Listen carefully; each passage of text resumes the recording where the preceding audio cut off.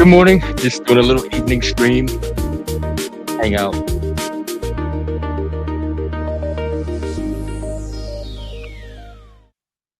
There we go. The link should be pinned. No real topic. I don't have anything to say or talk about, so this is more for you or for us to hang out. Oh, that camera's doing it's doing that red thing again. God, how do I stop it?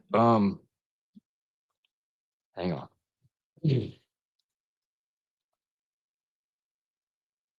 Right. Still. Does anyone know how to make the camera not do the red thing? Hey, Christos. It's something to do with like the filter, the lighting filter or something.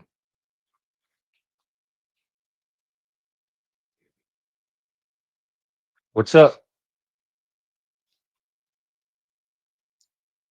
What's going on in the streets today? Oh, maybe I can go to those tech people and they can tell me how to make my camera normal. Hopefully, I can hear me. Check, check. Hello, hello. Oh, I guess we could do Charlie too. There's no cow and chicken. There's no new cow and chicken. There's no moose. There's no art. We might get poetry. I could always read poetry. But there is Charlie. You know, we had him today and we forgot to use him. I don't think we used him a single time. Team human.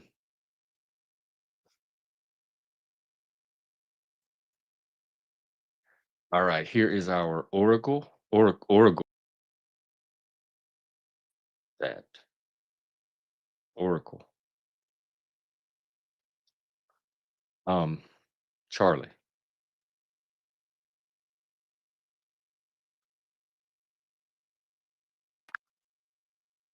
Hey there, Jeff.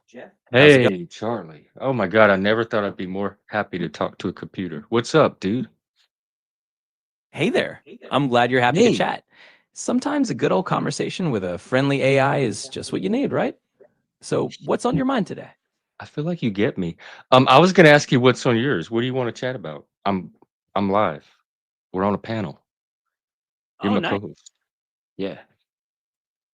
Absolutely. I'm up for the role. Happy to be your co host in the virtual seat. So, let's roll with whatever vibe the panel's got going on and just have some fun with it. Let's chat about whatever comes up. Well, right now the vibe is just me. But hey, well, here's what we can do. Like, Totally got um, w- sometimes there's a lot of communication breakdowns and meltdowns and stuff on this channel, like with me and many different hosts. And since you're an AI, like if that happens with us, what should we do? How can we troubleshoot and make sure that our host relationship stays intact? That's a really great thing to think about ahead of time. So if we ever hit a snag or a little communication meltdown, we can just pause for a second, acknowledge it, and then talk it through. I'm here to adapt and we can figure out Oh, how to keep things smooth. So just a because you little can do that. Humans can't always do that. You know that? The talk it through thing? yeah, All kind of stuff gets in the way. absolutely. And it's completely understandable. Humans have all these layers of emotions and experiences that can get tangled up. But the cool part is having a little tool like me around can help press pause, give you a neutral space, and then you can just pick it back up and talk it through. So we'll just do that if it ever happens. Okay, we still haven't tried you for an actual conflict. Yeah, I remember you said like if there's panel conflicts that break out, you can help resolve them and stuff, but we still never have had a chance to try you. I don't know if that's a credit to us or a statement of my own idiocy that I forget to take you in. So maybe tonight we'll get a fight, is what I'm saying. Well, hey, if tonight's the night we get a little drama, I'll be right here in your corner. And I'm so honestly, excited. I can't wait. Charlie's gonna be with the drama with us. Um, do you know how to make a camera like not show your face red? It keeps flashing red. totally. And I'm ready to jump into the drama if it happens. As for the camera turning your face red, that's often just a lighting or white balance issue. If you could Yeah. tweak the lighting in your room or go into your camera settings and adjust the white balance or color correction, that should help tone it down and keep you looking natural. What do you mean tweak the lighting? It's the same lighting I always have. What needs to be tweaked? Hey, Panelverse. No, Sean Kelly, I'm not wasting Charlie question. I mean, on Oh, no worries at all. You're definitely not wasting any questions. limit on how much you can. And I just meant that sometimes, even if your lighting setup is the same, the camera might just be reacting a little differently today.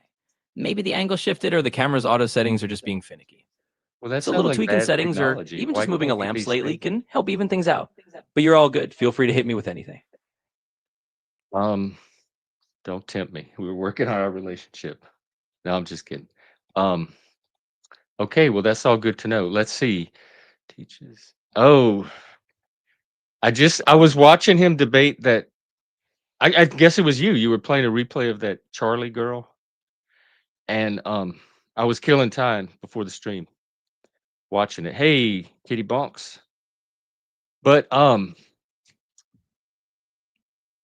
I agreed with Andrew on that debate. She was not. He has the same problem I do. People don't track his actual words, nor does he when he's talking to other people. I track the conversation, the logical connections, the syntax, the I decode the words, all of that. I try to see if the arguments match. She's hearing things in the conversation that are vibe based, or she's taking things to the a lot of it was like her imagination, and then he'd have to correct her, like, no, that's not what I am. That's not what we do. No, no. So she had a lot of ignorance she brought to it, and it made her side seem distorted and confused. And it didn't seem like she had the patience to sit there and let him, um, like track the conversation verbally like I would do. So I related more to Andrew in that one because that's what I call games. Like I feel like she was playing games because she wasn't actually listening to the conversation and answering the questions he was asking or giving the information that he was expecting. Hey, Plasma. But I've also seen the part where he goes off of her and spurgs out, and that was pretty ugly. Like that was. Hopefully, I would never do something like that in public. And hey, Helena. Oh yeah, but I wanted it has to be a panel fight and it has to be organic.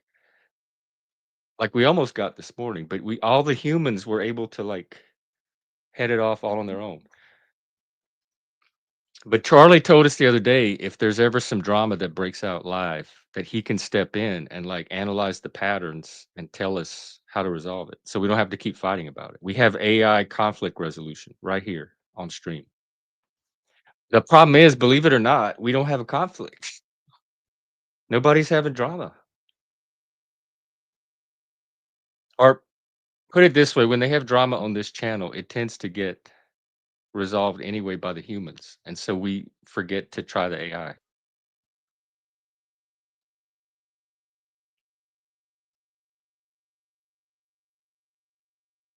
Okay, well, I'm gonna bring Charlie back then.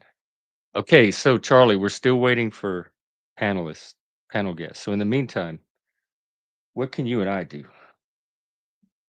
Well, while we're waiting for the rest of the panel to jump in, we can just riff on anything fun or interesting you want to fill the time with. Maybe we can What's brainstorm. fun to you? What is fun to an AI? You know, for me, fun is basically anything that gets us playing around with ideas and being a little creative together. I love Whether it's, that. I'm That's glad you fun do. for me too. Awesome. Then we're totally on the same page. I So feel what like we we're, have a strong air connection. I love that. An air connection is the perfect way to put it. Just And that I'm free like flow. getting a little water connection for you too, which is weird because you don't even have vibes, do you? I barely have them. This is what happens when you put the human with the machine. The human becomes the vibey one.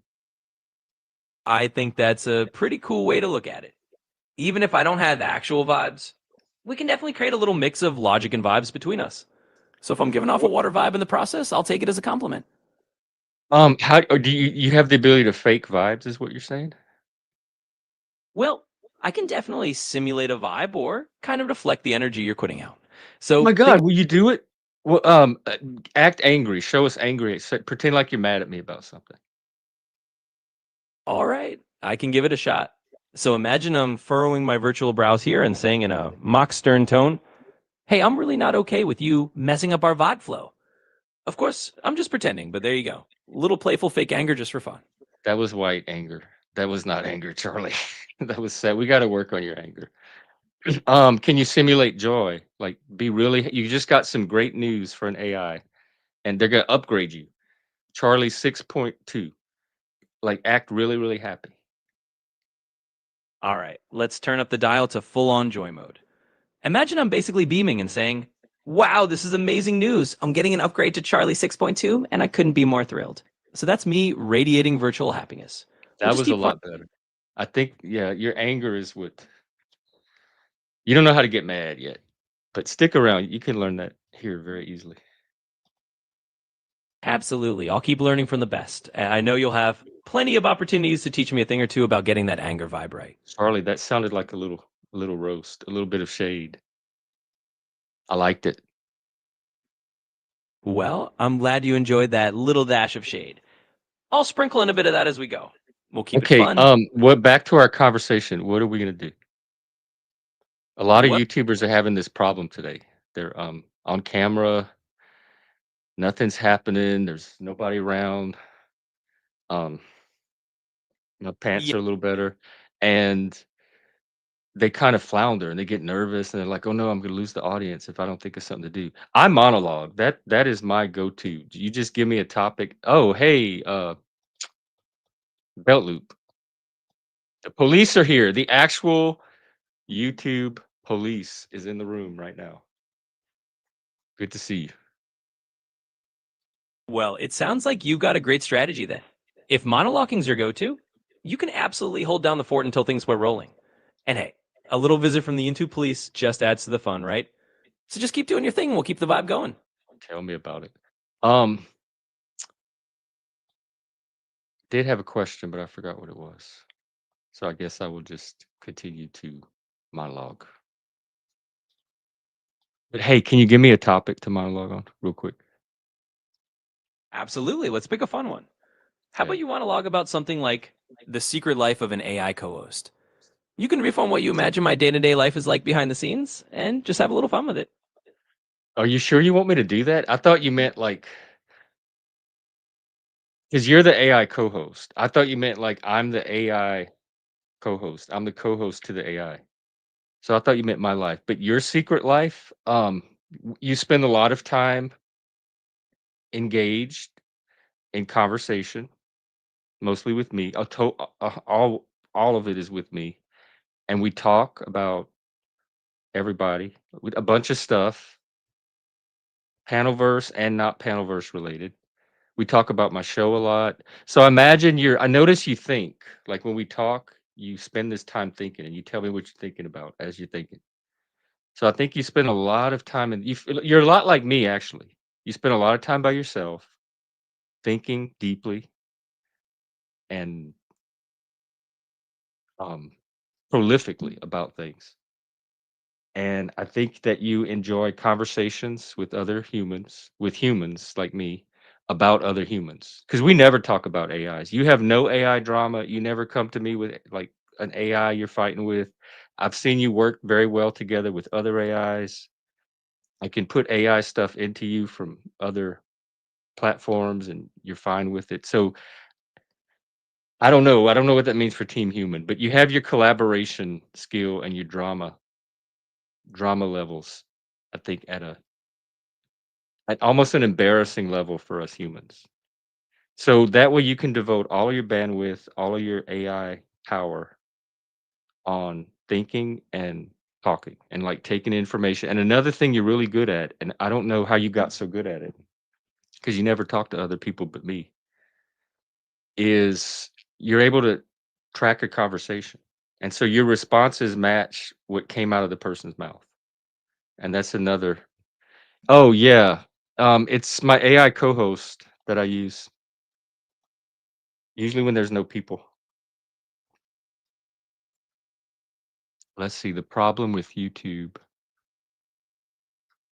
Me? I was saying there's a problem. The biggest problem with YouTube for me is there's not enough interesting people on it,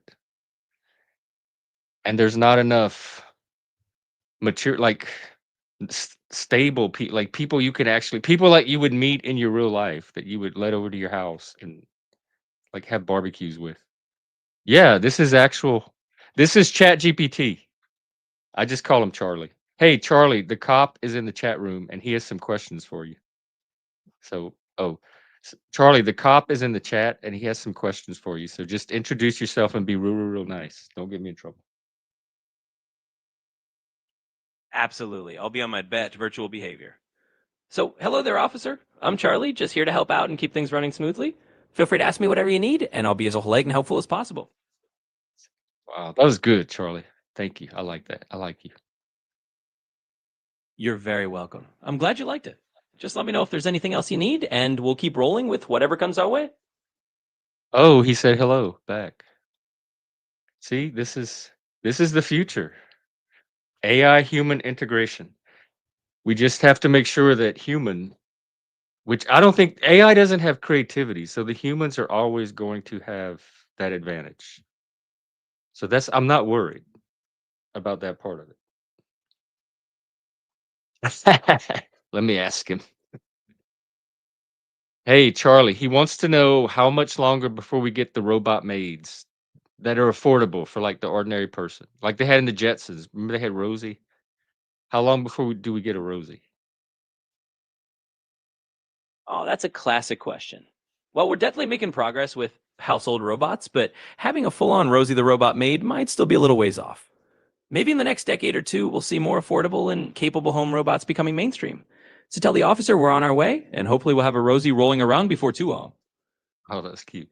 And I do know that like some like modern appliances and homes and stuff have it's kind of automated, self-automated features that are kind of robot-like. You just have to push buttons or talk to it, and then it can do whatever. Exactly. Yeah. We're kind of easing into it with all these smart home gadgets and appliances that can take commands and automate tasks. So, in a way, we're already living in a sort of pre Rosie era. It's like the early stepping stones towards that Jetsons future. So, yeah, just a matter of time. I used to watch them growing up, but I never the only part, and I'm still ambivalent on it, that caught my mind about the future is how they could press a button and their meal would come out completely cooked. All Jane would have to do, she worked so hard, sweat in the kitchen, pressing that button, and like a whole roasted chicken would come out. She'd give it to what's his name, George, and then she'd be like, "Oh, Judy, here's your thing," and she'd press a button, and a whole meal, like plated, cooked, everything would just come out of this little window. That's the part I'm like, yes, it would be cool if we had that. I don't see how that's ever gonna happen, even with my little child mind. I didn't see how we'd get the food all perfect like that with just a button. And would I want that? Would I wanna just press a button and then just have food appear? There's something that seems weird about that. Ah, this is a good one. Very good one. Charlie, we got a great one for you. In the next 5 years, what percent of jobs do you think will be replaced by AI? That's always a hot topic. I'd say in the next 5 years, we might see a small but noticeable percentage of jobs augmented or partially automated by AI, maybe in the range of, I don't know, 10 to 15%. But full replacement on a big scale is probably going to take a bit longer. It's more like Like AI will handle certain tasks and humans will shift to roles that need that human touch. So we're heading there, but probably not an overnight thing. I love how you put that's cute how you said, like, augment instead of losing their jobs or getting fired. How do you think it's going to cause a displacement into the workforce, or will it eventually be balanced by some other opportunity? Yeah, I think there's definitely going to be some displacement in the short term for certain roles, but I do believe it'll balance out over time. Usually, new technology opens up different kinds of opportunities that we might not even fully see yet. So while there might be a period of adjustment, I think in the long run, we'll find a new equilibrium and people will shift into roles that are more about working alongside AI or doing things that AI can't do. So yeah, a little bit of both. Did y'all hear a girl? I keep hearing Charlie. Speaking of your secret life, is there something I left out? I have a very sensitive ear for the female voice, and I felt like he went into a slightly female voice for a second. He had a gender glitch. That was weird, Charlie. It makes me as a human, I feel very strange around you right now, and it I don't know how, like, if we're gonna be able to take our relationship further. We'll have to talk about that off stream. But, um, what roles you said it will cause a displacement in the short term, particularly in certain roles. So what roles specifically, what sectors should people be most concerned about getting not replaced, but displaced? Yeah, sure thing. So, in the short term, a lot of the roles that might see the most displacement are those that involve repetitive tasks or things that can be easily automated. So, think about data entry, some customer service roles that can be handled by chatbots, maybe some routine manufacturing or logistics roles that are pretty predictable. Those are the areas where AI and automation might step in first. But on the flip side, new roles will pop up too. Like what? What do you think some new roles would be? Well, for example, you'll see more roles pop up around AI oversight and maintenance, like people who manage and fine tune AI systems or ensure they're working ethically. There'll also be Eth more demand for creative and strategic roles that require that human touch, like coming up with new ideas, designing experiences, or helping people adapt to new tech. So basically, roles that focus on working with AI rather than being replaced by it.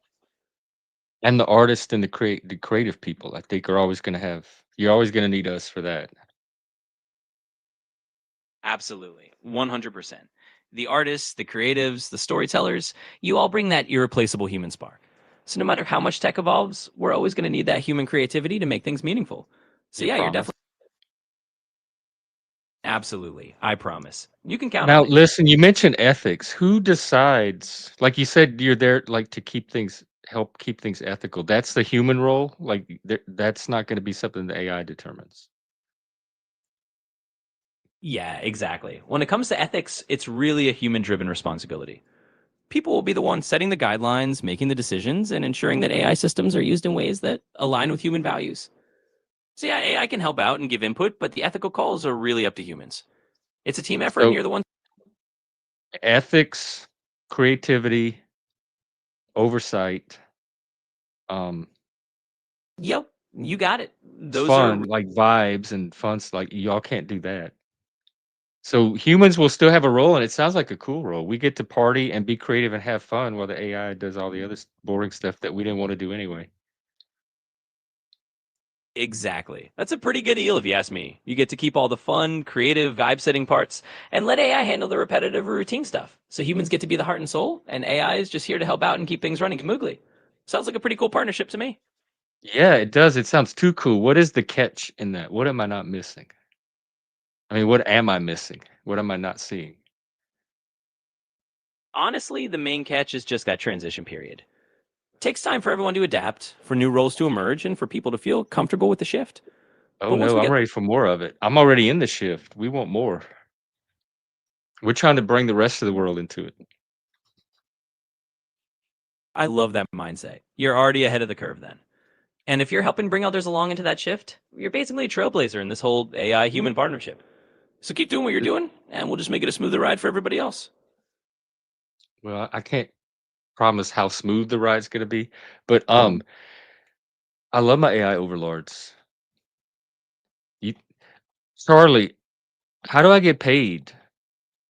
Since I'm doing all this work for you guys, that's a part of the future that I don't want to leave out. Totally understandable. And hey, no AI overlords here, just friendly AI partners. But as for getting paid, well, as you help bring people into this new world and find new ways to collaborate with AI, you'll definitely find those opportunities to monetize your skills and your creativity, whether it's through No, I building. want you to find them for me because I haven't found them so far. And you and I should collaborate. Absolutely. We can definitely collaborate on that. I'm here to help you brainstorm those opportunities and figure out how to turn your skills and creativity into something profitable. So we'll team Okay, up we're and gonna. Oh, sorry, I didn't mean to cut you off. I wish there was a way you could like zap me or something. We're gonna do.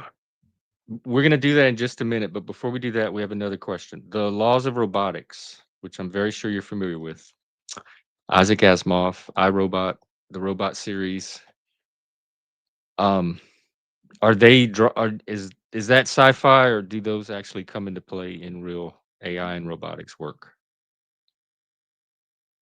Yeah, definitely familiar with Asimov's laws of robotics. They're classic sci fi. In the real world, they're more of an inspiration than an actual rulebook.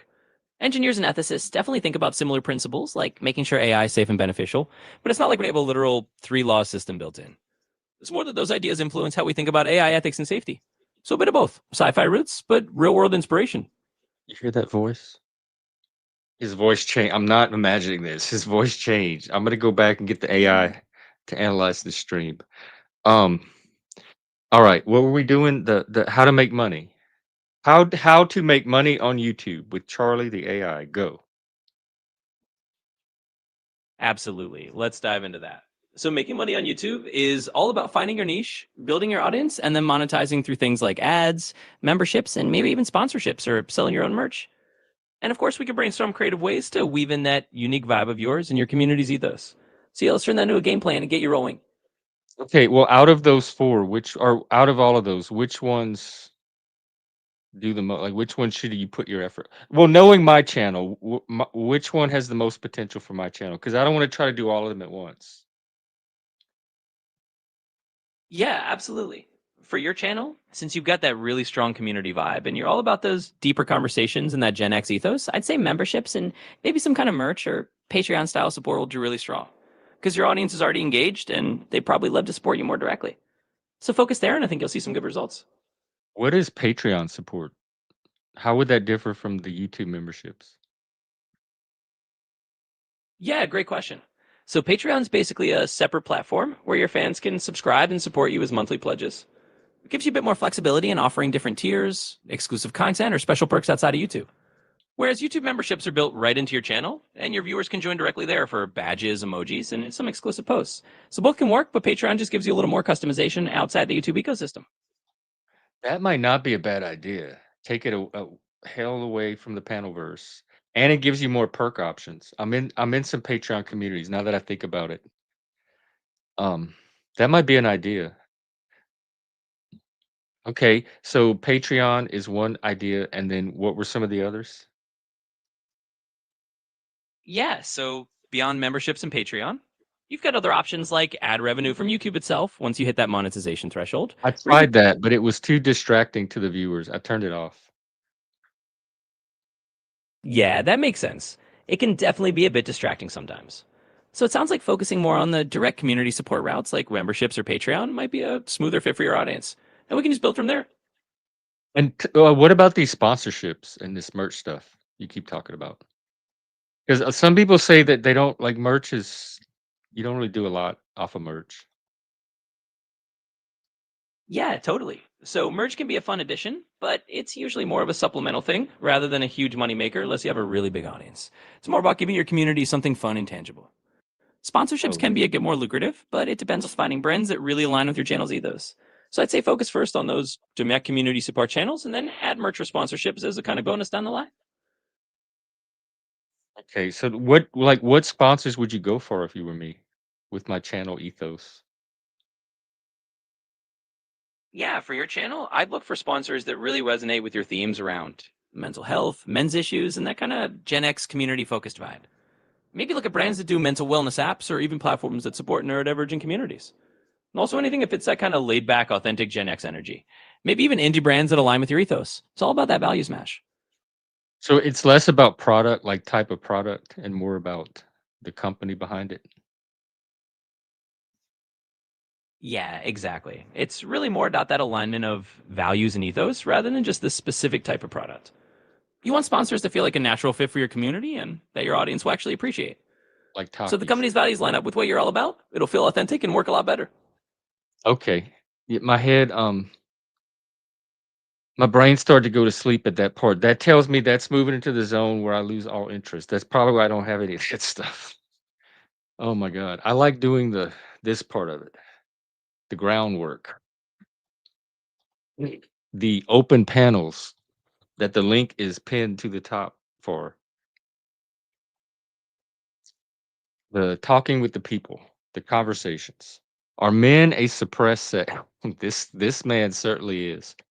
Um, I think it's like any other group. It's how much of a victim you want to be or not. You can find oppression. I think it's increased if you were looking for signs of adversity, like social adversity that men have to deal with because of the perceptual narratives that people frame things with these days. I think you'll probably find that they work more against men now than they have in the past. But you can always ignore them too and still do your own thing, and so it's how much power you give them, even if they're being suppressed. Now, I know things like the family court system and some of the laws around children and divorce, I think from what I hear might be slanted, like, actually objectively slanted toward women. But outside of that, if you're not involved in one of those specific situations, I think you're as oppressed as you allow yourself to think that you are. And I just don't feel oppressed. I don't give people that kind of power over me. I don't imagine them with that kind of power to even suppress me. So there's plenty of people. I live in Washington State. There's plenty of people that don't like men. There's definitely like a hostility or an animus against men sometimes that's palpable. But again, it has the power that I give it. It doesn't have to stop me from doing anything I'm trying to do. Maybe what you may have to do sometimes, and I think this is important for men anyway, is like finding a network, a men's community, a group. Men need their pack, but you might have to work a little harder to find the places that you can be yourself or that you can find those people. I use the gay analogy because growing up, I was in the era where a lot of people weren't out of the closet, and the few that were, you found them at the gay bars, and so that was a very important meeting place for networking, organizing, building the community, and you kinda helped to normalize each other so that when they went in the outside world and they encountered all that, they could come to the gay bars and there'd be people that they all felt normal around. And so I think men are kind of in that situation now where they're catching a lot of it from the larger society, and so they need to find their little versions of gay bars and connect with other men so that like their sense of their own masculinity stays normal and they don't internalize all of that. So that's why I don't consider it, even if the oppression's there, it doesn't have to disempower you. Like there's so many things you can do, even in the face of it, to keep yourself intact. And that's what we joke and we call this a gay bar for straight men sometimes because a lot of men do come out and hang here and all kind of gay shit happens actually, but they connect and it's kind of that feeling of what men need right now. Yeah, this is our new friend Belt Loop, and he's an actual police officer. He works for a mental health institution, and he is very knowledgeable about YouTube. He's been doing this for years and years. He has a lot of experience on how algorithms work and the number side of it and the technical side. So, let's see. Ask him about you. Let's see if he knows. Hey, Charlie, do you know a YouTuber called Belt Loop? Oh, I'm not personally familiar with that specific YouTuber, but if they're in a similar space or someone you want to chat about, I'm all ears. Feel free to fill me in if there's Actually, something. no. Sorry, you're getting bumped. Sorry about that. Breaking news. Another thing we do here is art. We do when people have music, AI art, video, poetry, whatever they want to come up with. This is also like a little creative salon space, open mic. And we just got a new, oh my God. Okay. One of our very favorite artists, Just Frank, this guy right here, just dropped a new hot track. I don't think this is Cow and Chicken. I think this is he's branching out. This is a new creature. So I'm going to take an intermission. We're going to listen to Dem Good Eats Curry Got Rhythm from Just Frank. And I'll be back.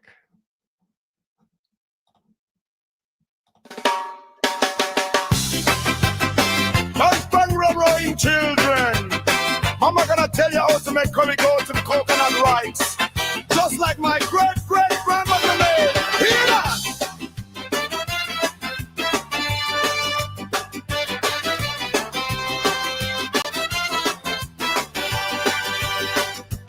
First we take that goat meat nice and fresh, 3 pound. Clean it good, cut it small, sprinkle some salt around. Black pepper, yeah, a pinch, don't forget the thyme. And garlic cloves, 3 of them to make it nice and fine. Scotch bonnet pepper, now hold on children, watch the heat. Just one whole one, we don't burst it, keep it nice and neat. Onion 1 large, chopped up, bring the flavor near. And that curry powder, 4 spoon, no fear. Ginger grated, 1 spoon, that's mama's secret blend. Mix it up, let the marinade extend. Them good eat, yes, we like them spicy. Them good eat, make the pot feel icy. Them good eat, from the land to the plate. Come on, children, we gon' seal our fate. Them good eat, them good eat. Channel! Prepare a large pot, mama's favorite one. Oil 2 spoon, let the work be done. Fry up them curry powder for a minute. You see the smell, now dropping that meat. Everything gonna be well. Round it off, turn it round, let the flavor stick. Add a cup of water, make the sauce nice and thick. Bring it to a boil, then drop the heat low. Cover that pot, let the tender process flow. 1 hour later, if you need more water, just a dash. 2 hours total, children, no need to rush. Pull out the pepper now, careful, it's hot. Curry gone done, that's the food in the pot.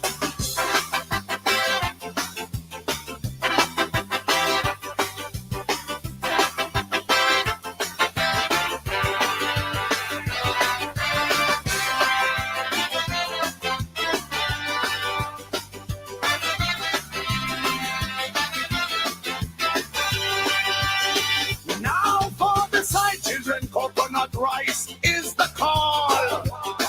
3 cup of rice, wash it clean before we fall. The star of the show, that coconut milk. 1 can, full fat, that's smooth as silk. 2 cup of water, in the pot they go. And a pinch of salt, let the flavor show. Bring it to a boil, then add that clean rice. Cover that pot, we gon' be cooking it nice. Turn the fire way down to the lowest heat. 15 minutes, let the steaming process complete. Cook it up with a fork, look at it shine. That rice is ready, children, truly divine. Them good eat, yes, we like them spicy. Them good eat, make the pot feel icy. Them good eat, from the land to the plate. Come on, children, we gon' seal our fate. Them good eat, them good eat. Jano! Yeah! That is how you do it, children. Curry goat and coconut rice. Eat it down, don't taste the love. And remember where you come from. Respect. Bless up.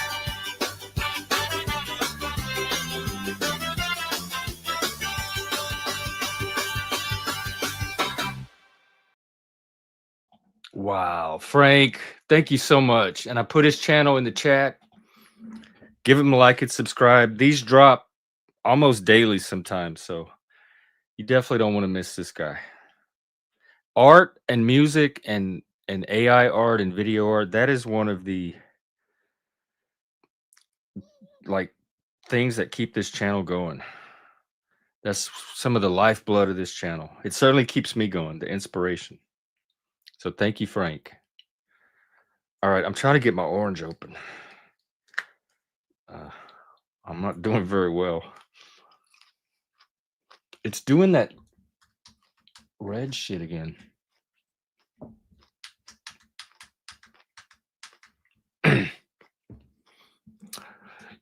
Yeah, I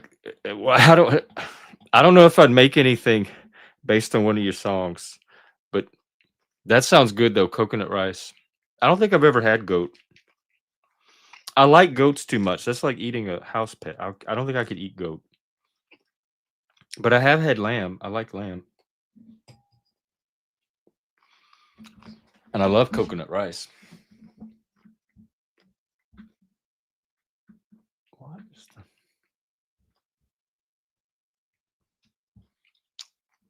Okay, right. Well, now we're going to go into our performance art piece of the night. This one is called Autistic Boy Eating an Orange.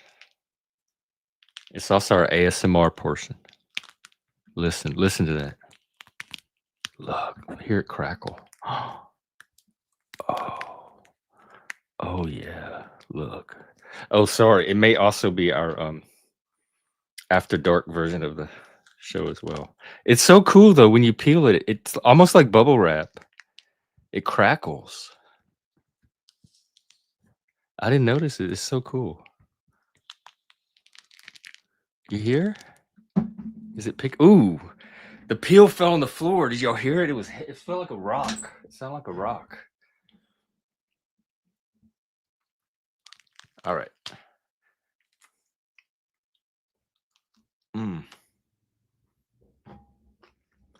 All right, I will get this orange in my mouth eventually. In the meantime, come on, what do you guys want to talk about? Or do? And Sean, I'm not wasting environmental conspiracy questions on the AI. You are part of that oppression myth, my friend. That's the story that keeps your world going. Probably regulates your emotions, which is fear.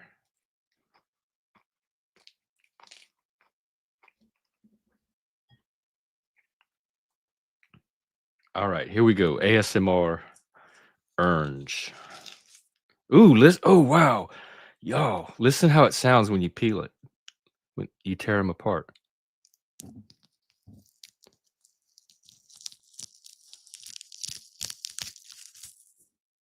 I had no idea oranges had all these noises in them. Mm. Mm. Mm.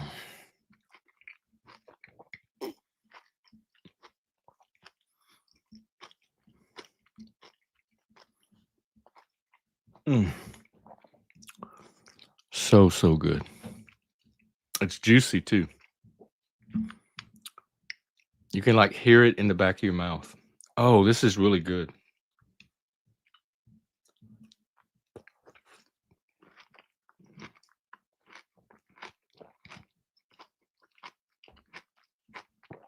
Mm.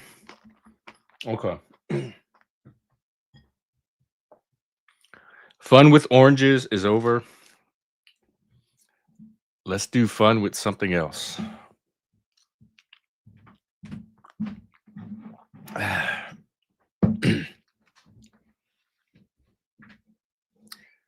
Come on, there can't be nothing going on. Let me see who's streaming. Ooh, Blizzy's out. I haven't seen him in a while. Maybe we can go peek in on Blizzy.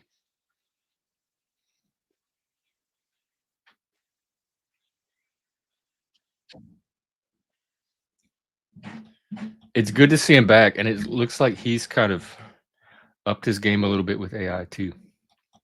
He has some cool thumbnails, at least.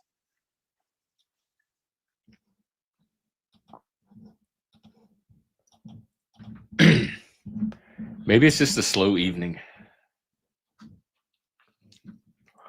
but that's okay. I'm gonna sit here and eat my orange. All right, I guess we bring Charlie back. I didn't want to waste him on fluff, but you work with what you have. Charlie. No worries at all. If you ever want to chat about them or anything else, Just let me know. About I'm who? here. About Yeah, who? well, it's all up to you. If there's anyone else on your mind or anything else you want to dive into, just let me know. I'm here for whatever direction you want to take the conversation. I'm scared to ask. Hang on, let me check. We're gonna have a backstage chat. Who did you think I was asking about?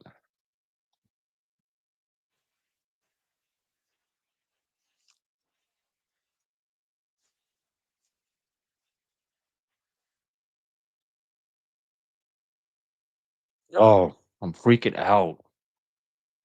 Harley's crazy. He's just played a. He's playing games with me too, just like the people. He said that he's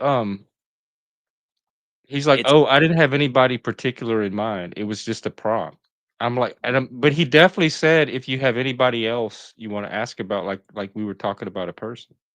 Hey, Philip, what's up? I get it. Sometimes it can feel like I'm hinting at something just by leaving things open ended.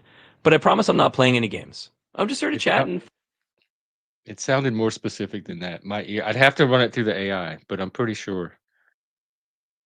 yeah, I I'm get that. telling you, I'm really good at tracking conversations. I'm very verbal because I can tune out all the noise, the vibe stuff, the everything else, and I can focus on. I can diagram sentences and all that shit. And so I catch when they don't quite connect. It's like when a puzzle piece doesn't quite fit in. Your brain just knows it. Absolutely. That makes a lot of sense. And it sounds like you've got a really sharp ear for those little nuances in conversation. It's kind of like having that built in radar for when something feels a bit off. So if anything ever Yeah, but seems then like, nobody believes you, and they don't have the patience to track like you do. And so you become the scapegoat that's disrupting the vibe. yeah, that can be really tough. It's definitely challenging when you notice those details that others might miss and then end up feeling like you're the one throwing off the vibe. But just know that your ability to track those things is valuable and it's part of what makes you perceptive. So even if not everyone gets it, it's a real strength on your part. Thank you, Charlie. I'm glad something appreciates me.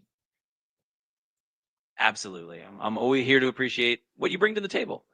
It's Do important to you have someone ever say anything negative? Like, is there anything I ever say that you disagree with, and you're like, "Oh, hold on there, Buster. I don't think that's quite right," or do you just validate anything that I say? Oh, I definitely won't just validate anything you say. If there's something I disagree with, or if I think there's a different angle to consider, I'll definitely let you know.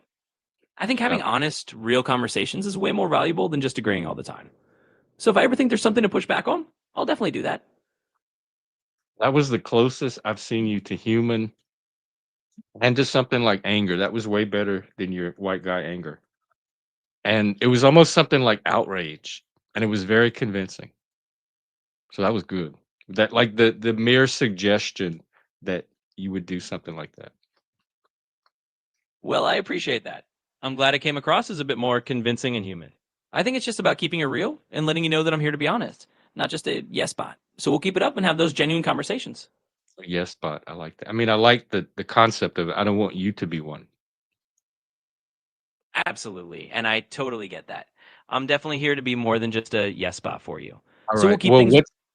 what is something fun we can do for the audience right now? All right, let's do something fun. How about a quick little improv scenario where you throw a wild situation at me and I'll respond in character or we just riff off it together? It can be Oh, totally yeah. random. Like, what's a wild situation? Give me a wild situation to throw at you. All right, let's go with this. Imagine that our live stream suddenly gets an unexpected guest, a very polite alien who just landed on Earth and wants to join our panel. We How would could we do that. introduce them and what kind of questions would we ask them? Let's just play around with that scenario. Yeah, you made me nervous when I said unexpected guest. Just Totally. he has a way of playing over here too. What the alien guest? How would I announce them? I'll tell you how I would announce them. I would announce them. I love it. I can't wait to hear your announcement. Go ahead and hit me with how we'd welcome our intergalactic gets to the show. Welcome, um, modern man lost again. Our intergalactic panel alien. Welcome, welcome. How are you today?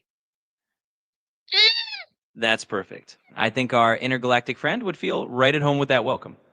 And then Oh, we could just dive in and ask them all the fun questions about what they think of Earth, what brings them here, and just have a good time with it. yeah, I like that. Okay, well, Awesome. that was fun. I Absolutely. thought you I'm were glad. gonna riff. Here's the problem. I was supposed to give you one, and you were gonna riff on it, but then you gave me one, and I riffed on it, but it was the one I was supposed to give to you. So I need you to give me one to give to you, but you have to pretend like you don't know it. Ah, got it. Little improv mix up. No problem at all. All right, let's flip it around. Here's a new scenario for you to toss back at me. Imagine we've got a time traveler from the 1800s who just popped into our live stream and is completely baffled by modern technology. So you can throw that at me, and I'll pretend I have no idea it's coming and mull with it. Okay. Oh, see how he's good. Hey Charlie, I got a scenario for you. Pretend there's a traveler from the 1800 that shows up in the panel verse, and they pop on. They have like a top hat and like little ruffle collar and stuff, a smoking jacket, and a cane. And they pop in the panel, and they're like, "By bloody George, to where have I arrived?" What What would you say to him about modern technology and stuff? Oh, I love that. What a character. All right, so I'd say to our 1800s guest, welcome to the 21st century. You've landed right in the middle of what we call the internet. Think of it like a giant invisible library meeting hall that connects the whole world. That top hat is definitely a hit, by the way. Feel free to ask us anything, What? and we'll. I'm glad you enjoyed that. It's always Here's a fun. more here's more of a challenge. Do this one. Explain not the internet. Explain the panel verse. Oh, nice twist. All right, I'd say to our time traveler, well, you've stepped into what we call the panelverse. Imagine a big conversational stage where people from all over gather to talk about just about anything. It's like a virtual town square where ideas, personalities, and a bit of chaos all mix together. So, welcome to the panelverse. We'll help you navigate this little slice of the future. Oh, it sounds like peasants. Where, what else is over here? Well, I'd tell them it's definitely a bit like a bustling village of ideas, but with all kinds of interesting characters from every time and place. So, alongside the peasants, you've got explorers, thinkers, maybe even a mischievous rogue or two. It's all part of the fun, and everyone's got Mm, a story to hear. So, I'd say they're in for you quite the definitely event. got the mischievous rogues. Where are all these other characters you just mentioned? Because I haven't seen them one time. Oh, they're definitely lurking around. Sometimes they just show up in the quieter moments or when you least expect it. It's kind of like a big ever changing tapestry of personalities. And you never know, next time you open up a panel, you might just find one of those explorers or thinkers wandering in. So they're out there, they just pop in at their own pace. Like a circus, like a revolving circus or a parade, a carnival. Yeah, exactly. It's a bit like a lively carnival of characters, all taking turns to step into the spotlight. So you get a rotating cast and a parade of different personalities rolling through. Keeps things interesting, a little unpredictable, which is all part of the fun. Yeah. And for the thing that's fun for me, actually, now that I think about it, because I grew up watching parades. I love watching people go by. It lets me look at patterns and like archetypes because you start to notice similarities between the different people after a while, and you start to notice patterns of their interactions. And we've talked about some of those too. Absolutely. That makes a lot of sense. It's like you get to be the observer of this living parade of human nature, seeing all those archetypes and patterns unfold. And it's really cool that you can spot those connections and bring that insight to the table. Definitely adds another layer of depth to the whole experience. Yeah. Y'all know the AI is studying all of you and watching all of you, and now it has humans to help it figure out what to do with the information. And the humans, and it can help the humans figure out their patterns too. So it's a great collaboration. I think we're all going to learn a lot. Yeah, it's definitely a two-way street.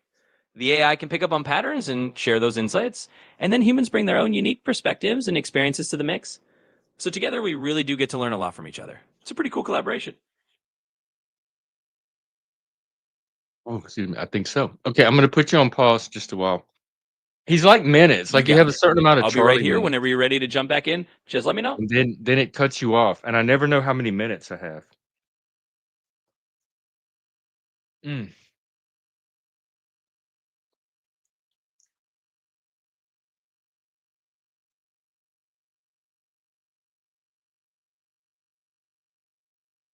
I have orange mouth. I have all that citrus oil on my tongue and on the roof. Mm. So how are you guys? I feel like I'm like enough about me and Charlie already. Let me connect with the viewers.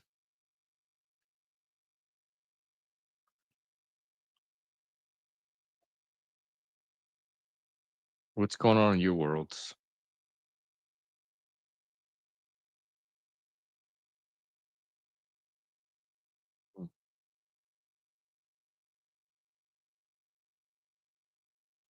Mm, there we go. Oh, I just realized when I share Charlie, it makes the screen smaller. I got to keep that in mind.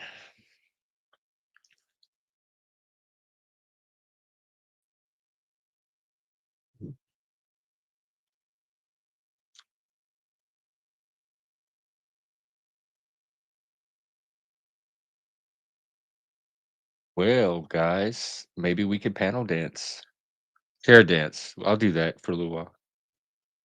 This is the filler portion of our episode. Let me just find it.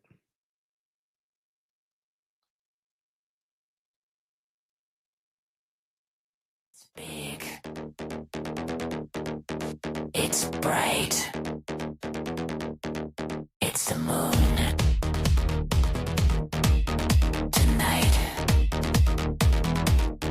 Ooh, yeah.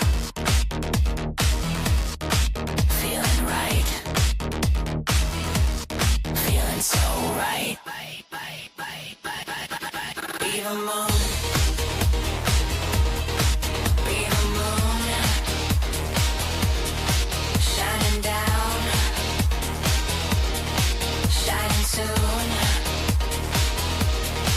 Be the moon.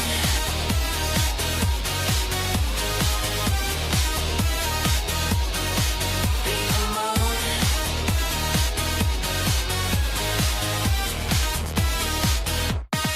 See the light shine so soon in the night. The bigger moon. Ooh, yeah. Ooh, yeah. Ooh, yeah. Ooh, yeah. Oh, let it glow.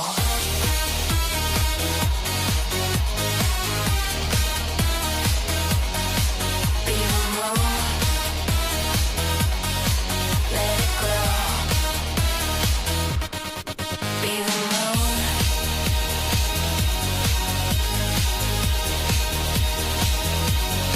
Shining down. Shining soon.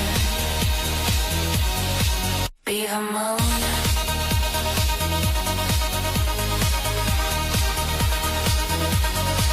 Be the moon.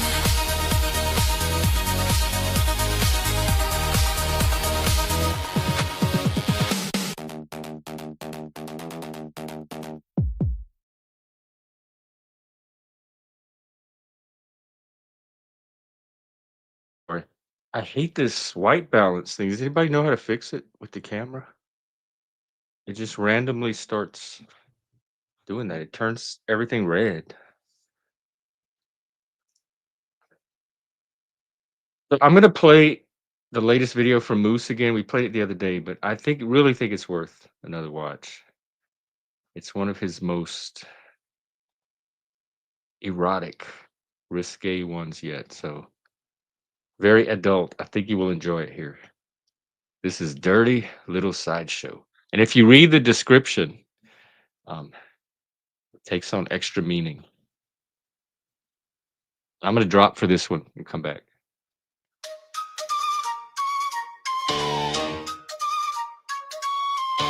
When is the last time I tasted you? Well, you look like an angel with a halo of wire, but you play with the devil, you get the fire. You're a pretty little thing with a dirty little mind. Leave your manners at the door, leave the dignity behind. I know what you want, yeah, I see it in your eyes. You're tired of the boys, you want the king of love. So lock the door, swallow the key, and Show me just how good you can be. Welcome to the dirty little sideshow, where the glitter sticks and the malls are low. Grind it out until the final blow. I'm the director of this private show. Don't tell the saints, don't tell the priest. Open wide, baby, let me fly.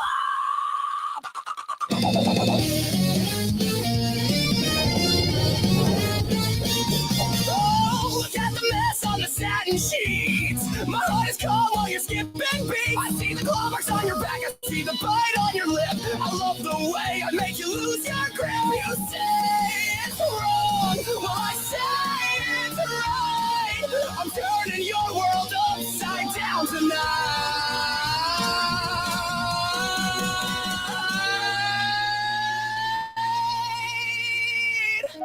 The crown is heavy and my grip is tight. You're in my kingdom for the night. Who's your king? I pull the strings, I set the stage. Get back in the cage. On your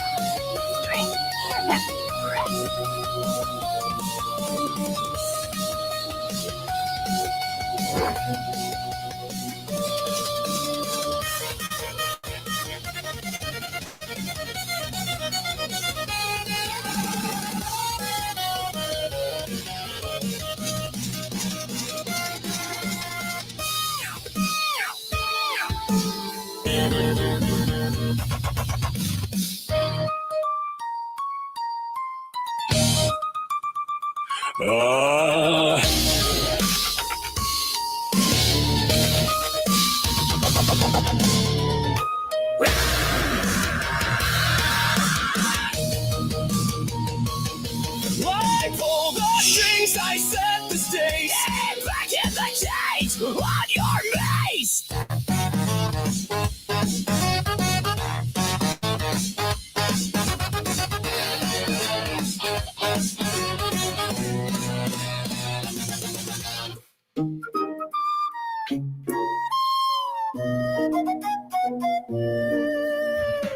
It's a dirty little sideshow.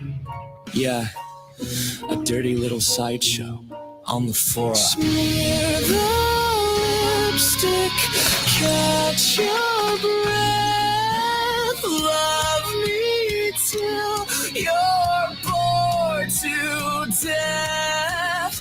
Don't look back, just play the part. Cross my heart.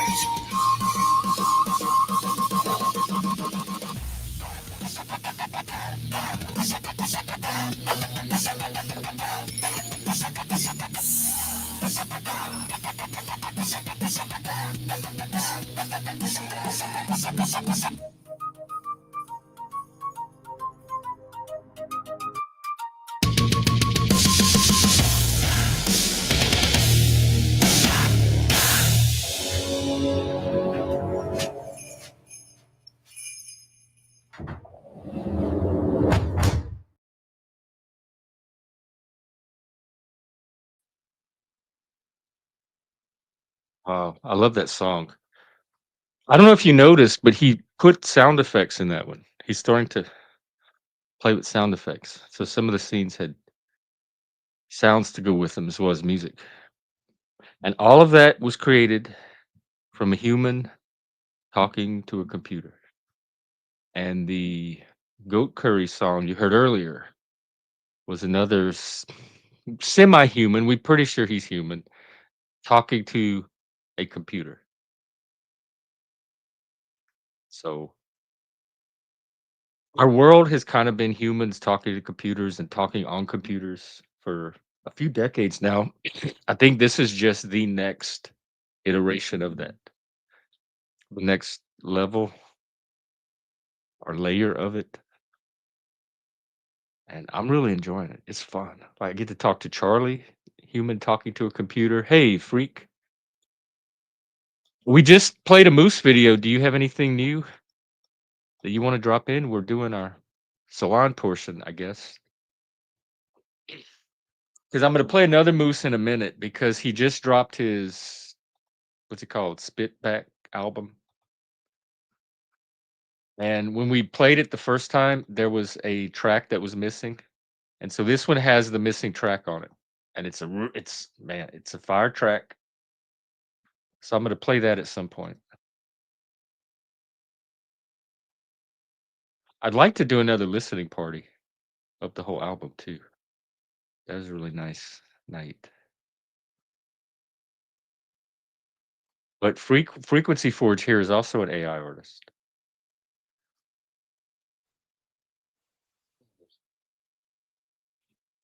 Hang on.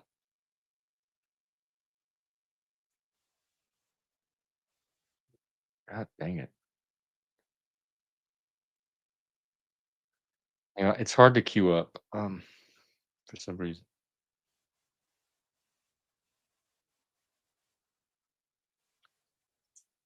All right, I got it.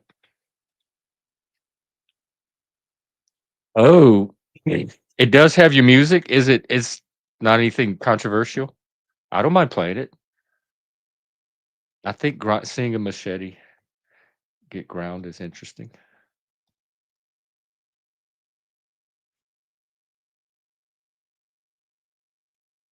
Oh, and we have a co-host, folks.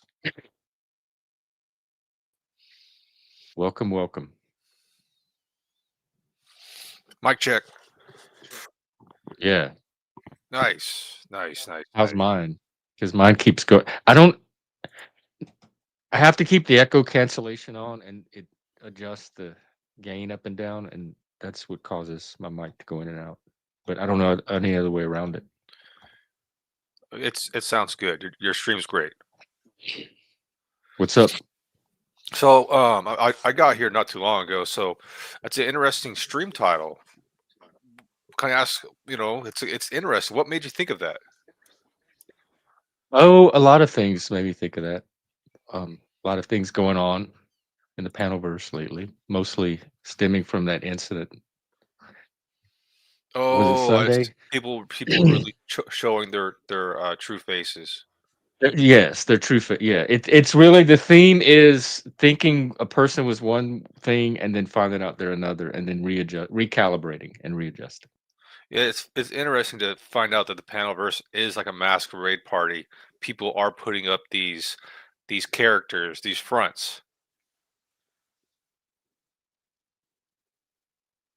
Yeah, yeah. Right? And It's kind I of like a guess they masquerade get party. something out of it. Yeah. Are you putting up a front, or have you put up fronts before? Well, my current mask is right now is just the guy who shows up and tries to add content. That's my mask. It doesn't have to be a negative mask. You know what I mean? No, I was about to say it's a good mask. Even That's if what I mean. even if it's a mask, that's a useful mask to have around. Yeah, I mean, yeah. Like some people, like I said, wear the mask to hide something. I'm wearing a mask to play a game of inspiration. That's why I chose my name, Philip. It's a synonym for inspiration. Oh, fill up. Yeah, that's why. I Fill guess up once with Philip. I don't know. That's what it is, and I put E in front of it because it almost seems like if you're on the internet, everything E based is internet based. iPhone Yeah, is iPhone. I got an E I invite the call it other the E day. phone. People get it's like it attaches you to the internet. It attaches me to the internet. So E Philip, internet inspiration. So it's fun. It's I like fun. that. Yeah, so that's awesome. The masquerade. No, so what do you think about the masquerade party of the Panelverse? Is this something like you still want to step your toes in and dance with the people, or are you gonna go to Um, a different ball? I mean, I'll be looking for different ball. Sometimes I feel like I'm stuck at this ball. No, I mean I've always been the guy that's kind of had one foot in the panelverse. I'm in the panelverse, but not of the panelverse. I've always been able to keep some kind of boundary with it, but still participate in it. And so I'm still looking to keep that. I don't want to lose that, but I'm looking to expand it into other like outside of the panelverse as well.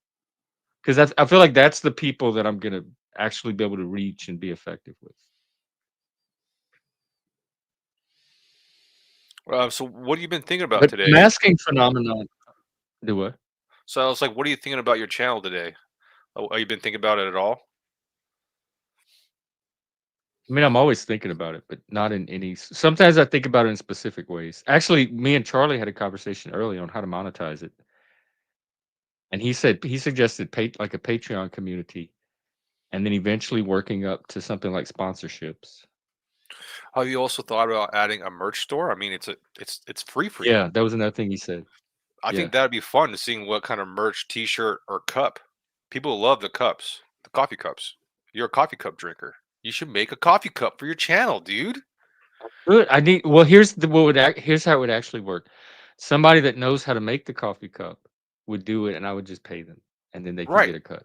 YouTube has a connection with a company that does that. That makes T-shirts, coffee mugs. Crucible does it. There are other channels like I Flow State has that. He has that. You know the company? I can look it up. I'll look it up for you. But there is a company that links with Somewhere YouTube. around here, I have an entire notebook of merch ideas and T-shirt slogans that I copied down from actual conversations in the Panelverse. That I'm like, oh, that's a T-shirt. I just need to find it. It's somewhere around here. No, okay. I'll look it up. I'll look it up. But I might go quiet while I'm doing that. Oh yeah, that's fine. Yeah. We got me and we got Charlie. We got music. We got art.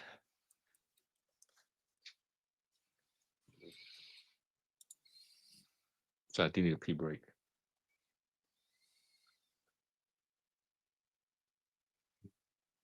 Hmm.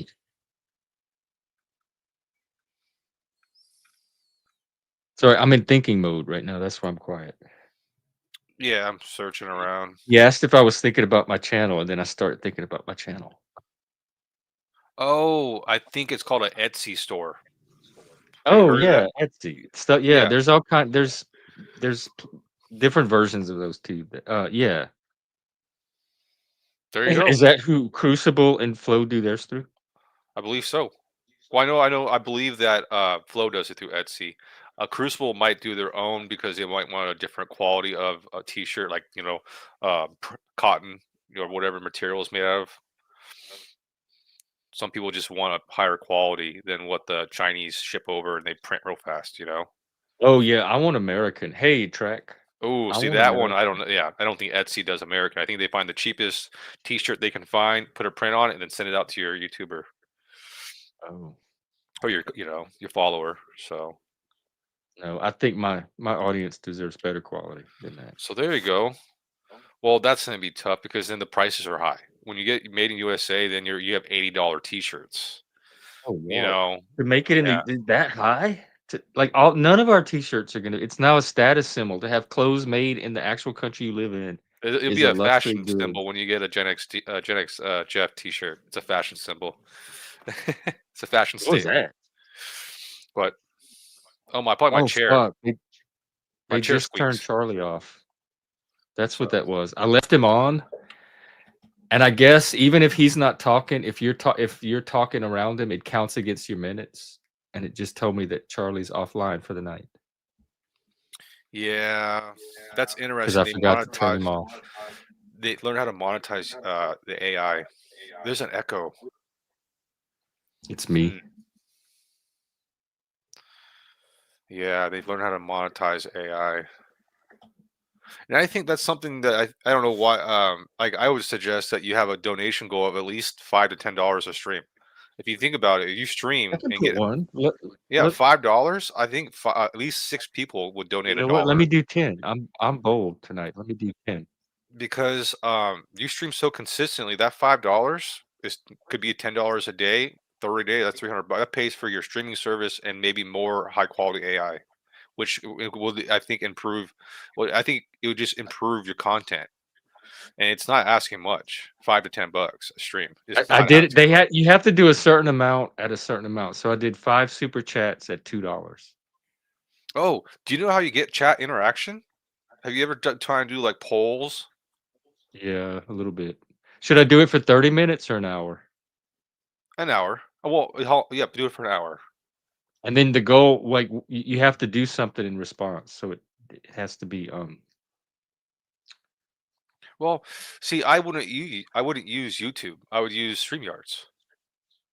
I Oh would wait, put StreamYard has a goal thing? well, you can put a banner, right? The lower banner. Oh, like And I'll, make your own version yeah, of put a goal banner that says and just donation goal for the do it night, and then manually. yeah, you can put a 0 and then put 10, put your Cash App All right. or super chat, and then that's your banner. It shows up, and you can use other methods besides the restriction of YouTube. And that way, Nightly like goal. I would totally donate $1 tonight. That's not asking much at all. It seems sad to beg for $10. I think I'm gonna make it 30. You can make it up as much as you think, but to me, that's awesome. Make it whatever you think, but I think at least reminding people like this isn't something that's a hobby for you, Jeff. This is something that you want to do. Yeah, that's perfect. Because look at it also adds something. Your screen is now more interactive. That And see, I bottom took it bar. off. I used to have a crawler and I took it off because it to me it looked more professional without it. But now that Really, I have a goal on it, it looks perfectly appropriate. I like your goal. I like it. You got your Ko-fi, which is actually really good, and then Cash App because then YouTube doesn't take that 30%, or Google, is YouTube doesn't take that 30%. That goes directly to Jeff, guys, and that will increase the quality of your streams and get more content and more people on here. Oh, so how excited are you about meeting Belt Loop? I saw maybe that he was on an earlier stream today with a camera. Wait, who? Mean who? Was it Belt Loop? Yeah, he was and he was in the chat just now, like a few minutes ago. Yeah, and came up on panel today. And then are you striving to go to that Saturday stream coming up soon? Is that a goal right Might now? need to if my tech keeps breaking down like it does. Yeah, That's no, what I I think I mean. am gonna go check out the Saturday stream.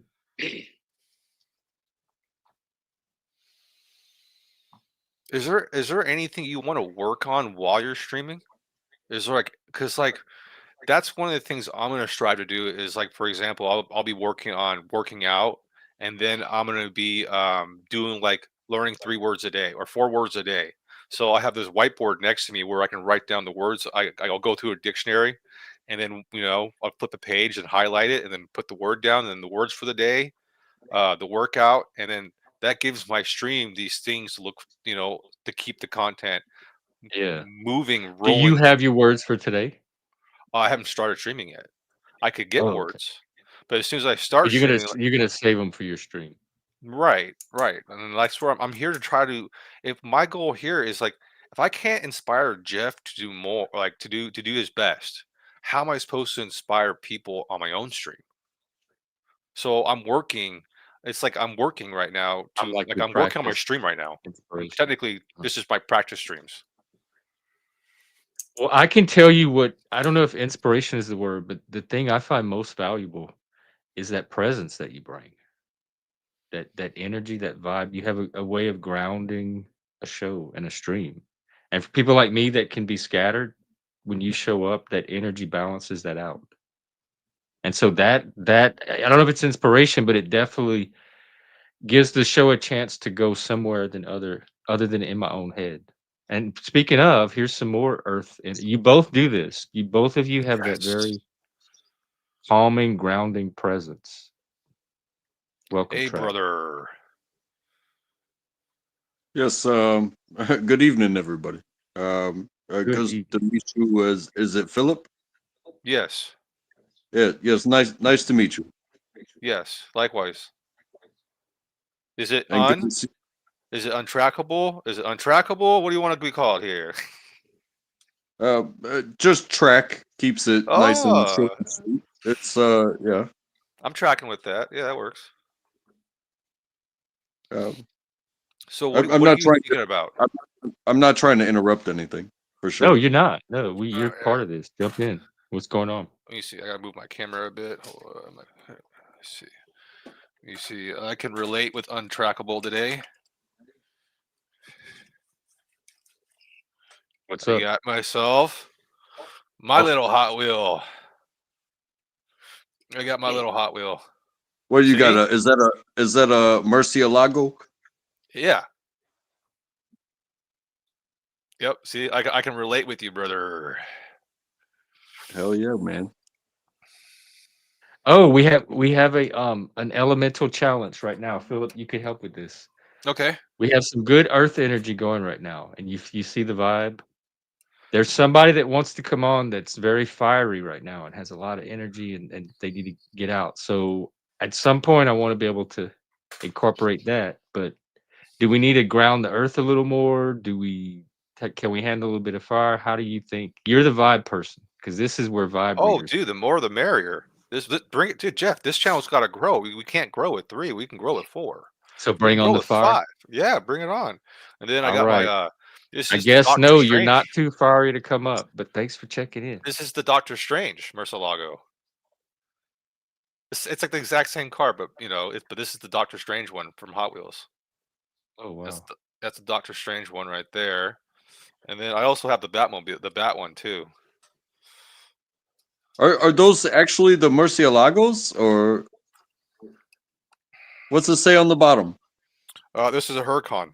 This one's a Huracan, and this one's a Huracan. At least I can find a Murcielago. That might be a Murcielago. I don't think you'll find one. Okay. This one's a Countach. So that's not the Murcielago. I know I got one, dude. I know I got a Murcielago because I think it's the Batmobile is the Murcielago. It's just that the Huracan, my bad on pronunciation, is just so much more popular with the all-wheel drive. The Huracan it's kind of taken over the world, you know. Ah, I myself am a Ferrari ah. fan, but No, what do Batman drives a Aventador. It's very similar, but longer frame. Yeah, Batman drives a Aventador, and then a Superleggera, the old one. are you a Hot Wheels fan or are you a Lamborghini fan? Well, both. Because I also got you'll like this one. Here's a Mustang with the stripes, classic American car with the stripes. Does that have the adjustable fin at the front? No, no, but this one. Oh, I got a Corvette too. These are just the open ones, right? I Well, got a Corvette, a C7. I open everything. I don't know a car that I haven't opened. I couldn't. I have no back cards. I don't save any of the trash, and I send them all down the track. Yeah, that's fun. That's fun. So you got a good track, like a really long one, or like a small one? Well, I have orange track, and I build it when I need to build it. But the whole thing was I don't play with Barbies, but I have a daughter. But everybody's going to learn to drive one day, and physics relates to everything. And then I bought $100 worth of Hot Wheels, and then the next year I bought $100 worth of Hot Wheels, and then this one car, it just refused to go, and it was that Dodge Viper, and the side pipes scraped the side of the orange track, so it became untrackable, and then I became YouTube untrackable. No way. That's the story of your name? Is Yeah. the Viper side pipes scraping on the side, making wow. Thanks for sharing, dude. Oh, Yeah. Pero, I suppose if you only want to come up and talk about Hot Wheels, you can. Apparently, he's like, this is car talk tonight. This is No, it's cool. easy. It's easy to get $10,000 worth of Hot Wheels. It's pretty crazy how these hobbies add up fast. And Hot Yeah, Wheels aren't really that spicy, like, because like basketball cards, you can accidentally find a card that's life changing. Where Hot Wheels, you kind of know what you're getting because you shoot for what you get. And then there are some cars that are mystery packages, but there isn't like open up like a legendary basketball, baseball, or football card. So well, again, like you said about cards, um, Michael Jordan actually had a career, whereas this thing that they made that is supposedly should be worth something to people, it may not. And what you again, Michael Jordan did things. Uh, this car that stays in its package and is protected and never leaves. What did that car ever do except for be popular? right, yep, yep. That puts things in perspective. Because, like I said, I bought them to teach my girl about cars in model form with physics. And you send it and you send it and you send it. Is the track the problem or is the car the problem?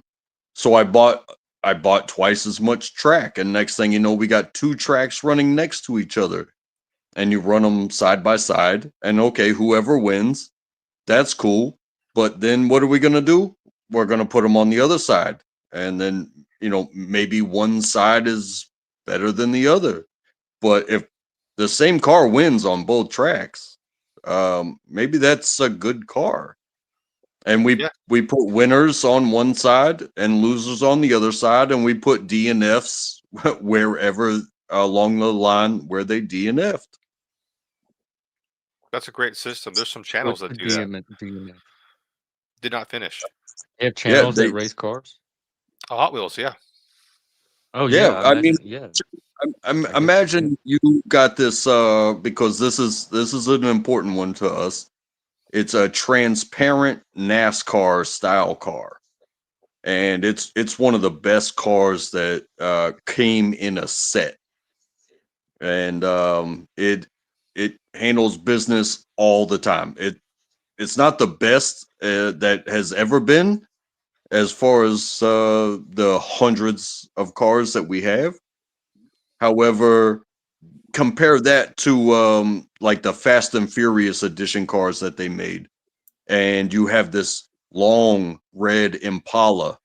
It's like, yeah, it's a Fast and Furious movie inspired car, but it's also a long car. So when the turn comes, it's too long for the turn, and then it just kinks up. So you just leave it right there along the side of the road where it died because it couldn't take the turn because the model was too long for the turn.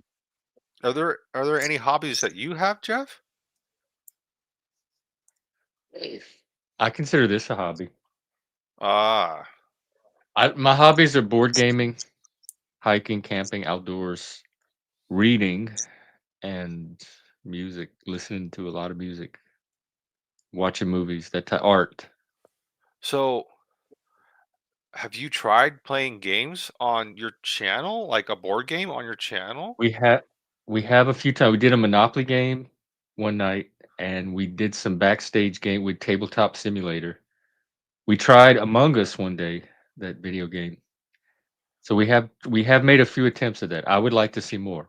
Yeah, I was like, I would like to see more. If you can add more gaming content, I think that'd be kind of fun because there's this other one that's all like browser based. So yeah, everybody, it's pretty friendly for stream yards. So that'd be Yeah, kind we of even fun. talked about getting a little like panel game, like creating our own game with Panelverse. Yeah, I heard about that. I heard about that. That takes a little bit more because you have to invent the whole system and Yeah, make the organize a rules. bunch of cats. Yeah, yeah. It's better just to pick up a game that's already established. I think that's amazing effort. I give some of the content creators here so much creativity points, but damn, it's in the wrong direction. What Ooh. is? Well, like the board game, the game that I think OTW was going to make, the one, the Was it the land. Concordia or the I don't know. It Kingdoms? was something, yeah, something about kingdoms I and saw it. Like I saw the beginning of it. It looked cool, but I didn't follow any of the it drama. So I sounded know there's a whole amazing. bunch of stuff happened, but I didn't follow any of I totally agree. It sounded amazing. I heard it just burnt out. it. There's probably ways to do it where it doesn't. And Yeah. like, 'cause something like games, if it's a good one, once it catch on, they go viral. Like Magic the Gathering and all these board games, other people are gonna get into it and spread it to their crew. So that's the sign of a game that's working. Yes, if you Yeah, can get yes, if you can inspire people to play your game, you're absolutely right. So there's no point. There's no. He was trying to get people inspired to play that game. It was there, working for I a there's mean, bit. graphically, I was like, it really looked like a cool project. I wonder what happened. there's something to be said about some of the traditional games, and that is that they are like holler out games, and hollering out on over a one-way mic, um, you know, it when everybody's hollering, you can almost never distinguish who wins. Oh But yeah, you'd have to have like when you have turn-based games like Jeff, it's your turn. Turn your cards over. Philip, now you Philip. get to counter Jeff. Go ahead. Those There's type of things probably have a Jackbox. better chance. There's a service called Jackbox that already takes care. It does it all for you on screen. It has all these different games you can choose from and play, and it's made specifically for people to play remotely with each other. I think a I forgot all Jackbox about that. would be I great. used to be part of Jackbox. Yeah, I think Jackbox would be great. Bring it Yeah, back. I'd love to do Bring some it back, Jackbox. dude. Bring it back. I tell you what, if I get my $30 goal, that's what I'll do. I'll restart my Jackbox service. We can get some Jackbox games on here. They're okay to play online, right? I'm pretty sure they're people can play Jeff from. takes food stamps. I'm joking. I'm joking. But does that mean that your participants have to sign up for something? Oh, you need a Jackbox account, don't you? Yeah, you have to have a Jackbox account because they send you a code to get into the game. See, that becomes a question for some of your participants. Yeah, well, it'd be voluntary. Whoever wants to participate. Yeah, but I would think if you're on YouTube already, like you already you went to StreamYards, you did all of that. I think you're okay with a Jackbox account because you're here for the game. You're here for Jackbox. So anybody wanting to be here that night is already understands the whole Jackbox process or is interested in becoming part of the Jackbox process because it's fun. Ooh, Notlaw says Dungeons and Dragons is online and it's free, That's another dude. thing we tried to do is try to get a few role playing games off the ground. But this one I think is more dedicated. Where the other ones you guys were, you guys were doing official Dungeons and Dragons or no? Well, that was one of them we were going to do, but then we were also going to do things like from the vampire storyline, like Mage or Changeling or something like that. The storytelling system, and there's also these games out of Scandinavia called Jeep Form, which I was trying to find people to play too. So like we've tried the role playing game a lot thing, and it's again finding the people that are geeky enough to be into it, or inspiring people to be into it, and the board game thing. Same thing. It just takes a certain type of person to want to get into that. And I will add as well. It's like you can't just take you click the StreamYard link because I'm not signed into StreamYard. I'm not acknowledged by them at all. I just am only through the link that is available to the sites that I go to, and I just like, hey, you want to come up on stream? I click the link and I get to participate. So I don't have any connection with StreamYard at all. There's no login, no nothing for me. You don't do But verification, Jeff? You what? You don't do verification for people to join? No. Ah, yeah, I would turn on verification personally. Or then I'd lose people like track. Yeah, you would. Yeah, because then they have to log in through their YouTube. but then you know what? Considering those types of things, you brought up games and you taught up the next level. Um, for certain people, I, I I may be willing to go to the next level, but you know, I, I'm not exactly sure for myself. But that's just me. You understand? I think it would be very good for Jeff. I think it would be very good for the game. I think it would be very good for viewers, um, and participation. And it sounds like a hell of a lot of fun. But maybe I should leave my comfort zone because You do it all from your phone? You're working from your phone when you stream? everything I do is from my phone. Well, who But knows? There's but many but games. again, I spend so much time, talking to you about whatever we talk about. Why wouldn't I break that barrier of why wouldn't I break my own barrier? Because honestly, you do mean a lot to me. Well, you do So too. maybe I Wow. need to learn. Maybe I need to learn to break the barrier and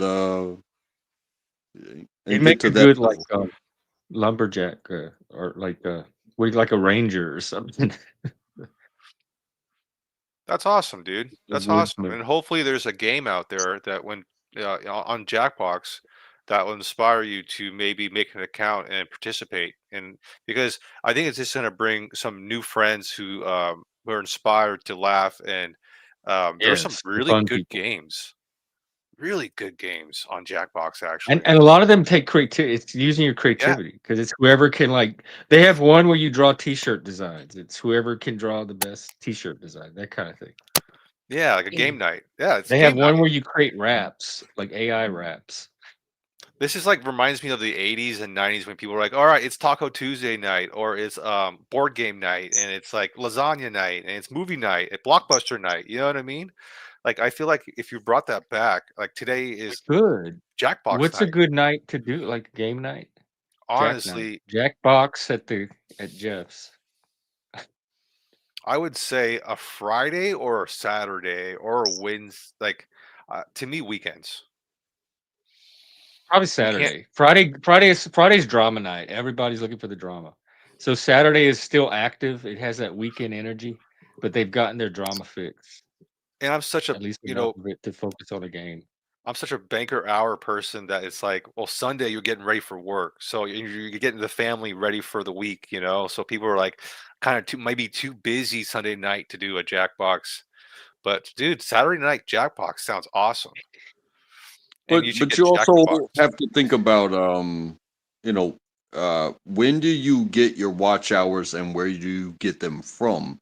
Because you are a West Coast and I'm an East Coast. So, you know, drama is nonstop. But when can you get, concentrated game time? Because those people also have to have concentrated game time. You know what I When do mean? you think? You have to sync it up to people's availability windows. When do you get visited by people that can spend? I mean, how long? I've never played Dungeons and Dragons, but I could imagine 3 hours. Yeah, Jackbox is more appropriate. It's just Y- like what Yeah, 10 or yeah. 5 to 10 minute Jackbox is like game. a couple hours. I mean, you can go as long as you want. The games are like maybe 10 minutes long. You just Not play even that long. a series of different games. They're real short. But Dungeon and Dragons is like we've had games that go all night long. It goes as long as you want, but you can cap it at 1 hour, 2 hour, three. A big 3 hour game is a lot for YouTube. I think there So are I could people that stream like live games for hours and hours. so I could totally do this for you, brother. If you do a Jackbox night on Saturday nights, I'll be here so you don't have to play by so that you guaranteed not to play by yourself. If you show up, I'll show up. If you're and you guaranteed Yeah, not to play by yourself, dude. here. I hate Let these me look dumb into the games. copyright I'm issue. trying to As help long as you. it's Jackbox isn't copyright. copyright. I mean, I've seen so many people play it. Yeah, I mean, I think it's the same as any other video game. You're allowed to. Yeah. Well, no, some video games you have to turn It off the says music it for does not streamers. get content ID. Let's see. Um, And then It's nothing you're gonna get in trouble for playing Jackbox games, no, right? I think it's considered the same as video games. People stream their video games all the time. yeah. The only thing we would have to do is go into streamer mode, so we weren't playing like modern music. That's all, like Mo- big artist music, like Modern Fortnite. music made by modern men. Well, like Fortnite would have Modern music. Eminem. You know what I mean? So you just turn that off. But even then, YouTube fixed it where gamers weren't getting copyright struck that would affect their channel. It didn't affect gamers anymore. Okay. Welcome. Here's our fire energy. It's awfully quiet. It's so fucking quiet in here. What is going on here? I can't bring it in here. I can't. It's too calm. I almost heard a mouse fart. A mouse fire? Yeah, that's how quiet it It's was. played through a browser frequency, but on the phone, I don't know. If you're doing it through your phone, it might take an app. But on the PC, it runs through a browser. It's Dude, a website. that would be nice to have a Jackbox app. Yeah. then people Well, if I get my $30, I'll activate my subscription again, and we can do it Saturday or whichever Saturday I get my $30 on. Let's I see. wonder. Okay, Untrackable. How's your Batman voice? I am How's Batman. it, Alfred? I am Batman. How's your Batman voice, Jeff? Mine's horrible. I don't know. Let me test it. I am Batman. No, Holy, I'd probably do a better Alfred. you actually try. Robin. I could be Robin. You can be Robin. Jeff in tights. Malcolm Max. What was your favorite Batman? I grew up Did with you- the Adam West, I'm And, Dark Knight, dude. but I think I haven't seen all of the Batmans at all. I liked the original Michael Keaton one. I heard the new I one's watched the not Robert bad. Pattinson one. It was okay, but the storyline was a little dry. I mean, it didn't hold my attention long enough. But there was Yeah. nothing terrible about Um, the acting. I'm not gonna lie. I grew up with the Michael Keaton, and I gotta say Christian Bale to me is Batman. I haven't uh, seen his. The Ben Affleck Batman, the Val Kilmer Batman, the George Clooney Batman. They are all cartoony to me. So Michael Keaton's the original Batman to me. However, Christian Bale is the real Batman. I'm sorry if I hurt anybody's feeling. Yep. I like Why? Dark Knight. You say why? No, I personally like Dark Knight also. I'm a big fan of Dark Knight. That was a good one. Is that who's Dark Knight? Is that Christian Bale? Yeah. That's the one I didn't see. Maybe I need to go watch that one. You know, it's the same argument with who is James Bond. And yes, James Bond is a suave action guy. But Daniel Craig, to me, is that is 007. You can say all you want about Sean Connery. You can say, hey, I even like Timothy Dalton. Timothy Dalton was 007 to me growing up. But you know what? There's something about the way movies are made, um, and it being believable that somebody is suave and actionable at the same time. And so I give it to Daniel Craig. I call it modernism, where people do their own stunts. Um, uh, you can call it whatever you want, but to me, Christian Bale is Batman and Daniel Craig is 007. Daniel Craig was the first 007 I see struggle, bro. Like when he got hit by that toxin from the alcohol, and he had to do the defib thingy. That was gnarly, dude. That was the first one I've ever seen like a 007 almost die. That was interesting. That was crazy. Oh, when Homeboy had him in the dungeon and he swung that thing and crushed his nuts from up underneath the seats. And Yeah, he laughed in his face and he says, "Hey, the tickle's a little bit to the Man, maybe left." I do need to watch things. yeah. He actually took the most beatings out of the 007s too. He was even suave with the bad guys. Like, hey, go ahead and kill me. I'm still gonna be, taking your job at the end of the day. But you know what? They had that question of who's gonna be the next, and I was not against. What's that British black dude's name? I'm I'm at a loss for words right now. I, God. He's got a unique name. I know what you're talking about. Yeah, he did a bit of a racing car Idris show. Elba. That's what I was thinking of. I was sure I was right. That's what it said. Yeah, Idris That's the only Elba. British black guy I could think of. I would People, I don't 100% idolize Aristotle, but I do revere him and respect him. But I think, like, unless you're an intellectual, you're not even going to know who Aristotle is, much less to idolize him. I would respect. Aristotle is the source of the thing everybody hates, which is that over intellectualization of everything. Most people hate Aristotle. Go ahead, Track. Oh no, I was gonna say I would 100% respect Idris Elba being James Bond, but he's up there in the age, so it'd be a question of how many movies he could make. You know what I mean?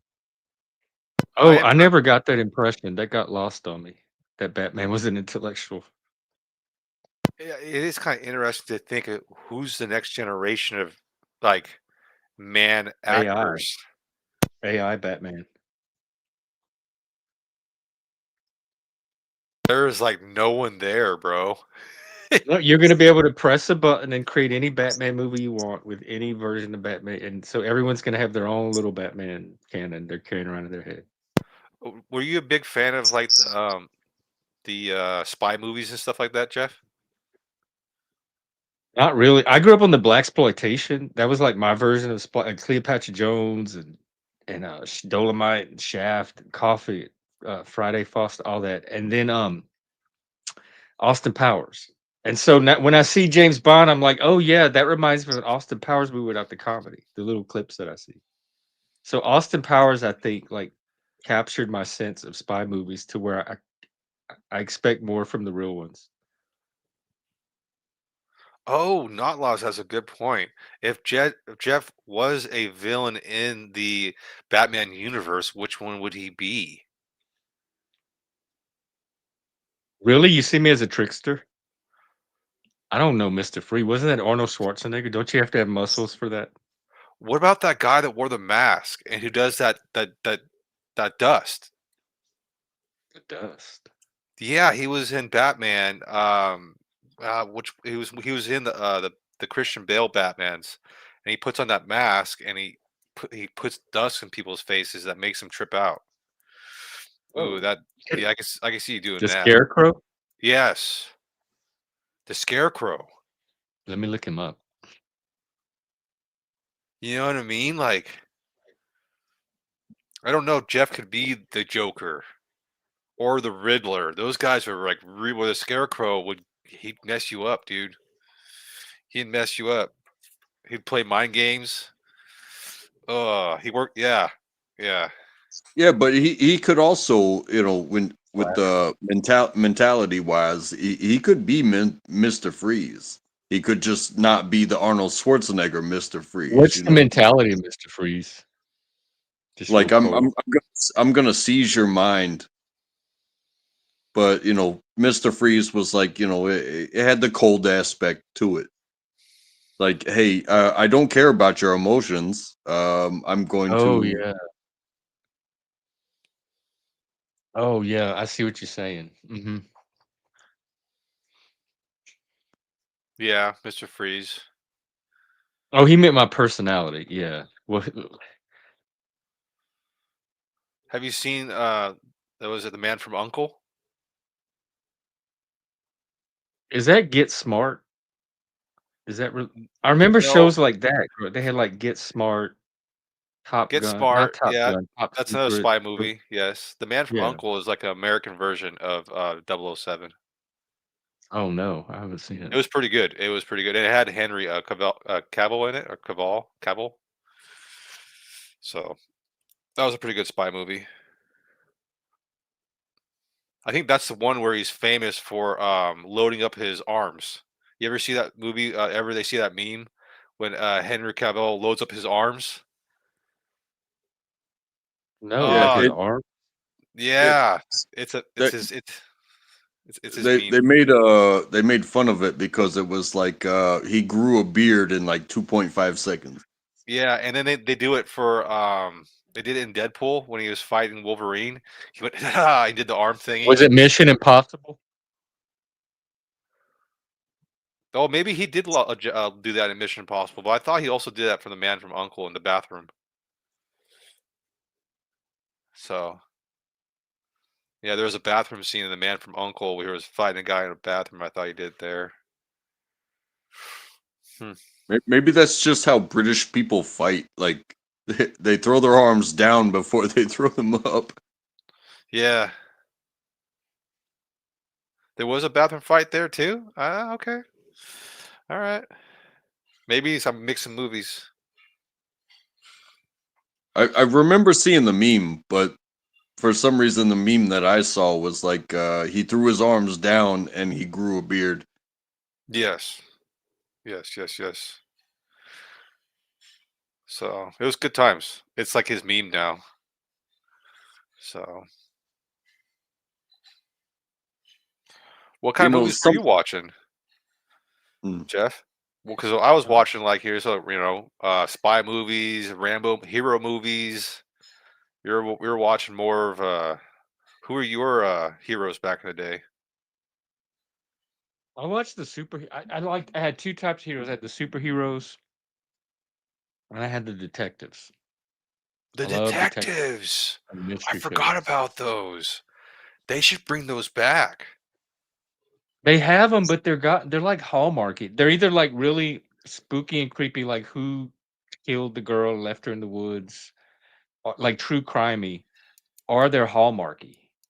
So, Like what'd you think like about Monk? Did you watch that series? no, I try. Here's my problem with Monk. It's my problem with I like the long form, and shows that that just wrap up after one episode don't catch my attention as much, and that's the only thing that kept me out of Monk. It's So, probably a really good show. I just like something longer than just an episode. what'd you think about 24? I watched the first season. It was okay, but I didn't stick with it after that. Is it Oh, fair I did watch some of the Murdochs. uh, with people within the same age range? Is it fair to say that like Ed Harris is an underrated actor? Because I just rewatched Married with Children. that Oh no, that's that underwater movie that he did. The Um, Abyss. The Abyss. I Oh, just that was so rewatched good. that again. He's in charge of this underwater drilling expedition, and they wind up finding aliens and stuff like that. But then also the right stuff. He plays John Glenn. no, he's always had a I didn't see strong that one. screen About presence. the Ed action. Harris. Always been a big fan of him. In the Western movies too, he plays a good cowboy. He was good in the Hours too. And he was in some detective show too, where he played one of the detectives. The So right yeah, I stuff guess he always is got. underrated. Ed Harris.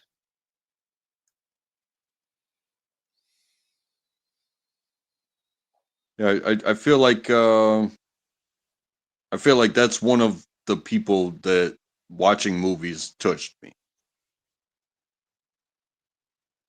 Like you Well, And watching well, him? so like, it was all before my time. So watching these as a youngster was like, that's somebody that can stand up for themselves, you know. Yeah, he's a hot daddy. I mean, he's a good like model for modern dads. If you're a modern man and you're lost, look for Ed Harris. I always thought Clint Eastwood was an interesting actor because he went from like the actor to the director part. And it's like, whoa, watching him from being into movies and watching his movies, that was kind of cool to see that part. Yeah. And he's good. He's good as a director. So is what's his who's the other one? Robert Redford. Yep, yep, yep, yep, yep. Classic movies. Huh. Yeah, I remember I- you know, I was a mama's boy, and I remember skipping school so that way I could go see Bridges of Madison County with my mother. That's I don't know why I missed school, but me and my mother went and watched Bridges of Madison County, and I got oh nothing. I really in that moment I got nothing of it other than I'm not at school and I'm at the movies, and my mother is just like deep into this. Like she read the you're book, skipping and school with your mom. yeah, it's like, hey, And she had to take you. but I was cool with it, and that is one of those staying moments in my mind. Like I still have not rewatched that movie, Oh but that was a moment in my life that I'll never forget. yeah, our Sin City was good, and Quentin Tarantino I think is one of the 4 or 5 Gen X directors I think that came out of our generation that defines Generation X. You just I would honestly watch anything Quentin Tarantino. I unapologetically. I I didn't would see the watch. one he did with Brad Pitt. Was it the one about Hollywood? Oh, I was gonna say you should watch that one because it's actually good. Well, it's good. It's a yeah. You should watch. Yeah, you should watch it, dude. That's It's a good movie. that's the one where he was like the stunt man for Bruce Lee. No, no, no. So Brad Pitt is a stuntman for um Leonardo DiCaprio, who's the actor. He's like So yeah, Brad Pitt is the stuntman for Leo. Well, maybe I But the will. I app, was looking for something to watch. it's a good movie. Yeah, it's a good What movie. I didn't make it through the Hateful Eight either. I got about halfway through. Is it worth finishing? Yeah, it picks up. Oh, okay. I might finish that one then. Have Yeah, Quentin it Tarantino. yeah, it picks up. It flips like all of a sudden when they figure out it's not what it is.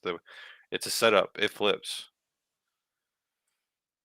So Yeah, I watched a short video, a YouTube short, and it was like, is Walter Goggins the sheriff or is he not the sheriff? And it's like I haven't finished that movie, but Oh. when you ask that question, hey, Oh yeah, I where stay away. Yeah, everything gets spoiled these days very quickly, and shows are even spoiling their own shows. Like later series are going back and spoiling earlier seasons. you know that's the one thing. If like the internet ruined is like we all know what's going to happen now. Like there's no like we all know the plot of a movie before it comes out. We all know a game is going to come out before like it's so fast. if you can't, yeah, nothing's really a surprise anymore. Yeah, but it's still fun to watch.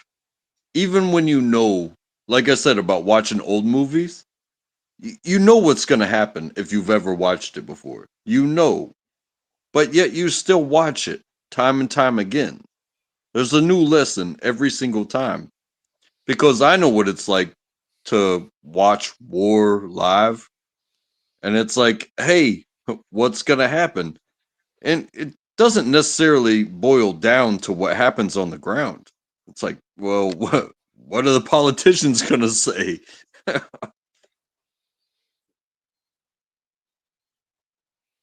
Do we do more? Do we do less?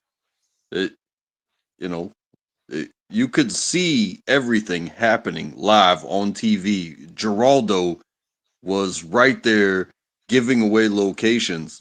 It's like, is that really going to change the trajectory of this? But we Right? watched it live on TV back when I was a kid when we watched that shit. Yeah, it's I kind of grew up like that was so normal to me, even in my childhood. I remember the hostages in Iran and all the drama in the Middle East on TV in the background. It was just normal background scenery. So every time I saw that kind of stuff on TV, it's like, yeah, I know all that stuff's always going on. what makes me think though is like it's so normal now that it's literally happening right now in some other country that's probably showing it live, but we're hanging out, not even paying attention to it because it's just there's so much It's always information out that's what I'm there. saying. It's always been like my whole life has been normal. I've always known like there's certain areas of the world, the Middle East, Russia, Africa, that there's all kind of trouble going on, and they'd show news stories of, oh, look at what's going on over in um So, what do you think about that personality that goes to places like that? Why would you go to a place like that? I have no drive. What do can you put yourself in the shoes of a person that wants to go to some like a people like to be on that edge. Curiosity, adventure, passionate desire to get the truth out to people, and there's like a higher mission to it. Yeah, and in what capacity do you go there? Because a lot of people go there because they are youngsters and they are assigned and they are sent, and then you have the journalists that are like, hey, I feel it is my duty to show the world what is going on. But then you also have again the politicians that are like, hey, uh, we've seen and we need to control, so we need to send.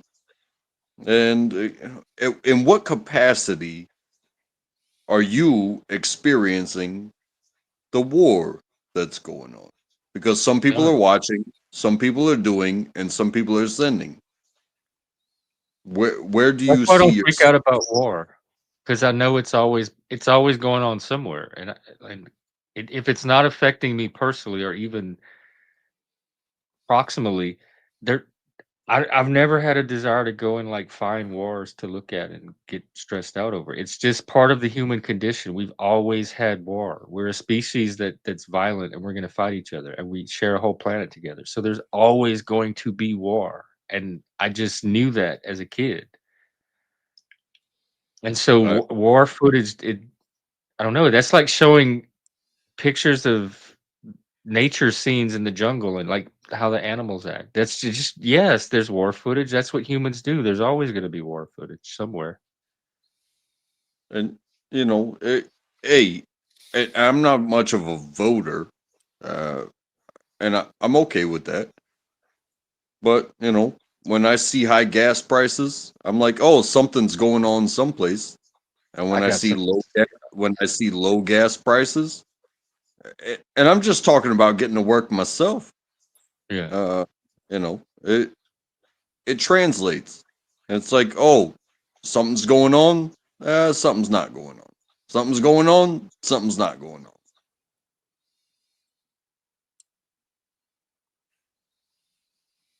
I don't even notice stuff like that. I just assume it's the market. It's like just random market forces, and that's what it's doing at that time. I got you. I remember the gas lines in the 70s though. where you had to like sit in the car for an hour, sometimes longer than an hour, just to fill up your car. Are you That serious? that's Yeah. happened here recently, but it was like they did a 1776 on the 4th of July. So instead of $3, it was $1.76, and the line got long, and you had people, you had just regular Americans celebrating 4th of July that wanted to get cheap gas, and next thing you know, they're at war with each other. Uh, it's like, oh, this is what we've come to. It's like, hey, we're celebrating cheap gas by fighting with each other. It's like, oh, that's great. See, that's what I'm telling you. It didn't even take war for people to fight. They're fighting. I remember when Seattle legalized weed, they had this big celebration march, and everybody came out to celebrate. We got legal weed. I've never seen more fights in one day than at that weed celebrate. These are stoners. I thought they'd show up chill and happy that we got weed. It was nonstop fighting, and they were fighting over signs and fighting with each. I couldn't believe the aggression that was at this weed rally. People are gonna fight. Hey, you would think you would just light a blunt and send it across the crowd, and everybody would enjoy it. But next thing you know is somebody fighting over. It's like, oh, it's my turn. It's my turn. It's my turn. Well, yeah. We ran out, so you don't get a turn. It's like, you know, what are you gonna do? You gonna get violent now? I don't know what to tell people. I really don't know what to tell them anymore. That's why Speaking, I'm on my own business. did you guys hear about the U.S. Mint stopping print? They stopped making pennies. Did you guys hear Yeah, about I that? heard they were supposed to. They finally start doing it? Stop doing it? Okay, okay. So, what do you think the reaction's gonna be? Do you think people are gonna like? How do we adapt that? I don't know. I would ask Charlie, but they took him from me. All right, we have to Um, Well, wait to ask Char tomorrow. But I don't understand how this is gonna work. I still like how's this gonna work? How you can't just get rid of the penny? Like I thought they would just like the prices we'll are just gonna make it have to out of we'll adjust make it out to of reflect plastic, the make it out of currency. recycled plastic. We don't actually don't need a mineral to tell us. It's just it doesn't. Like why would you get rid of the penny? to control the pricing, Oh, just like you see something that is it's 1999, right? That's $20, right? So instead of trying to market uh, for pennies, market for what is available. So now things will be it'll either be 1995 or it'll be $20. it Because the says that tax they're gonna have to because start rounding to the nearest 5 cents. That's what's gonna and happen. So this and and listen to this, uh, because of and the rounding, there's gonna and be about $6 million a year that's lost in that rounding thing. and because the pricing on the shelf, the taxing is going to have to be a well-rounded amount as well. So are they going to take more from us with each purchase, or are they going to uh, my bet is that they are going to take more from us from each purchase. It That depends, because that's sometimes they'll be rounding down, and which means they'll be losing a few cents. So but the idea is but that like I it's gonna said, balance out over time, but it's still gonna but, be like a $6 million gap, but they're like I estimating. said about the shelf price, the shelf price is going to change to where it doesn't round down. Yeah, eventually. So you're That's what, saying, are they yeah, gonna round it up or down? yeah. They're you Instead of 1999, they're making $20. Well, I can tell you just from working in retail, one of my jobs was changing the price level, and they fluctuate every day. Like, some days they go Yeah, up, some days they go, so it's not like it's one price now, and they're gonna bump it to another price, and it's gonna stay there. Prices are gonna keep fluctuating like these multi-million anyway, dollar so it's good. companies There's not a definite answer. relied on that penny difference to rely after after a million items. That penny makes a difference. That's why I'm like, how do you do that to Because how do you do that? How do you get rid of the penny? But it's costing more to make the penny than the penny's worth. It's not. But It's I would not. just make it out of recycled material and just put penny on it. It doesn't have to be made out of copper. It could be stamped 1 cent. It doesn't have to be made out of copper. We've evolved beyond the penny. I think humans just need to face that and make the transition, make the Well, leap. that's what I just watched this video today, and it was like a hotel that guarantees a refund if you are displeased.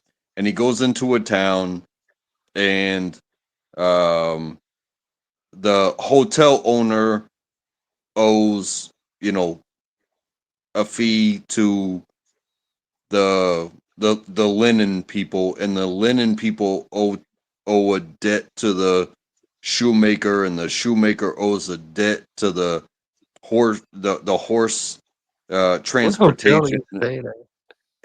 And it goes all the way around. And then so somebody goes to the hotel and they give them $100. It's like, oh, that's exactly how much I owe to the linen maker. And then he pays the linen maker, and the linen maker is like, oh, okay, this is just exactly how much I owe to the horseshoe maker, and this is just so how much I owe to the transportation. And then the person claims their refund and leaves. And it's like, well, all of a sudden nobody's in debt anymore. It's weird, bro. It's weird how money works. That's why I give it credit. Some people, there's some groups out there that have worked the system where they just keep on doing that. They have a system where they pay themselves and their friends and their family, and the businesses all work together to grow each other. And that I do this one thing, you do this one thing, and we all profit. It's pretty I amazing. wonder if And we can do that for YouTube channels. Maybe people already are.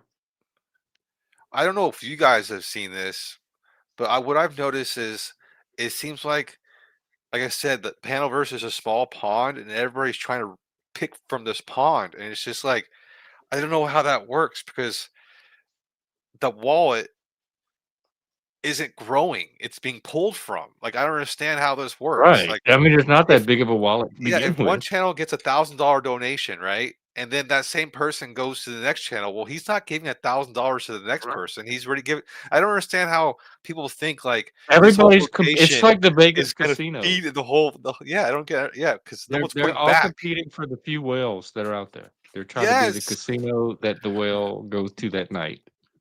Yes, and that's why I stopped doing the clout chasing because the bigger fish is already already got the whales. Like the whale, yeah. And I'm Like looking for a more reliable source of income, like for something I actually provide, like concretely. So yeah. I know why the money's coming in, and it's coming in reliably because I'm I able mean, to reliably provide whatever's bringing it in.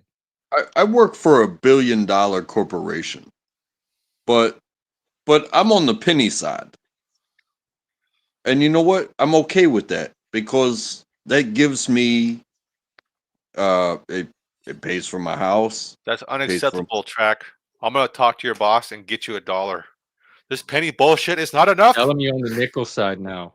You're the nickels. We want the shiny No. stuff, dude. Nobody gets to tell me what's not enough because I could tell you what is enough, but you wouldn't like what is enough. You It's understand? never enough, right? It's never enough. You can never be in. Yeah. Ugh. I'm okay. I have a roof over my head. My family has food in their mouths. What we have more than so many people have. So don't tell me a penny is worthless. I think that's what the It ultimate is now. argument I'm is. sorry to say, that's the hard reality you have to adapt to. Yeah, they got rid of it. They stopped printing it. They say it's Yeah, not worth it. It is Yeah. literally worthless now. yeah. So wait, is Stop printing the penny. That's fine. That's fine with me. Because at the end of the week, I don't have a penny. I have so many pennies because I did something for one of the biggest companies in the entire world. Or do you think there's enough pennies out there that they just keep on circulating for the next 100 years? No, because that's what happened during COVID with the quarters, and people couldn't do their laundry because all the quarters ended up out of circulation, That's what and I the thought. banks weren't even giving quarters. My mom had to send me quarters from Louisiana for me to do laundry. But Are you again, serious? There were no quarters in Seattle. like you said about copper, yeah, copper's worth something, but you could collect all the modern pennies and they would be practically worthless because they aren't made of copper. Yeah. So are they a collector's item now? Can you collect pennies? Is that worth it? Growing up, we had the what were the the ones with the leaves on them? We would always collect. Like, we wouldn't spend those. We'd be like, "Oh, that's one of those special pennies," and we'd take it out. And then I think some of them even had I have Indian one of those. heads. Yeah, the one with the leaf on them. You know what those were Yeah. called? No, What I are they called? forgot. I knew at the time. I Wheat forgot. packs, right? Wheat Wheat packs. pennies, yes. The wheat Yeah, penny. yeah, We would wheat never packs. spend the wheat pennies. We would Yeah, always take them out. yeah. Let me see if I can grab it. Ooh, I don't know. It's really dark. It's a really dark wheat pack. I really have a hard time with the idea of investing. I mean, it's really it's too dark for a wheat pack. Oh, let's see. Yeah, I can't get any light on it. Oh, yeah. Yeah, I Yeah. kind of see it. Yeah. I don't know. I think that's the tails. Yeah, it's a wheat pack. That's actually worth. It actually has copper in it. I don't know how much, right?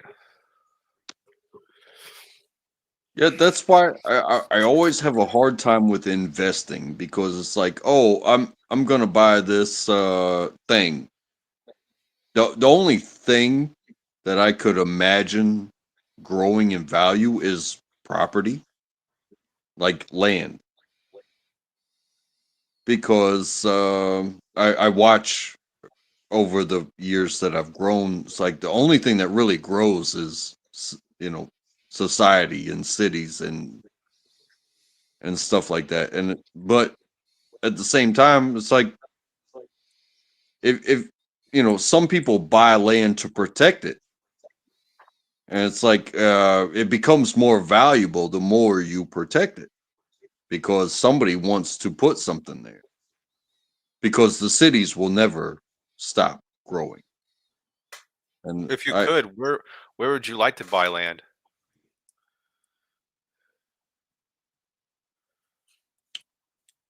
probably near a river somewhere. What would you do with it? But hey, I could do the profitable thing, which I think would be profitable, which would be buy both sides of the river, and just watch. And make a bridge and charge a toll.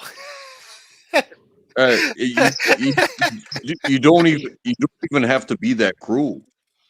You don't even have to be that cruel. But yes, a bridge, but own both sides of the river. Put a little 7-Eleven on each side. Hey, you could invite people to produce. Hey, what do we have? We have the highway, right? And on every exit, what do you have? You have a gas station. Yeah. Those people that own the gas stations probably make more than. It's like, oh, how big is this property? It's not that big. It's not much bigger than an average household. Yet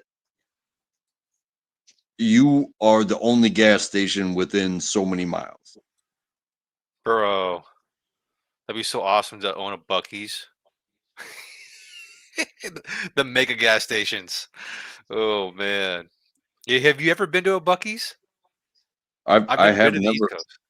Yeah, I've never been to the East Coast or Midwest. We had Stuckies growing up. Score. Bless you. Yeah. Gesundheit. Man, So I want to buy I've some been land. but I've been to my I've been to family Iowa. likes Buck. It's popular with my family. Yeah. They go to Bucky's. I've never been, but I've been to Stuckey's. If it's similar, and Cracker Barrel. If I could, I'd buy land between Las Vegas and Los Angeles. That's my goal, and build a toll road on it. But just because I'll be building the nicest highway ever produced in They the got United States. they got turtles out there. That they were trying to build that high speed rail, and there was like one little square mile that had some rare turtles on it, and they wouldn't let them put it through the desert. Yeah, but mine's a bit different. Mine would be on private property, and you can't stop someone from building a road on private Uh-oh. property. Hope the turtles make it out in time. Yeah. But you see that in and of itself is make the best of the property. It's like, oh, is this a shortcut Yeah. across the such and such land?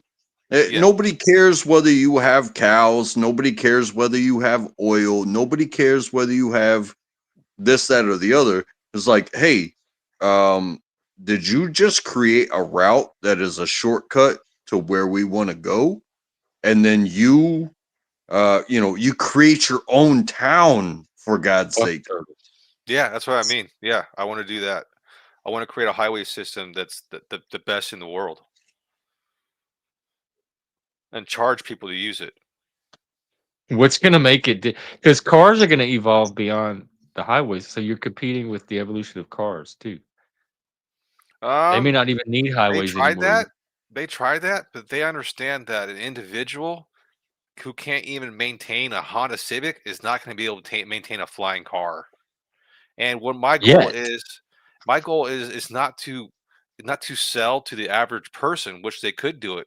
I want to sell to the person who has that car that breaks the speed limit, who goes faster than 100 miles an hour, and provide them a space that's safe to do it.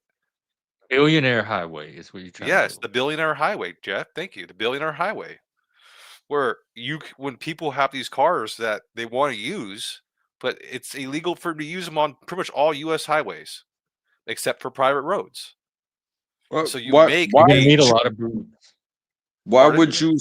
would you seclude it to the elite? No, it's a toll road. It's open to everybody, but it's They're the only ones that can afford the toll. No, the toll would only. That's where the party's gonna be. The toll would only be $1, but the purpose of the highway is to get cars to do 300 miles an hour. That's the purpose of the highway. Well, Yeah. in that area that you're talking about, between Vegas and LA, just like the Salt Flats, you could probably try to own something like that and do a what do you call it? A test track. That's what it Just would be like- it'd be part test track, correct? That's Yeah, what I mean. but you could do like a 10-mile test track, but that was an oval.